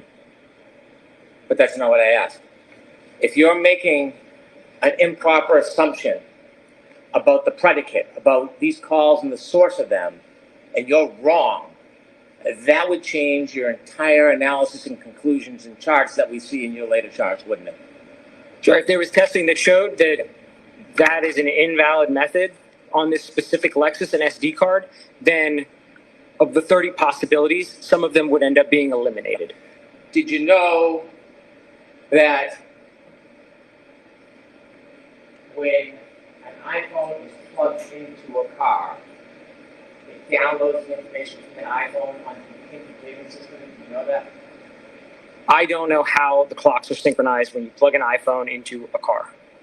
Well, if you don't know, how can you make conclusions based on a predicate you don't even know what it is? The conclusions are based on the data in Mr. Burgess's report. I know you're not an expert on mobile devices. So I'm going to strike that. Go ahead and ask your question. I apologize. If you have 2 different devices, a Lexus Spot, the infotainment system, and an iPhone, you would agree that it's not unexpected to be variances, correct? Correct. When you're comparing 2 iPhones, do you have an opinion, you agree that you expect the variance to be very small, iPhone to iPhone? I don't know. Have you ever studied that before? 2 iPhones? Yes. No. So if you sit there today, you don't have any expertise, any education. That's not what this is any about. knowledge about how close your two iPhones would sit. How is this even No. about what You see the first five columns? direct was? Small 22121. Yes. Would you agree, iPhone to iPhone, using the same source of time, is generally going to be within 1 or 2 seconds of each other? Yes. Do you have any opinion about whether iPhones to iPhones will generally be within 1 to 2 seconds of each other? Okay. You can ask if there's an opinion. Do you have an opinion on that? No. Next question. If the first 5 calls are iPhone to iPhone rather than infotainment to iPhone, you agree with all of your assumptions and conclusions are accurate? They're not iPhone to iPhone in the sense that column 1 came from the infotainment. The values were read from the SD card. So there's an assumption baked into it. What you're saying that when a phone is synchronized, the infotainment assumes the times of the phone, but we don't know whether the infotainment would adjust those times to its own clock or not. You're speculating now, aren't you? We don't know. It wasn't tested. I don't know is the answer. Don't know. I don't know. You don't know. I do not. Okay. Don't say we don't know. You don't know. Yes, you know. So this is iPhone to iPhone. Then your assumption is first side. 1222121. If they're iPhone to iPhone, and you're wrong about the fact it's infotainment to iPhone, your assumptions and conclusions are inaccurate, aren't they? Yes. I'll allow this. If the title of the first column had iPhone in it as well, then I would not have used it in my analysis. But that's not the question. I appreciate that. My question is, if those first 5 calls were iPhone time to iPhone time, and you mistakenly analyze them as infotainment time to iPhone time, then the rest of your assumptions and charts would be inaccurate, wouldn't they? System.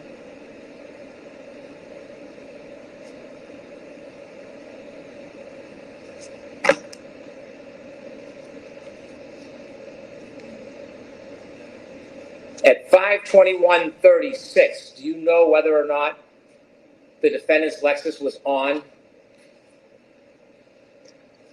I don't recall if that one was an on or an off point. I don't want to guess. I don't recall. And so if you don't know if that was on or off, were you able to do an analysis whether this was phone to phone or infotainment to phone? No. 5:30:31, do you know if the defendant's car was on? That one I know the vehicle was on. That's one timestamp on the infotainment system, 5:30:31, correct? Correct. And then in the O'Keefe iPhone call timestamps, there are 2 different numbers, 5:30:15, 5:30:52. Yes? Yes. Right. And do you appreciate that that is 2 separate calls, or do you think it's something different?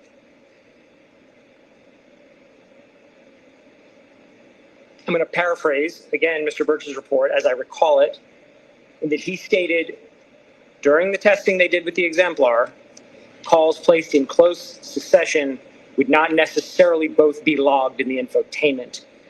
So as I understand this chart, what he's trying to say here is there were 2 calls placed, there were 2 call logs in Mr. O'Keefe's phone, but only 1 timestamp in the infotainment, and he couldn't determine which it corresponded to because of that observed behavior from testing.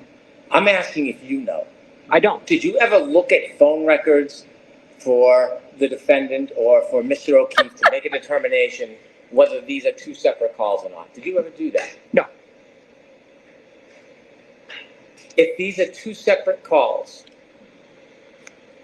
can you explain to us why there is 1 timestamp? Again, as I stated, that was behavior that was observed. The exact behavior was observed during the exemplar testing by Aperture. I don't know why that happens. Why does the infotainment not log every call? I don't. But I know that it was documented that that is a feature of this system. This information was not taken from the exemplar vehicle, was it? This table, no. This information was taken from the infotainment system of the defendant's car, isn't that true? Yes. And the phone calls were taken from Mr. O'Keefe's iPhone, isn't that true? Yes. And so, do you know why there would be 2 phone calls and only 1 timestamp?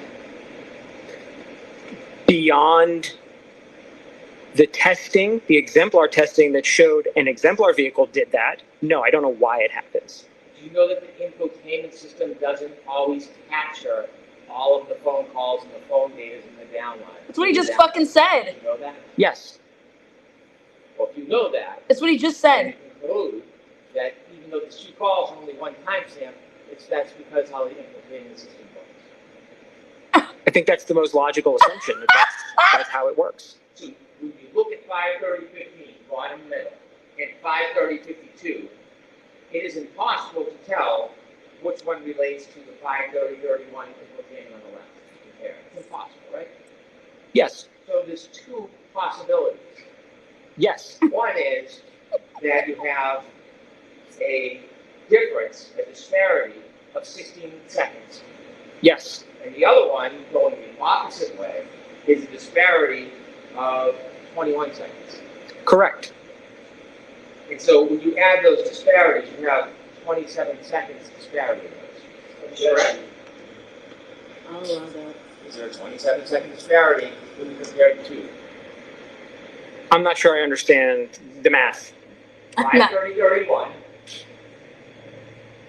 is 16 seconds different than 5:30:15 on Mr. O'Keefe's phone. Yes? Yes. 5:30:31 is 21 seconds different than the 5:30:15 phone call. Yes? Yes. And the difference is cut each way, one's minus, one's plus. Correct. So when you add those disparities, you get 27 seconds, don't you? Yes. I'm going to allow that. No. Okay. What do you get? You're saying, if maybe so I can be clear what you're asking, if we have a negative 16 and we have a positive 21, Correct. how many seconds are in between there? Exactly. 37? And so you can see, did you know that the next car was turned on at 5:07 a.m.? Does that ring a bell? I don't have any of those key-ons committed to memory. So you can see between 5:21 and 5:30, the offset is different between them, which shows that variances change.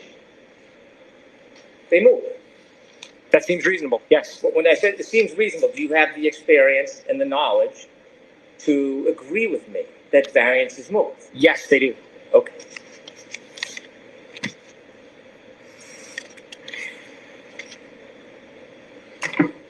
If those first 5 calls were iPhone to iPhone rather than infotainment to iPhone, would you agree they should not have been considered in your analysis?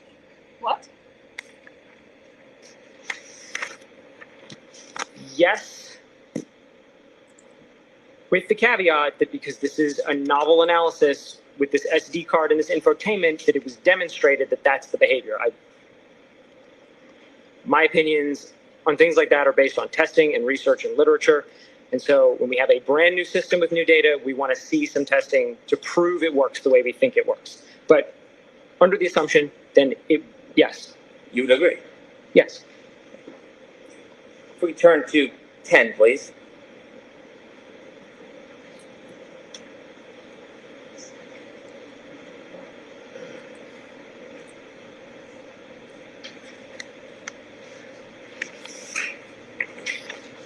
Given, could you zoom in a little, please, on the left?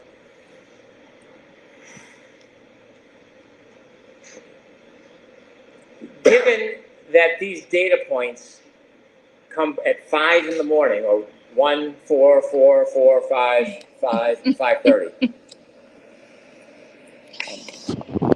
Did you consider whether they would be less reliable than comparing to the triggering event, the 3-point turn at 12:23 the night before? Did you consider that? Yes.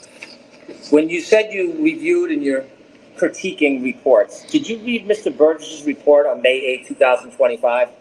Yes. Did you read in his report where he explains that this is a less reliable method to, it's a less reliable method because of the time distance between the actual event we're interested in, 1162 at 12:30, 1:43 to 48, than the 3-point turn. Yes. Okay. When he explains that the method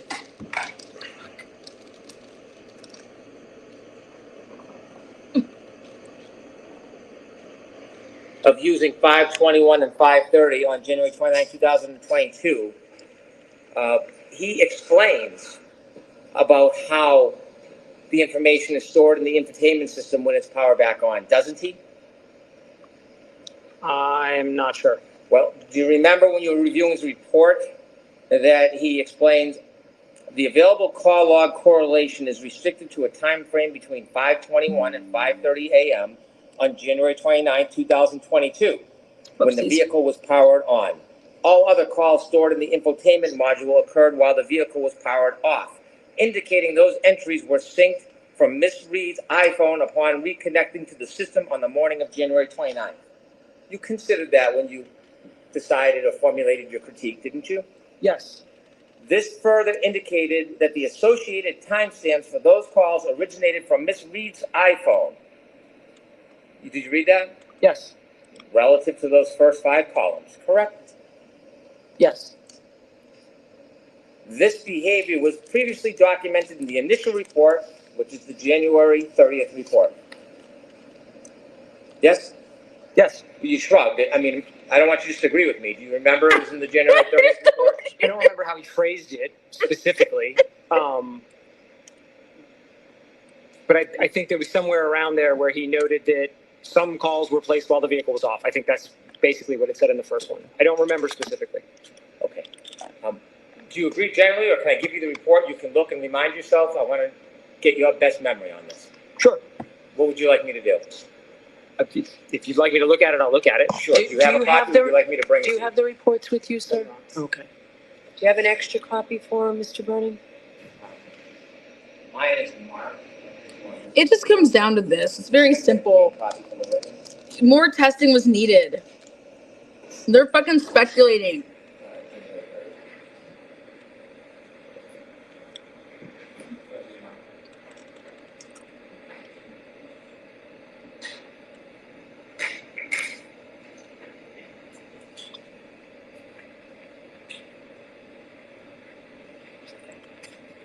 I don't have a clean copy. I don't want to show you something that has my writing on it. Not that I care that you read it, but protocol. Okay. Protocol, baby. In discussing why this is not an effective way of matching Lally, the you're time, useless fucking wet towel. did you consider in his May 8, 2025 report, when he's talking about this method, when he says, as a result, this method yields a single reference point for potential alignment? Yes. And Call logs are discrete points. I'm sorry? The call logs are discrete points for alignment. Is that? As a result, this method yields a single reference point, referring to the 5:30-31. I don't know. It sounds like it, but I don't know. From the 5:21 a.m. to the 5:30 a.m. window, a clock speed of approximately -8 and -16 plus 21 seconds were observed between the Lexus clock and Mr. O'Keefe's iPhone clock. Consider that? Yes. This offset is measured approximately 5 hours after the time of the collision and cannot be assumed to apply to other time frames stated in the initial report. Objection. I'm going to allow it unless, do you have, I'll see Counselor Tadman. Lally, you're worthless. Oh, Lally. Lally, get this man a report. Good. There's Bobby. There's Bobby. Look at him. Look at him. What's Mr. DiPietro doing over there? Chugging his water. Nice. What's Paul doing? I think Paul's gonna get divorced.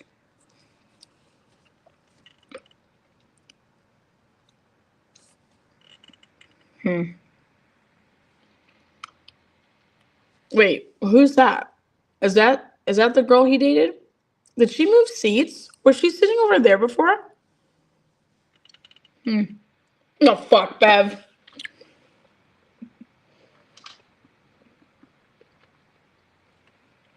Good old Lally. You bastard, Lally. You're the reason that this is taking so long. You're supposed to be Hank's gopher. You don't have a report handy? You had a bunch of slides for that jackass when he was up there. I just think it boils down. I mean, Alan Jackson's going to clean this up. So, whatever. Looks like we're going to be riding out with this man. Looks like we're going to be getting... It makes sense then that they would have a local to squeeze in here. And then you're not going to fly out an expert to then just host them over the weekend. You know what I mean? Unless they want to get chummy with good old Dr. Russell. I bet you Dr. Russell likes to throw him back. Yeah. Hopefully she sticks around. I want to see her at the post-game party. Dr. Marie Russell, MVP. Go bite his head off, Marie. Sir, going back to my question, so you read Mr. Burgess's report, There the she same is. report that you're critiquing, and you were aware of this information, weren't you? Yes. And so you were aware that Mr. Burgess in his May 8th report was identifying that the section in green was the only contemporaneous information for analysis. Did you know that? Is that how he states it specifically? I can read it again. I just read it to you. If you don't mind. Okay. So let's give him a copy. I'm sorry, Your Honor? Let's give him a Give copy. him the fucking sheet, you cocksucker. Oh, okay. He's such a... And he's like, oops. Oh, my God. Little fucking foo-foo. He bent on over for the mafia. I love it. You can turn to page 3. Ben boy. What I read Boston's to you Ben is where it boy. says clock sync method 1. Do you see that? Yes. And this is, if you look at the second paragraph, I read that to you word for word. Do you see that? Yes. The 5:21 a.m. and 5:30 a.m. are the only two data points when that car was on January 29, 2022. Is that fair to say? Yes. Okay. And if you look at the last paragraph, do you agree or disagree? As a result, this method yields a single reference point for potential alignment. Do you agree with that? No. Because you still are under the mistaken belief that you still have the opinion that the first 5 rows are an infotainment to iPhone analysis. It's presented as that way in his initial report, which is what my initial analysis was based on. And in the supplemental report, there's no further testing to say one way or the other. He just has a new opinion. So I stand by the initial analysis that I had, that those points should be included with all of the other points. But that's not my question. My question is, you are taking the position those first 5 calls are an infotainment to iPhone analysis.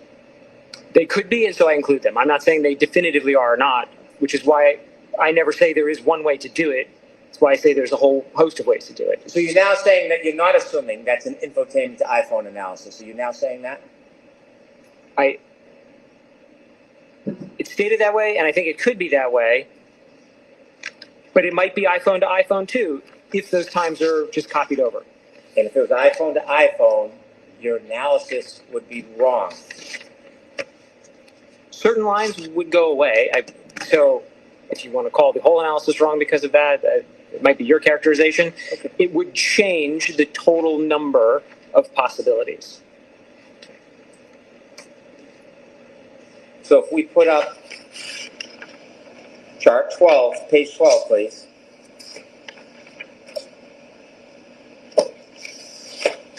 This is the possibilities page. Like there was like only 3 out of like the 30 possibilities. If you were wrong about the infotainment to iPhone analysis and those first 5 should not be considered, which part of your chart would now be wrong? Wrong. What do we have? 12 lines on the chart. I'm sorry? Yeah, we have 12 lines on the chart. If we decided to eliminate the lines that are based on the calls when the vehicle was off, we would be left with 4 lines on the chart. Why?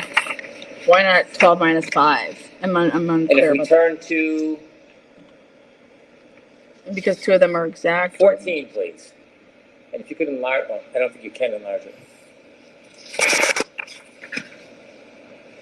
If your analysis about infotainment to iPhone was wrong, you would agree those first 1, 2, 3, 4, 5, 6 columns should not be there. You mean rows? No, the positive 16 stays, the negative 21 stays, 1, 2, 8, and 20 would go away. So we'd lose 4 lines from this chart. And the negative 16 line, that comes from information at 5:30 a.m. the next morning.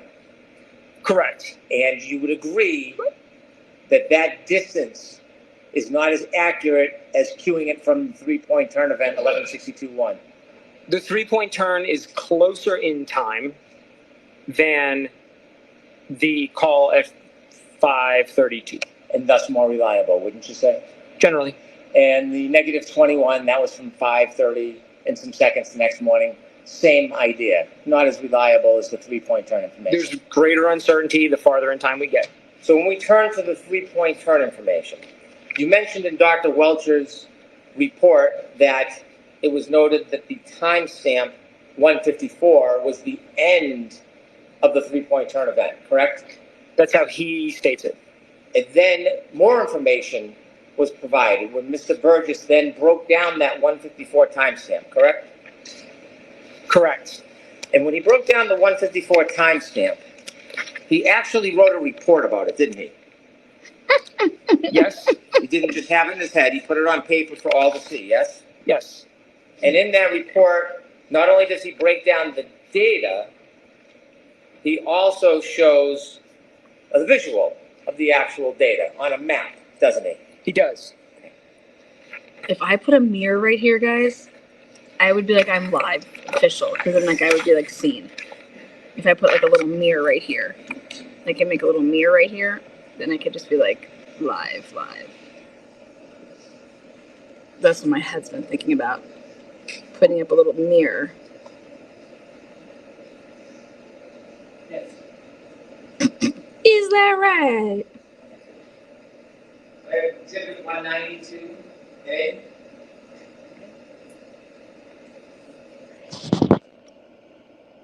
Let's start with 192B, please. You could open that up so we could see it a little better.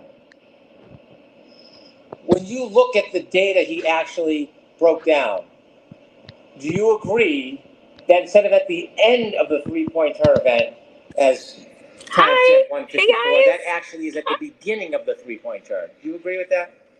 Turn the lights out. I don't know if the points are numbered on here, so I can't tell which point he's referencing as 154. Do you see the green circle? Yes. Do you see the black line? Yes. Does that orient you to the direction the car was traveling? That appears to be what he's trying to convey with this chart. And then the yellow is facing a different direction, towards Fairview, correct? It is. And do you see the green square rectangle? Yes. Those are Do mine. you think that correlates to the green circle? That seems to be what this graph implies. And it notes that. So ask it differently, Mr. Brenner. Does that heading note the start of the 3-point turn of O'Keefe's phone is 12:23:59? What is going on? That's what Mr. Burgess states in the report. And do you have any information to suggest that's not spot on accurate? No, I didn't do an independent analysis of the 3-point turn maneuver. And then the heading of the change, end of 3-point turn to O'Keefe's home, 12:24:07. Do you have any information to suggest that's not spot on accurate? I did not analyze the 3-point turn maneuver. And so when you look at that and break down 154, did you determine or make an analysis that 154 that was generally accepted, because there is variances between items, when you break it down with more specificity, 154 is actually earlier than the 3-point turn conclusion. Did you consider that? I'm going to allow that, yeah. I'm not sure I understand the question, if you don't mind. You mentioned Dr. Welch's report said it relied on 154 as a timestamp for the end of the 3-point turn. Yes. Based on Mr. Burgess's main report and based on the data, which you don't contest, you now agree that 154 was not the end of that 3-point turn. It was at the beginning. Based on how Mr. Burgess presents it, I didn't do an independent analysis. So I'm not on one side with Mr. Burgess or one side with Dr. Welcher. They present independent methods. Are you suggesting in any way it's inaccurate? The fuck?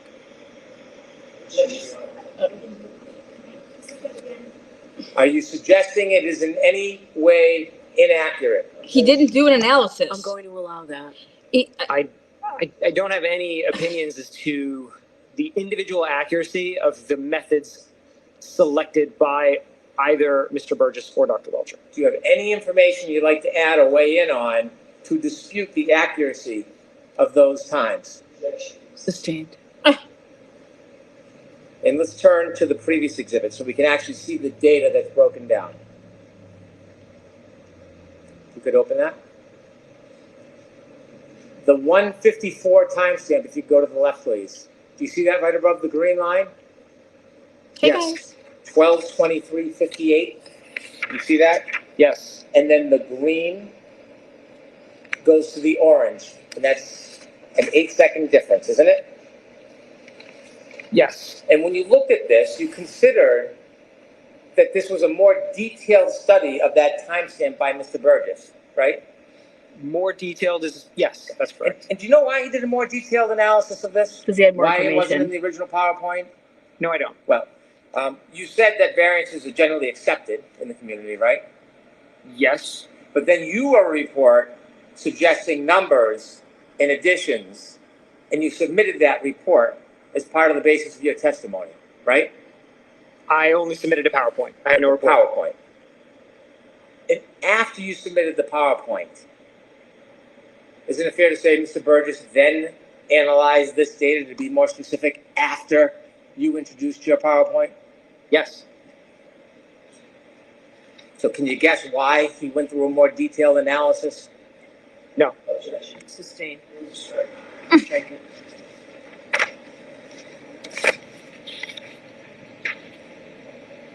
In the final exhibit. Let's go back to the data. You said that Mr. Burgess had an 8-second range, 21 to 29 seconds, remember? Yes. And you were suggesting that somehow there was some uncertainty. Do you remember that? Yes. Okay. Were you guessing about his state of mind, whether he was certain or not? Do you know why he gave an 8-second range? So ask it differently, Mr. Okay. You suggested the reason why there's an 8-second range is that Mr. Burgess was uncertain. Remember saying that to this jury? Not in those exact words, but that's what uncertainty is. Uncertainty is a range. If we don't know a specific value, we put a range around it. That's uncertainty. That's a. This data from the green, would you agree it indicates the beginning of the 3-point curve, and then the orange is at the end with the car is already in motion at 11.2 miles per hour? Objection. I'm going to allow it. Do you agree with that? I see speed values there. I see some headings. I can't convert GPS in my head, so I don't know. You could have analyzed this data yourself, right? Before you came in and gave an opinion. I could have. But you didn't. I did not. Do you have any reason to test the accuracy of this data that's converted? Never objection. I'm going to allow that. No. And so by giving the range of 8 seconds, you talked about looking at different values to be fair by a range, right? Even though this analysis depends on the end of the 3-point turn, would you agree it's kind of forgiving to give that 8-second range to give the benefit of the doubt by starting at the beginning 3-point turn all the way to the end of it rather than just giving the endpoint? As to that form, ask it differently, Mr. Green. Because the 8-second range that is provided by Mr. Burgess coincides with the data in the 8-second range between the green and the orange.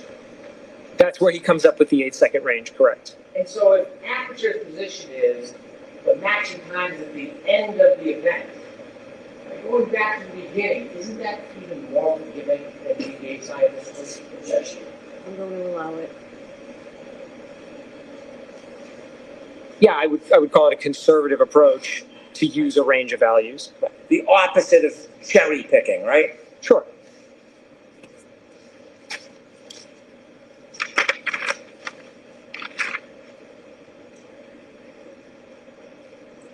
Do you have an opinion to a reasonable degree of forensic data certainty about whether text stream data provides data reflecting whether a collision actually occurred? No. In your opinion, to a reasonable degree of forensic certainty, is the text stream data would not reflect the collision, correct? That's not what I said. I don't have an opinion. And you know that there can be collisions or touching between vehicle, and it's not going to appear on the text stream data. You know that, right? It's possible. It's possible. Did you know that the defendant's vehicle at 5:07 a.m. on January 29, 2022 bumped into a different car? Yes. Do you see that reflected on the text stream data?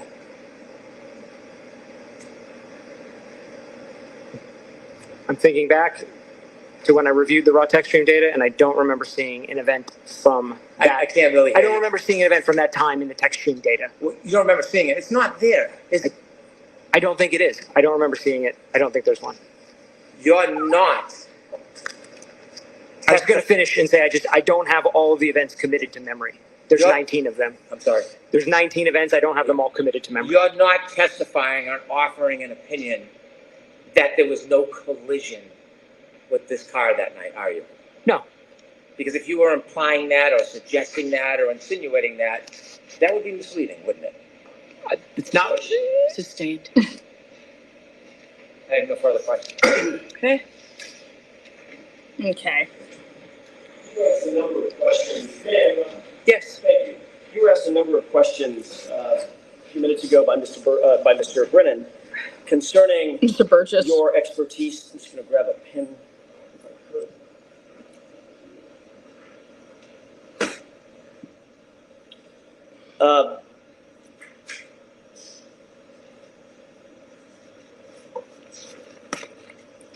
Specifically, you were asked about your expertise regarding mobile data devices. Mobile devices and their data, right? Yes. And were you being truthful when you indicated that you were not an expert in that field? Yes. Were you being truthful when you indicated that you have a certain expertise in EDR data? Yes. Were you being truthful when you indicated that you did review Mr. Burgess's data and Mr. Welcher's data as reflected in their reports and PowerPoints? Yes. Were you being truthful about your credentials? Yes. Have you ever lied about your credentials? No. You hold a bachelor's degree? Yes. And you hold a master's degree? I do. You ever lied to anybody about that? No.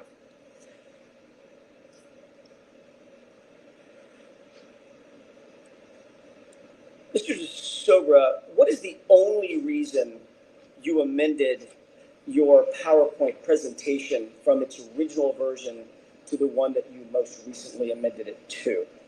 To include the additional analysis and data points from Mr. Burgess's supplemental report, the May 8th report. I'm sorry, I interrupted you. Go The ahead. May 8th report. So you amended yours because he amended his. Correct.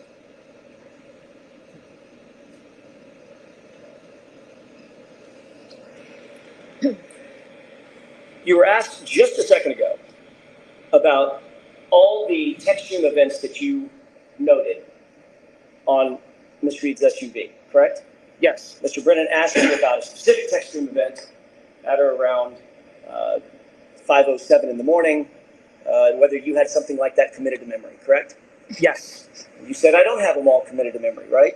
I don't. What did you say after that? Because there's how many? It was 19 events prior to 1162-2, 19 other events.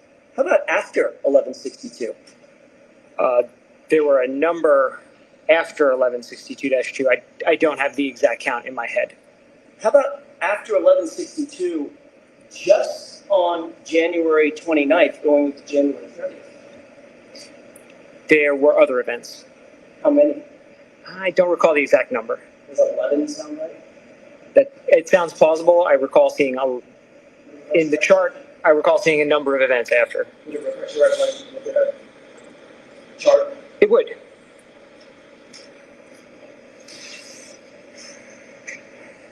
Thank you.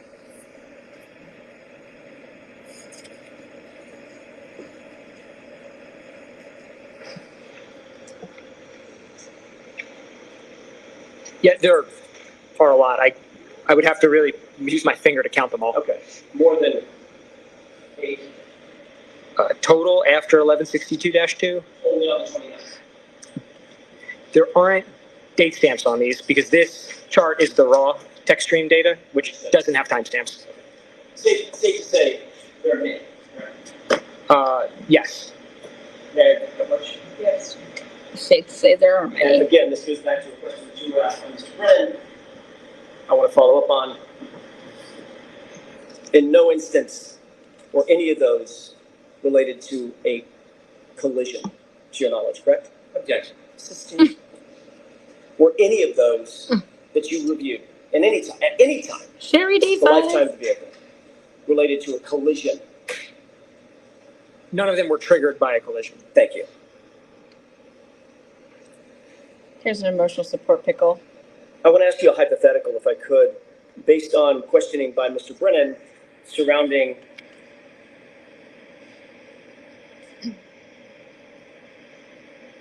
the 12/32/09 lock event. Do you remember him asking you about those questions, about that event? Yes.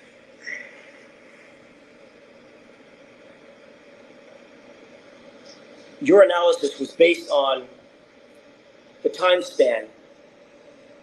Let me rephrase that. Was your analysis based on Mr. Burgess's and Mr. Welcher's analyses together of a span of time between the 1162-2 text stream event or trigger event and the lock event at 12/32/09? Objection. So the question is that what he's considering? Correct. In other words, was he basing his opinion or analysis on that time frame, at least in part? So I'll let that question stand. Thank you. Yes. Okay.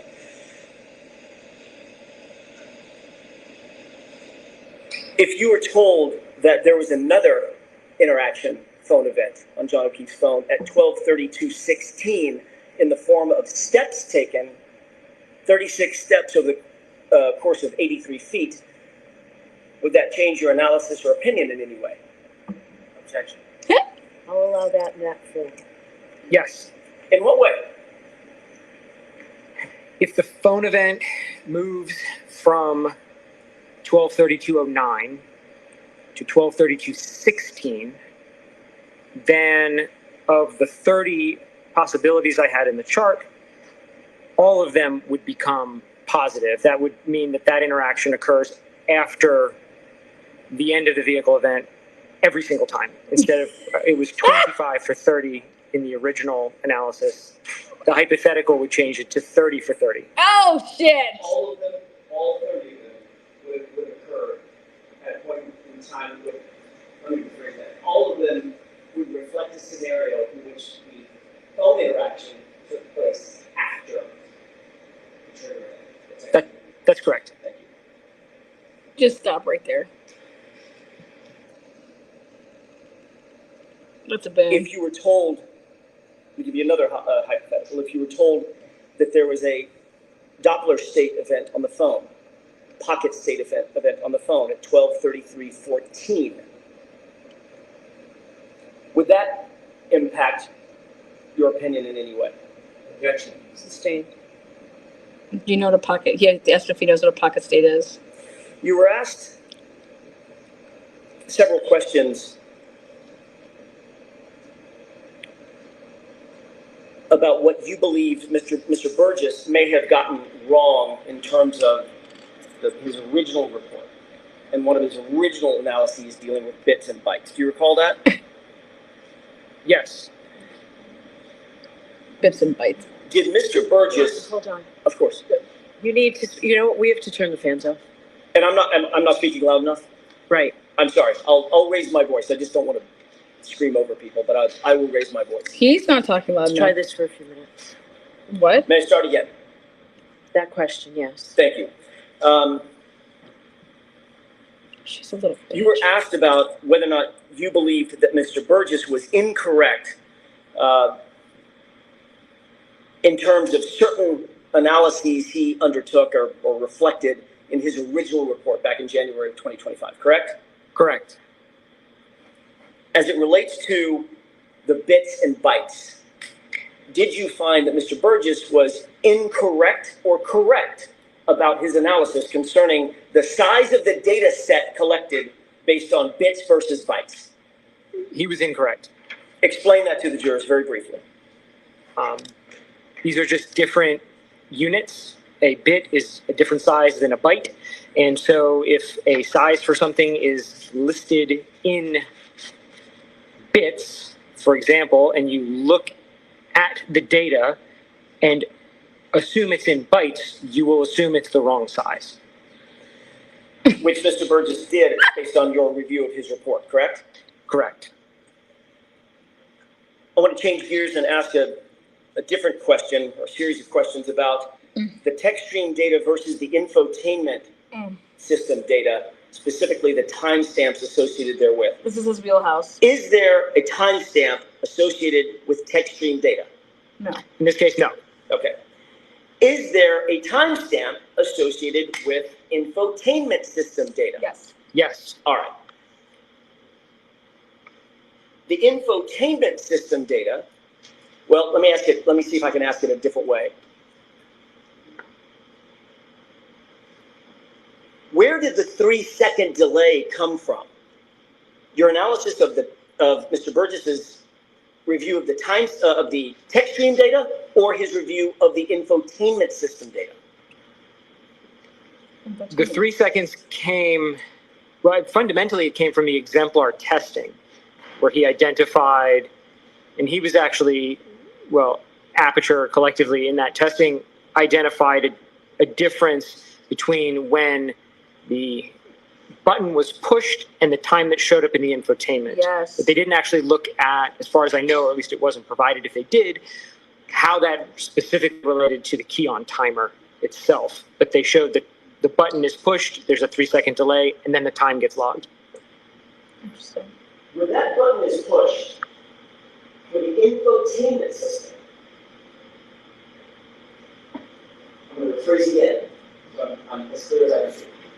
When that button is pushed for the on event, the key on event, is that like a stopwatch? A stopwatch starts running?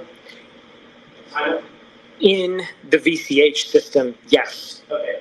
Separate and apart from the VCH system, is there an infotainment system that also has a timer or a clock on it? As a clock. Are those two things independent of one another? Completely independent. What were you doing with regard to the 3-second delay as it relates to the key on events and the infotainment system events to marry those two things together? Right. I'm making the adjustment, or proposing that adjustment can be made, because the key on timer is going to start generally as soon as the vehicle powers on. But the infotainment, when you go and download the data, it will say, hey, I think I powered on at this time, and it turns out that time is actually 3 seconds off. So if you're going to then apply the infotainment time anywhere else to VCH data, you've got to realign the two. And that's where the 3 seconds comes from, is these are independent data sources. Did Mr. Burgess, to your review of his, insofar as your review of his analysis, his report is concerned, did he align the two vis-a-vis the 3-second delay? No, he did not. Thank you.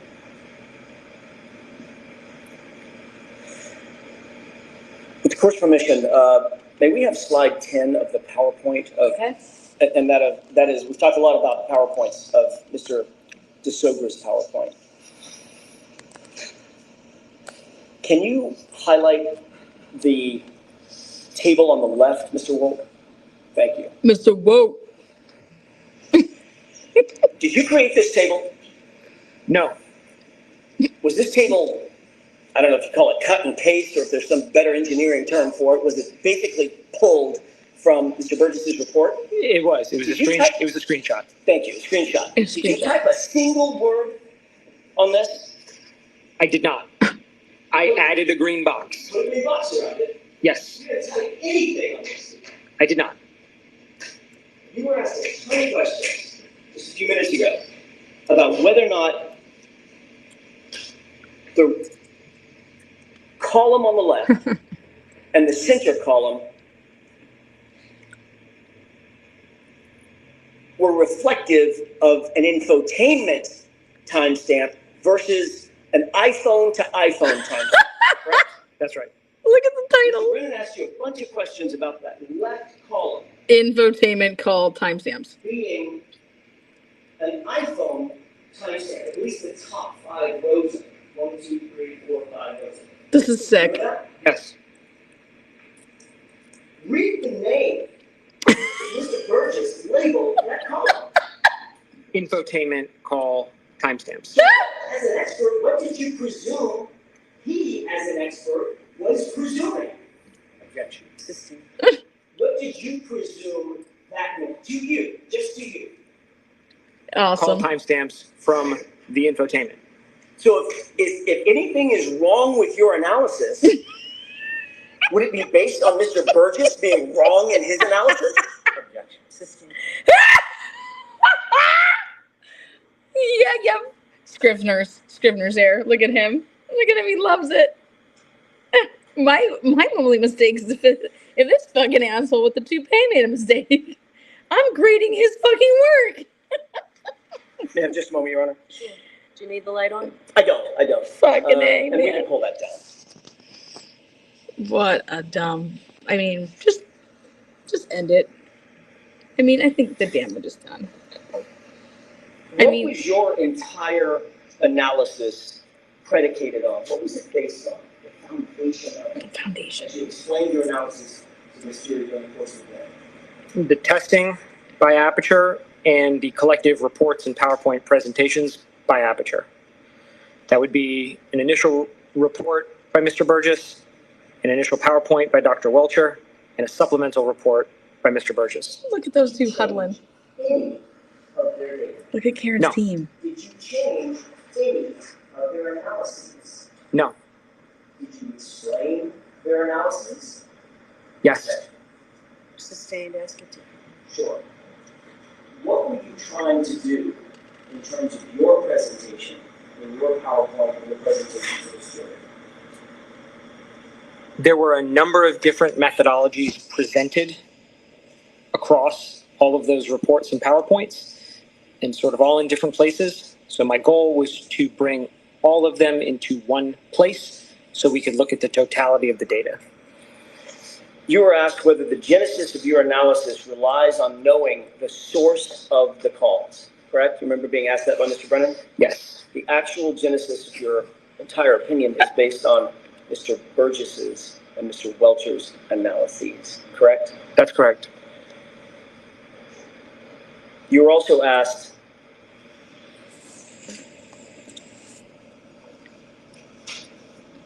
why you believed Mr. Burgess did a quote-unquote more detailed report in May versus January of 2025. Do you remember being asked that just a few minutes ago? Yes.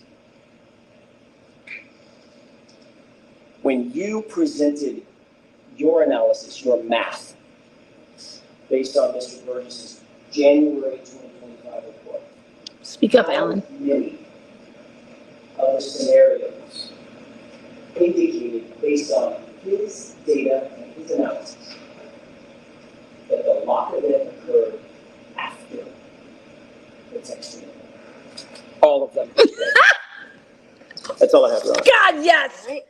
shredded. All of them. Where are we at here? 317. All of them. So, Mr. DiSorga, this demonstrates the danger or the difficulty. Hold on. Start the It's question cross-examination. differently. Go ahead, Mr. This demonstrates the difficulty in giving opinions when you don't actually study the data itself. Isn't that fair to say? What are you referring to with this? Well, you're giving opinions, but you can't verify any of the data because you're not relying on your study of the data, are you? Oh my God, but I'm relying on expert reports.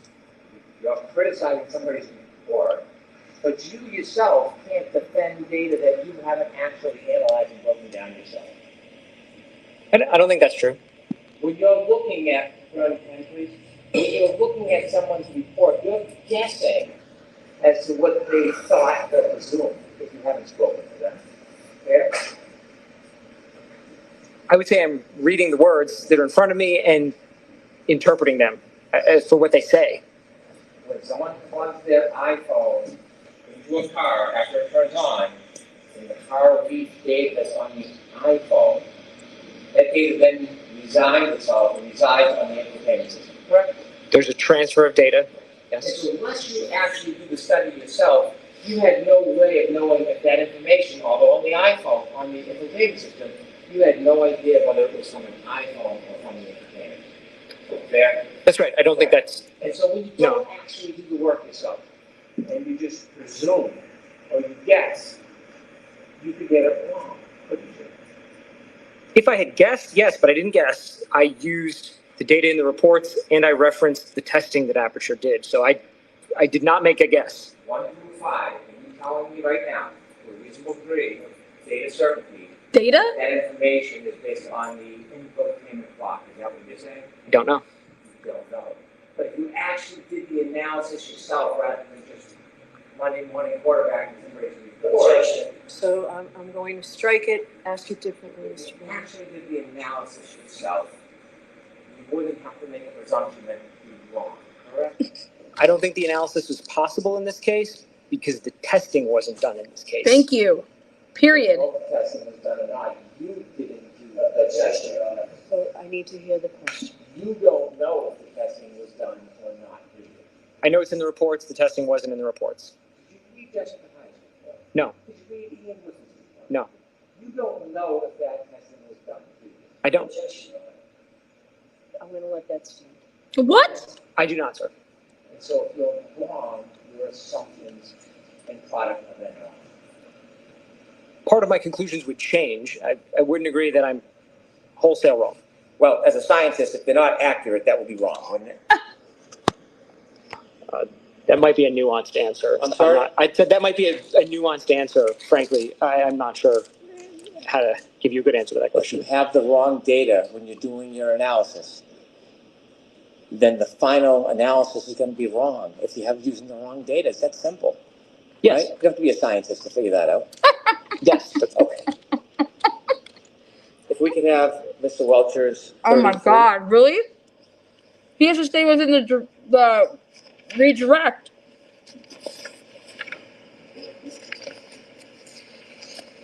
If you could open that up, please.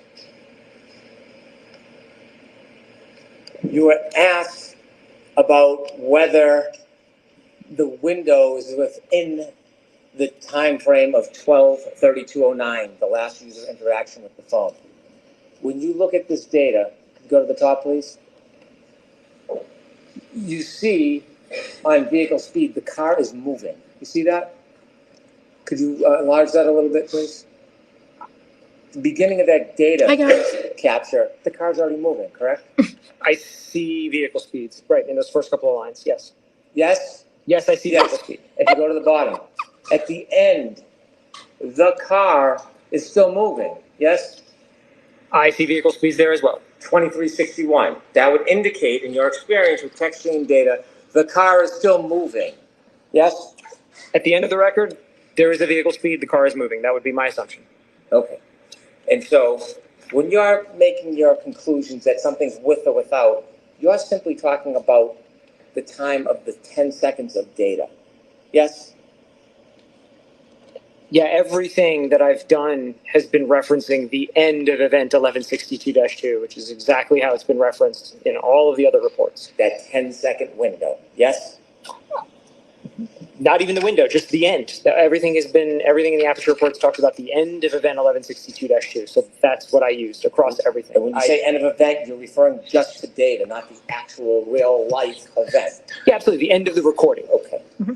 And so after that window, 12:32:04 to 12:32:12, you were asked a question about what might have happened 4 seconds later, 12:32:16. Remember you were asked about that? Yes. Did you know at 12:32:16 that John O'Keefe's cell phone moved for the last time? Did you know that? No. And between 12:32:12, which is in the 10-second window, and 12:32:16, do you know what John O'Keefe was doing in that 4-second period? No. Do you know if he was walking? No. Do you know if he was crawling? No. Do you know if he was falling? No. You don't know. I do not know. Okay. 12:32:16 wasn't just that Mr. O'Keefe's phone was moving, there was texting. I didn't review the phone data, so I don't know. Did you review anything that indicate that steps were taken over the course of 2 weeks? Objection. So that's sustained. You were asked just a second ago, what about the data? What's wrong? Then you'd be wrong, correct? Generally, yes. Garbage in, garbage out. Then they would be wrong too. Correct? Generally, yes. You're relying on whose data? Mr. Burgess's data and Dr. Welcher's data. All right, Mr. DiSorga, you are all set, sir. So you can step down. I'm going to see counsel for a minute. Jurors, feel free to stand up and stretch if you'd like. Jurors, feel free to helicopter around. Oh my gosh, what is going on? What is going on? I bet you she calls it for the day. Honestly, at this rate, I hope she does. My hand's killing me. Good old Bev, good old whatever. I'm sorry I can't click on any of these. Yuri, thank you so much. Sherry, Storm Dancer. All these questions from ICE, from Ick Boy. What to the witness just proves that nobody knows where OJ was. Where John O'Keefe was. Even the Hawks watching from the window of the home. Again, thank you, Sherry. Thank you, Yuri. God, I'm trying to do all of this on my, I can't even click on them. God, I'm like hitting wrong buttons. 10 gifted memberships. Ashley Jennings, thank you so much. How's Bill doing over there? And then there's somebody else, like I said, I can't click him on this. So thank you so much. All the love.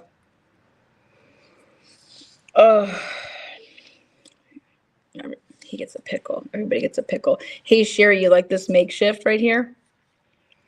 Look at that. God, I would love it if that went off.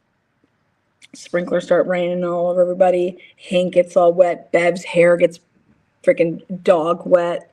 God, I would love to see Bev come out with dog wet hair. Wet dog. Yeah. We're having a storm issue over here. But hey, we tried.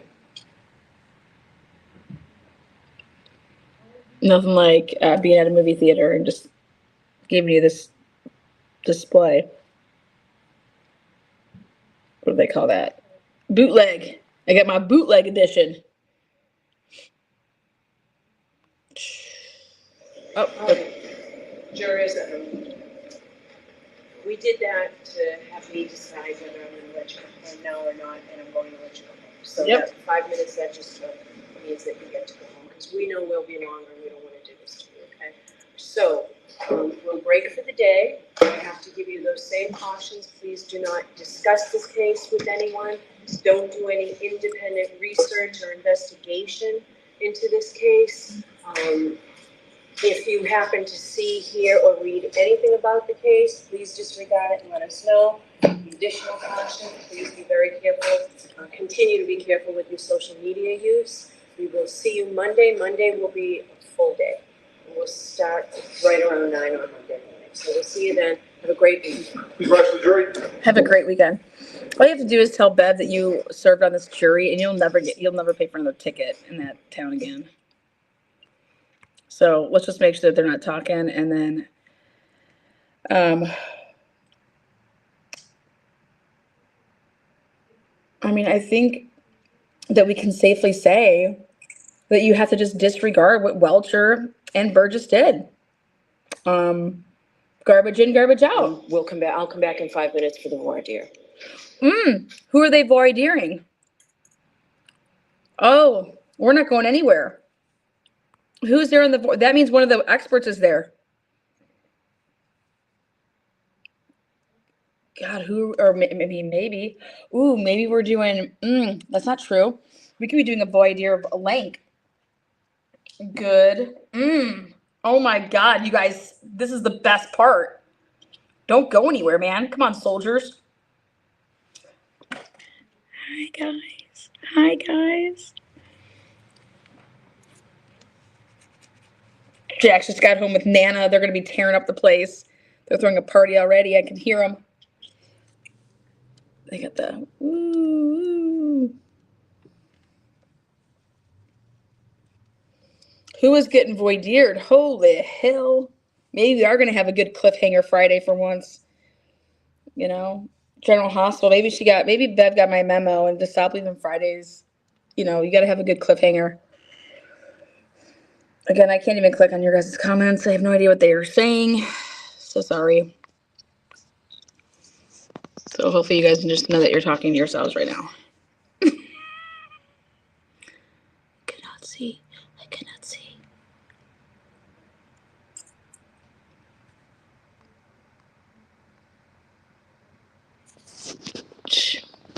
Again, thank you for the support. Everybody that just stood by us today.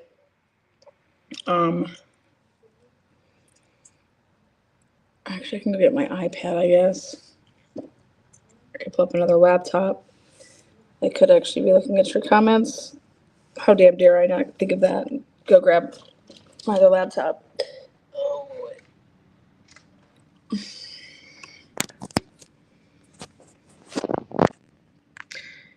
what's everybody doing this weekend? Anybody going partying?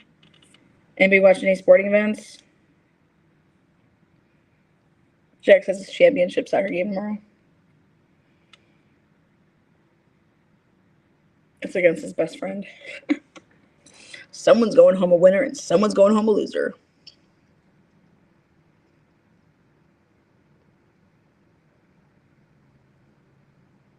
I don't even know if we've had bingo winners, guys. So I'll make it up. I'll make it up to you guys, and we'll start Monday right out the gate with a $20 game.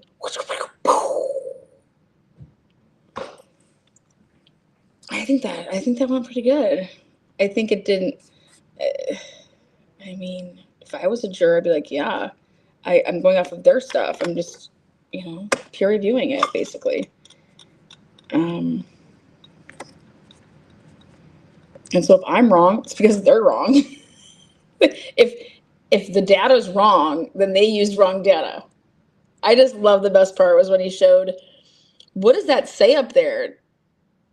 Does that say cell phone or cell phone? No, it says infotainment center.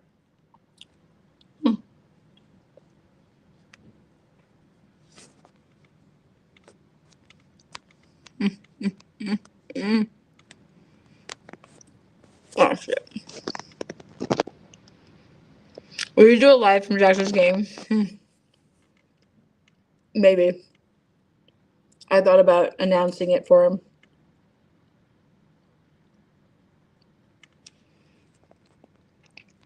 Oh, Candace, you got a bingo? Last minute bingo? Oh, Candace.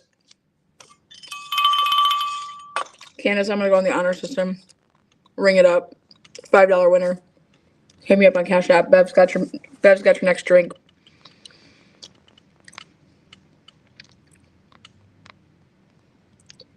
Congratulations, Candace. You are our first ever bootleg bingo winner.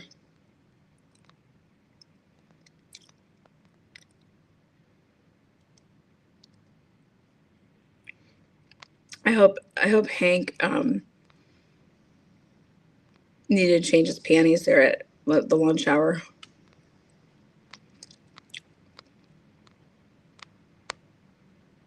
Candace, you just seem so, honest. I don't even have to check your work.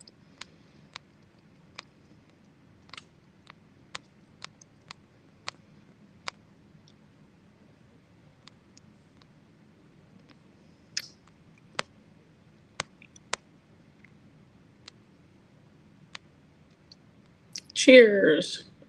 Cheers, big ears.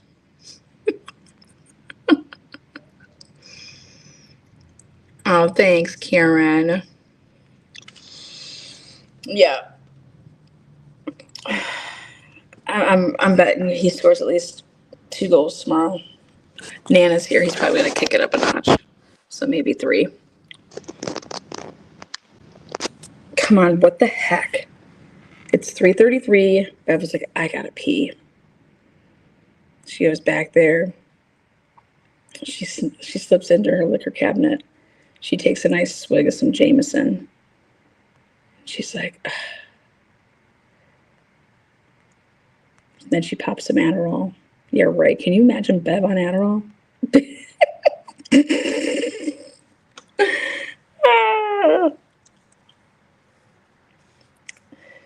I'd like to give Sarah Levinson some Adderall. Speed that girl up a little bit.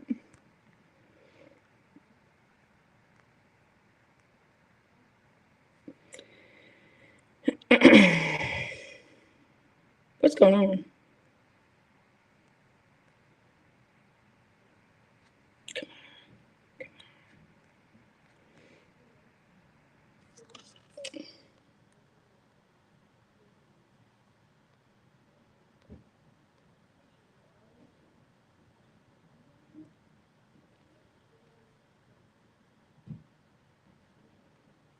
Oh my God. Nana's making Jax straighten up his room. I can hear him. She wants to check all of his drawers. Good job, Nana. DB plus. Thanks, Lana, for your brains and all of your hard work today. You're the shiz. Love you in your chat. Oh, thanks, DB. Very kind. Sorry, I wish I could star it. I don't know how to do that back here. It's not like the same.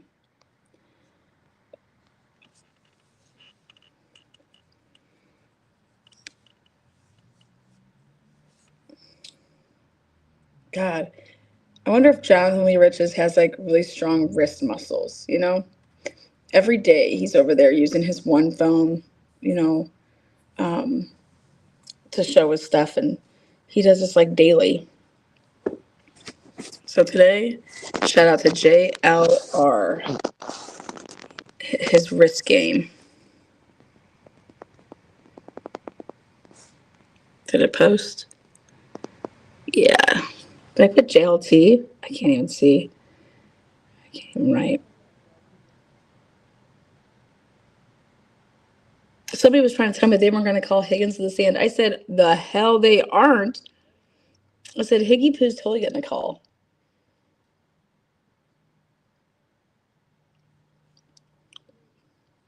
Come on, Bev.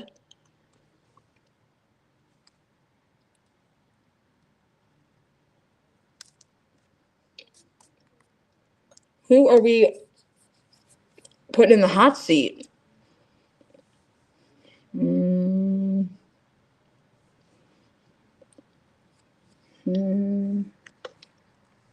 It's definitely not going to be an expert.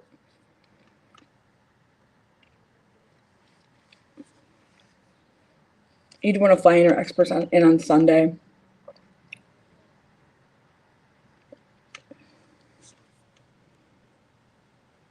I don't know if everybody knows this, but they jacked up the prices to fly into Boston. And I'm curious, like I know that's what wild to think, but I wonder if there's any way that they did it because of this trial. Probably not, but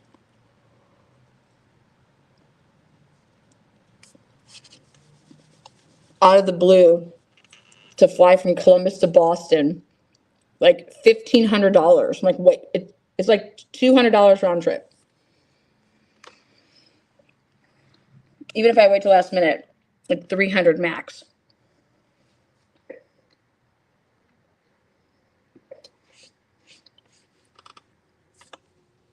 You are unmuted. Oh, here we go.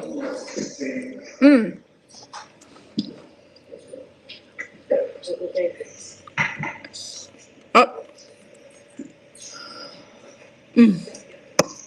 Was now open, make seat.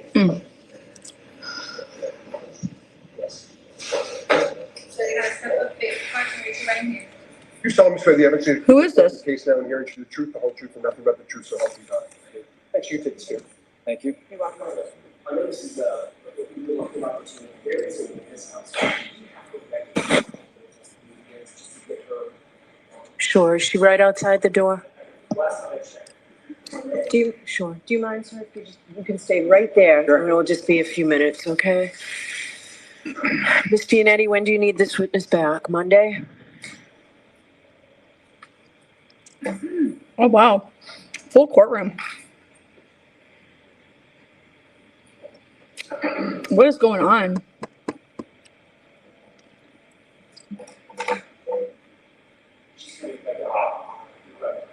Who are we waiting for?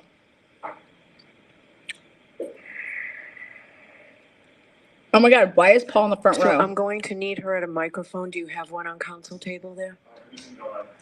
So the podium, or one of those back where Eugenia is. Thank you.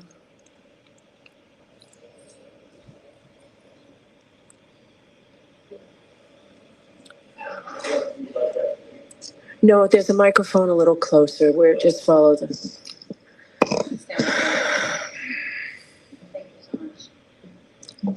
Hi, good afternoon. Hello. Could you tell me your name, please? Kelly Dever. And Ms. Dever, Oh! you've been summoned here. I think I saw you earlier. You've been here all day? Yes. All right, so Oh my I'm God. not going to reach you today, unfortunately, but you were summoned to be here? Yes. All right, so that summons is still good until we reach you, so you're going to have to come back Monday morning, okay? Yes, ma'am. Do you agree to do so? Yes, ma'am. Okay, thank you very much. We'll see you Monday morning. Be here before 9, okay? Will do. All right, thank you very much. Thank you, Your Honor. Go ahead, Mr. Alessi. Oh, wow. That was a big compliment, Your Honor. Thank you. Good afternoon, sir. Would you please state your name and spell your last name? Jonathan Diamandis, Oh. Diamandis. You've also been here all day. Trooper Yes. Proctor's Sorry for making you bestie. wait. No problem. Do you know former State Trooper Michael Proctor? I do. How do you know him? I've known him since middle school, probably the 6th grade. Grew up with him essentially? Grew up with him, been friends for 30 years. Oh, wow. Okay, and if you just keep your voice up, Sure, yeah. I'm sure other people can hear you, but this old guy. Can we turn off the fans and the air conditioning? Are they all off? We're just going to do that, sir, so that we can get through this a little bit. Absolutely, sure. Much better, thank you. I do, So shook you say this. you've known him since middle school, elementary school? Yes, Graduated high school with him? yes, And are you friends after high school as well? yes, Do you have his cell phone number in your phone? I do. Have you texted with him over the years? I have. In fact, were you on a group text chain with him that lasted a number of years? Yes. I would like to show you a document, sir, and I'm going to ask you to read it to yourself, familiarize yourself with it, and then when you're done, look up at me. Okay? Okay. May I approach? Yes. You guys are calling Kelly Dever. It's going to be awesome. I love it. Would you like this mark for identification first? They're going after Yes. Gallagher. They're going after Lank. Yes. Good. Hell yes. Oh my God, I love it. Yes. Look at Bev, so happy. Look at her. She took that J-Mo. Bev was probably getting hot flashes. Jonathan.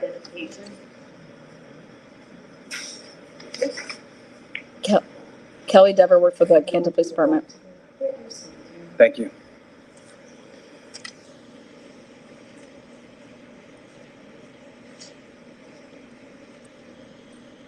This is all friends, so this is not like this. None of these people work for the cops. Like, these are all his friends from high school that he was in a group thread and texting about the case with.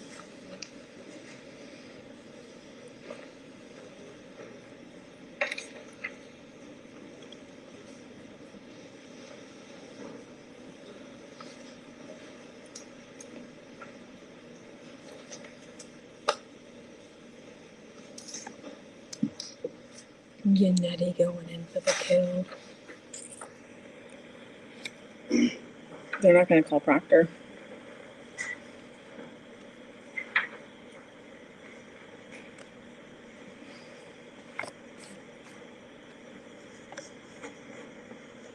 Do you recognize this text thread?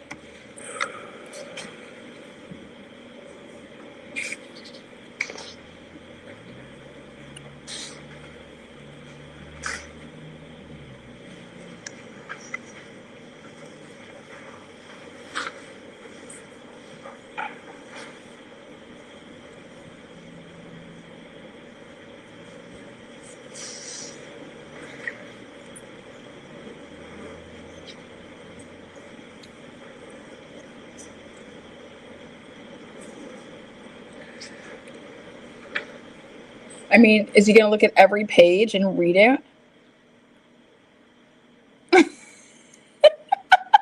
Jesus. Get out.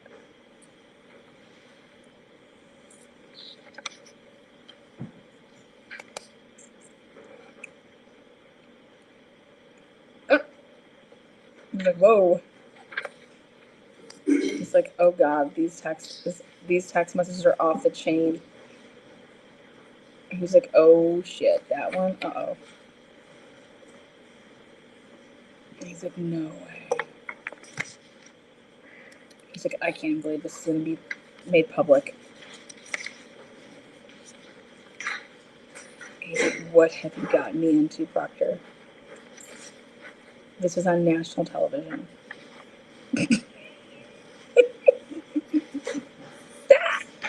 Yeah, the fuxer. I think he's all set, Mr. Union. Thank you, Ronald.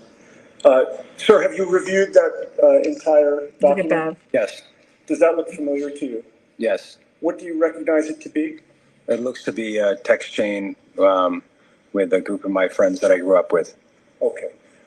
And so would all of those friends have been people that you went to high school with? Not all the same high school, but the same time. Some of us went to different schools. And you were friends during that era? Yes. And you've remained friends for how many years since then? 20. I mean, we've been friends for 30 plus years, probably. Do you know precisely when that text chain started? I do not know when the text chain started. Months, years? Years. Definitely years. And that's a portion, in other words, there's a start time and an end time to that, but the text chain started before the start time that's listed on that document? That's correct. Now, I'd like to ask you about 5 different categories of information that allow you to identify the text chain. First of all, directing your attention to page 1. That is an unredacted version of this. Do you see your phone number on page 1? I do. And is that accurate in terms of your phone number? It is. Do you have a passcode on your phone? On my phone, yes, I do. All right, and have you had that for years?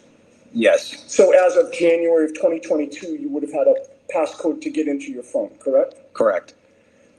With regard to the typing of text messages, you didn't appear to be too active on this thread. Is that correct? Not from what I see here. Did you see one entry that you actually did text? Yes, one. Okay, and I think these page numbers, they're all numbered. Could you direct us to the page where you actually chimed in?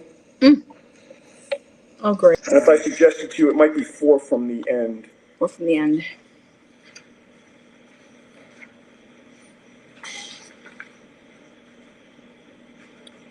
And you don't have to read the actual text, sir. I just want to... Sure. I'm just trying to locate it. Yes, I see it. Okay, and the time of that, date and time of that text as it's reflected on this document? February 2nd, 2022, 12:38 p.m. Okay. And what you typed... Oh, I'm sorry. It's, for the record, it's on page... She wants to lean into him. Oh. Bev, he's married.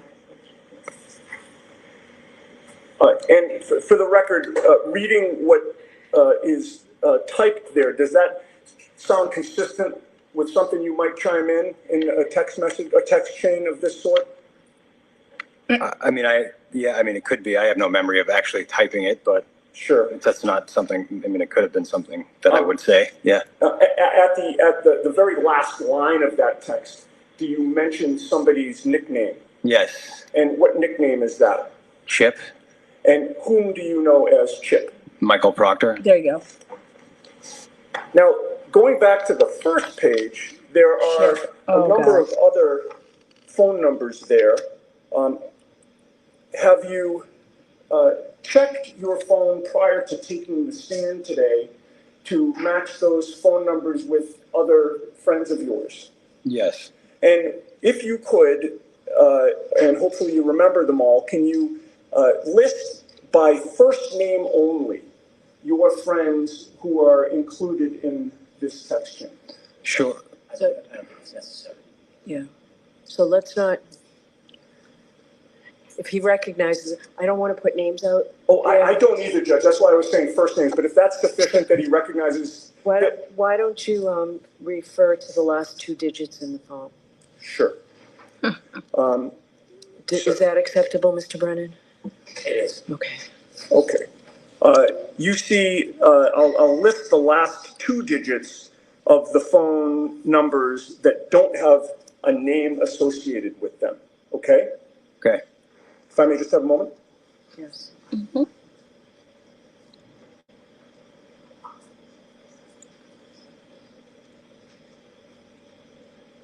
God, he was giving a subpoena. I love it. Of course, of course. Okay, starting with the phone number that ends in 51. After you checked your contacts, is that a friend of yours? Yes, it is. Who was on the text chain? Correct. With regard to the phone number that ends in 68, same question. Is that a friend of yours who was on the text chain? Correct. And with regard to 45, which is the next one, again, a friend of yours who was on the text chain? That's me. Oh, I'm sorry. That is you. Yeah, of course. With regard to 95, is that a friend of yours who was on the text chain? Yes, it is. And with regard to 93, same question, friend of yours on the text chain? Yes. And then there are 3 numbers there, one that ends in 11, one that ends in 46, and one that ends in 82. Do you see that those particular numbers have a nickname associated with them? Yes. Those nicknames, do you recognize them as being also friends of yours who are on the text chain? I do.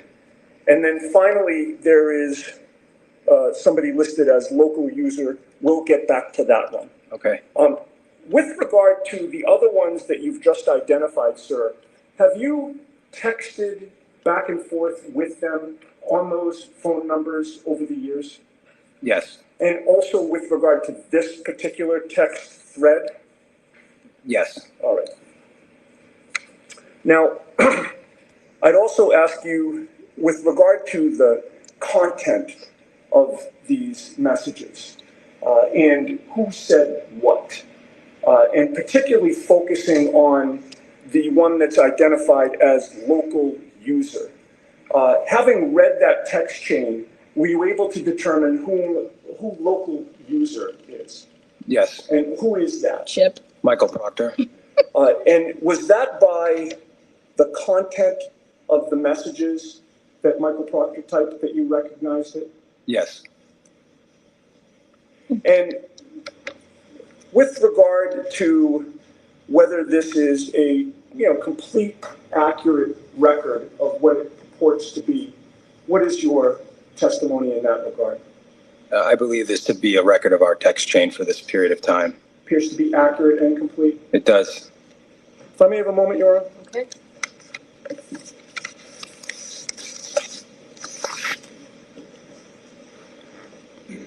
He just qualified himself.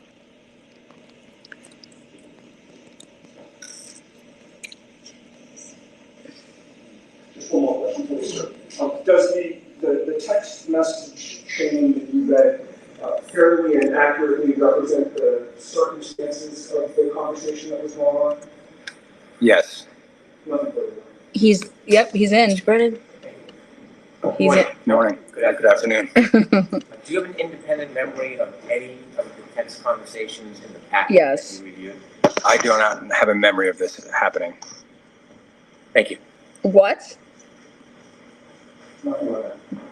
All right. So, sir, I'm going to ask you to, you're all set. Okay. I'm going to ask you to step down. Okay.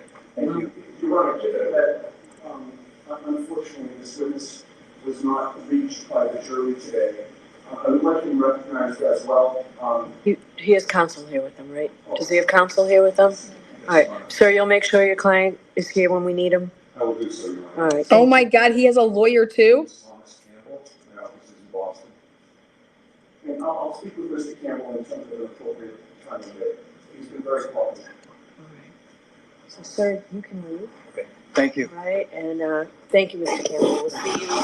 We'll let you know when we need you back. It's probably going to be Monday first thing. Understood. Thank you. Sir, watch your step from again. Oh my God. Do you have another one? All right. We'll hear you, Ms. Giannetti. So, Your Honor, my understanding is there's an objection, so I've got to respond to the. I want to hear you as to why this is admissible. Why this is admissible. Okay.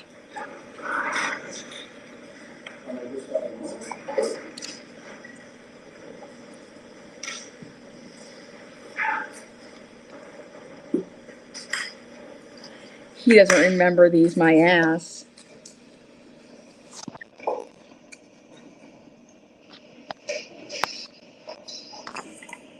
Come on, what do you got for me? Come on, go hard here.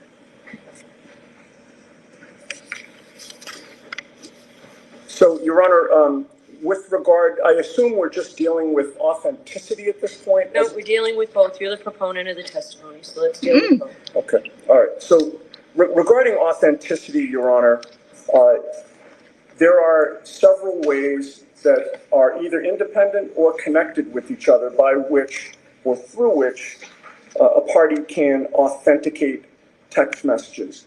The majority of the case law out there are defendants having appealed judges' decisions to admit text messages offered by the Commonwealth, and the majority of the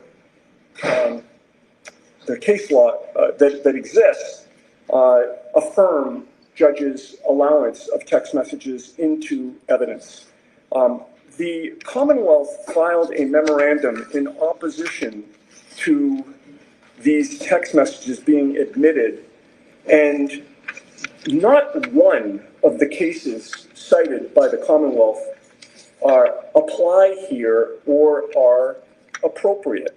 The case of Commonwealth versus Purdy, in that case, the Commonwealth introduced text messages from computers seized at a massage parlor. The defendant objected that there was no evidence that he had authored any of the, these actually were emails, not text messages, any of the emails that were admitted into evidence. Nobody saw him do it. Nobody saw him type it, and nobody discussed any of the emails with him. But the SJC cited a long-standing rule, including Rule of Evidence 901B1, 4, evidence may be authenticated by direct or circumstantial evidence. And the circumstantial evidence is essentially what we covered here in court today: the appearance of the electronic communications, the content, the substance, internal patterns, or other distinctive characteristics. Commonwealth versus Welch. It was a murder case where a boyfriend killed his girlfriend, was charged with killing his girlfriend, was convicted. The Commonwealth sought to introduce text messages between them, and various text messages from the victim's cell phone were admitted into evidence because, for one reason, they referenced the defendant's distinctive nickname.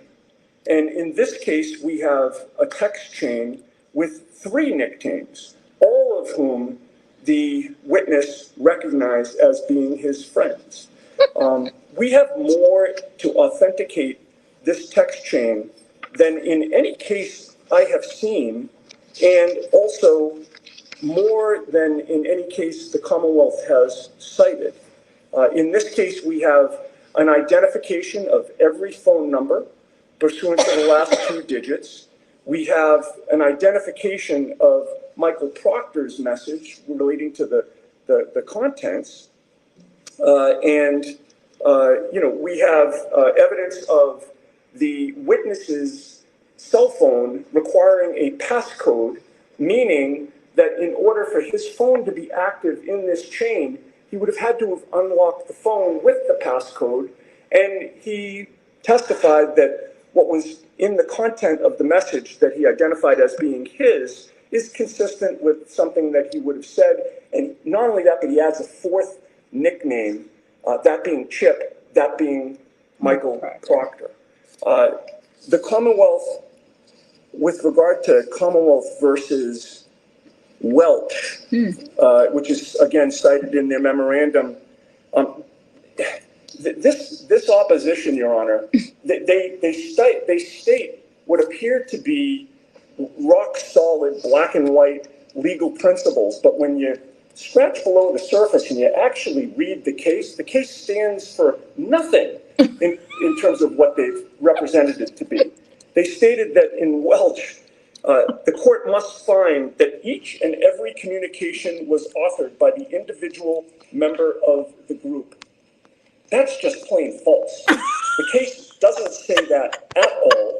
It's nowhere in that case. And in fact, the messages were let in, again, because of the circumstances and the content of the messages. Commonwealth versus Raposa, another case that they cite. The defense sought to call a neighbor to testify that he had seen the victim alive after the defendant had confessed to having shot him, another murder case. The problem was that the neighbor denied making the statement, so the defense wanted to call the neighbor for the sole purpose of impeaching him with his prior statement that he supposedly made to the police, and use that statement as substantive evidence. So in that case, the defendant wanted to use an out-of-court statement for its truth. It was rank hearsay. That case had nothing to do with text messages or statements used to show state of mind or electronic communications. But somehow it makes its way into the Commonwealth's memorandum. Commonwealth versus Rajiv R., which is the second to last case that they cite, that dealt with a search warrant done at a juvenile's home. The police officer in that case was allowed to testify to what he was seeking, which was the goal of the search warrant, a firearm allegedly in the juvenile's possession. And he was also allowed to testify to what the juvenile's mother did during the execution of the search warrant, which is she directed the police to the juvenile's bedroom. The Commonwealth cited that case to say you can't use hearsay when trying to prove a Bowden defense or present a Bowden defense. That case had nothing to do with Bowden. The evidence was admitted to explain what the police were doing in the home. So it's a situation where, there are times when, the police stop somebody on the street, or the police get a search warrant and then they show up at a home. And rather than just have them magically appear at the home with the warrant, the police are allowed to give some circumstances as to how they got there. Nothing to do with Bowden. It's just giving the jury a fuller picture. Yet it was represented to you by the Commonwealth that, geez, this is a Bowden issue and you can't use hearsay to present a Bowden defense. Commonwealth versus Sullivan, exact same situation. Testimony was admitted about DNA on evidence matching the defendant's DNA from a national database. The Commonwealth cites 3 principles. It's almost like they're setting a standard down that the court is supposed to follow with 3 factors.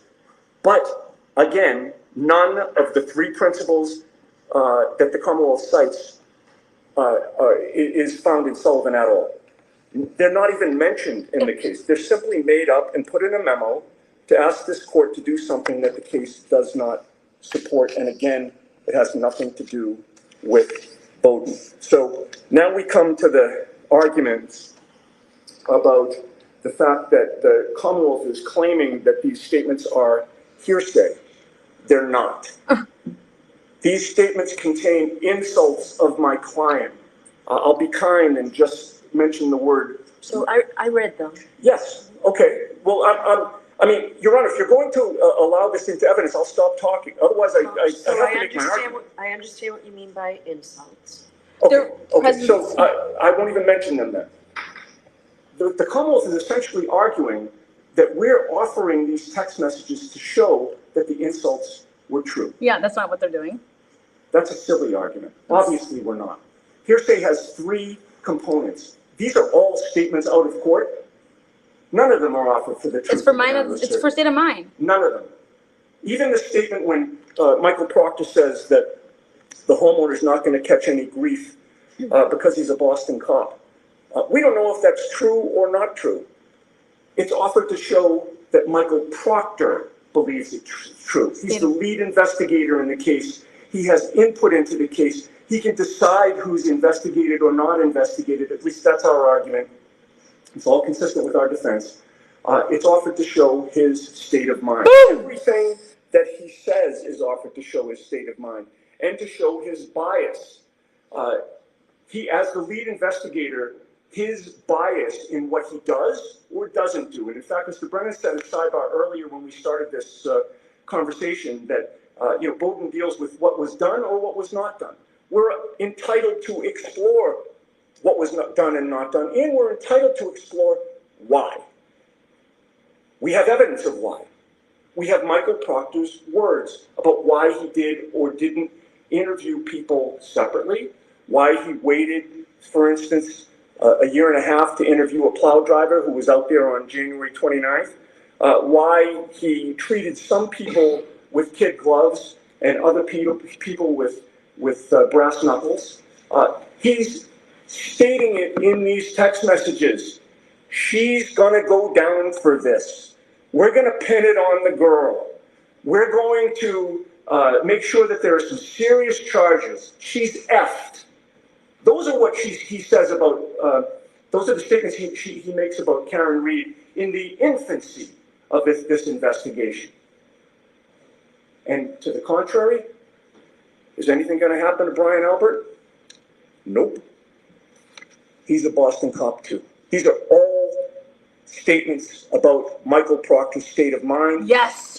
The prosecutor and I have been over the statements. I realize he's objecting to the admission of these statements. I don't think he has a legal argument that passes muster to do that, but should the court allow them in, we're agreed on everything except for 3 entries, which I think we could deal with pretty quickly. And unless the court has questions, I'd rest on that. No, but I'd appreciate a copy of whatever you've agreed upon.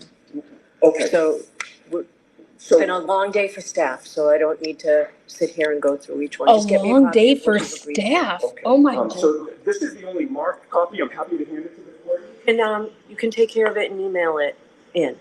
We'll do that. Thank you, Ron. So, Mr. Brennan, I'd like to hear you on admissibility. I haven't decided admissibility, and I'll hear you on authentication. It's totally admissible. It's state of mind. It's 100% admissible. That's one of the exceptions to hearsay, or that's one of the exceptions to text messages. On the first issue of authenticity, this witness has no memory of any of the text messages. I think it's fair to conclude he's on the text message string. He recognizes the people on it. But there is no authenticity if he doesn't recognize them. What? The person that could best authenticate these text messages is Michael Proctor. This witness does nothing as far as identifying the individual text messages and whether they're reliable, whether there's been any additions, deletions, whether in some of the substance this is part of the conversation. Notably, I think, according to the questioning by Attorney Yannetti, he's made one comment at the end of the string that really has nothing whatsoever to do with the text messages that are at issue. So authenticity, I don't believe this witness reaches that conclusion for them. Regarding admissibility, I do not dispute that in the right context, these text messages are admissible. There you go. If there is an investigator in a case that makes derogatory remarks about an accused, I can't say that doesn't go to bias, nor do I reject the idea that it shows an unfairness or a motivation. But really, you need to put that in context, and I think Attorney Yannetti highlighted that. He says that this is not hearsay, it's how he thought, or whether it affected a particular part of the investigation. It may have, it may not have. Even if he denies that it affected his investigation, it's still an appropriate question to ask just because that type of negative commentary, inappropriate commentary was made. But to explore the state of mind and put it in context, you need to ask the person that you're accusing of having the bias. Because perhaps it did affect the bias. Perhaps the person was very biased and made decisions based on that animus. Or perhaps the person made negative comments but had nothing whatsoever to do with the investigation. It is surmised to say because these comments were made, a witness was not investigated, or there was some other amorphous, undefined ill that happened. That's the whole reason why the witness who made the comments should be confronted with the comments they made so the jury can fairly assess, is this relevant, is it material, and what is the value of it? I am not opposed to the admission of bias against a witness, especially a police officer, but it should be against that witness because they need to have the opportunity to admit, deny, define, accept, and explain. By putting these messages in with sidestepping, calling Mr. Proctor, they are trying to gain the advantage of putting information in front of the jury that has no context, suggesting it has a value that has not been defined, and then, as Mr. Yannetti just did, making an argument that because the comment was merely made, that therefore there was a consequence, and specify a consequence where there's no factual basis to conclude. Because he made a derogatory comment, he didn't investigate or speak to a plow driver for a year and a half. That defeats the purpose of finding the value for which this is being omitted. I do have some issue that is really not under the context of voting, because this doesn't have to do with the adequacy of a police investigation. It has to do with bias. And that purely is the state of mind of the person who made the comment. I would not get in the way of confronting the witness about their bias if they were called to the stand. But to put it in this way invites speculation, it invites manipulation, and it invites a party on either side to portray this in a way that is not factually viable. It will be distracting, confusing for the jury, and it could be unfair for either side because it will lead to arguments about what it means without a factual basis. And so my position is, I don't necessarily disagree that it's relevant, but it should come through Michael Proctor. And if the defense wants the value, they should call Michael Proctor. Yannetti, do you want to respond? I know we're speaking wrong. I won't belabor the points. I would state the following very as succinctly as I can, which is, yes, it goes to bias, but it also goes to the adequacy of the evaluation. The two concepts are intertwined. If you're biased or exhibit bias, the defense should be able to argue that the investigation was not adequate. I would note Mr. Brennan is not sitting at defense counsel table in this case. We appreciate the offer to help us with strategy about which witness we should call, but that's solely the province of the defense to determine which witness we want to use to authenticate and admit text messages. That's our choice. And we should not be deprived of that choice because Mr. Brennan thinks there's a better witness that should have introduced the text messages. There is no rule. There's no best witness rule in this case. I believe my co-counsel has already made that argument in another circumstance. His arguments, Mr. Brennan's arguments, go to the weight, not the admissibility. He is fully entitled to cross-examine this witness about all of the points that he raises. And in conclusion, Your Honor, he complains that we have not called Michael Proctor. I think that's the whole impetus for this objection, so that we will call a witness that they do not have confidence in to call themselves. It's unheard of in a murder case that you don't call the lead investigator, but that's what's happened in this case. We should not be forced to call Michael Proctor so that Mr. Brennan can then cross-examine him and lead him through basically his entire closing argument. Thank you. He is entitled to call Mr. Proctor in rebuttal. He has every right to call Mr. Proctor again. I would rest on that. Thank you. Okay, and just the very last thing is Commonwealth's motion for reciprocal discovery. Is there any objection to that? Yes, it's not in compliance with Rule 14. Okay. We don't have any communications with Stella, and they've asked for all oral communications to be reduced to writing. He turned over this. All right, so you're saying two different things. So you don't, this information doesn't exist because she has not had communications with you, right? Written communications do not exist. I'm not saying two different things. Written communications do not exist. They also ask secondarily for all oral communications to be reduced to writing. We have the obligation to do that. We have limitation. All right, so I'll get a decision out on that before 4:30, and I'm going to do a little more research on the text messages. Want to be heard, Mr. Brennan? I thought you were standing up, Your Honor. No. Oh, no, okay. All right, I'll see everybody Monday morning. Thank you. Please. Okay, and that's going to be a wrap. That's what you call a Cliffhanger Friday. Loved it. We'll see you guys back here soon. Peace out, Girl Scouts.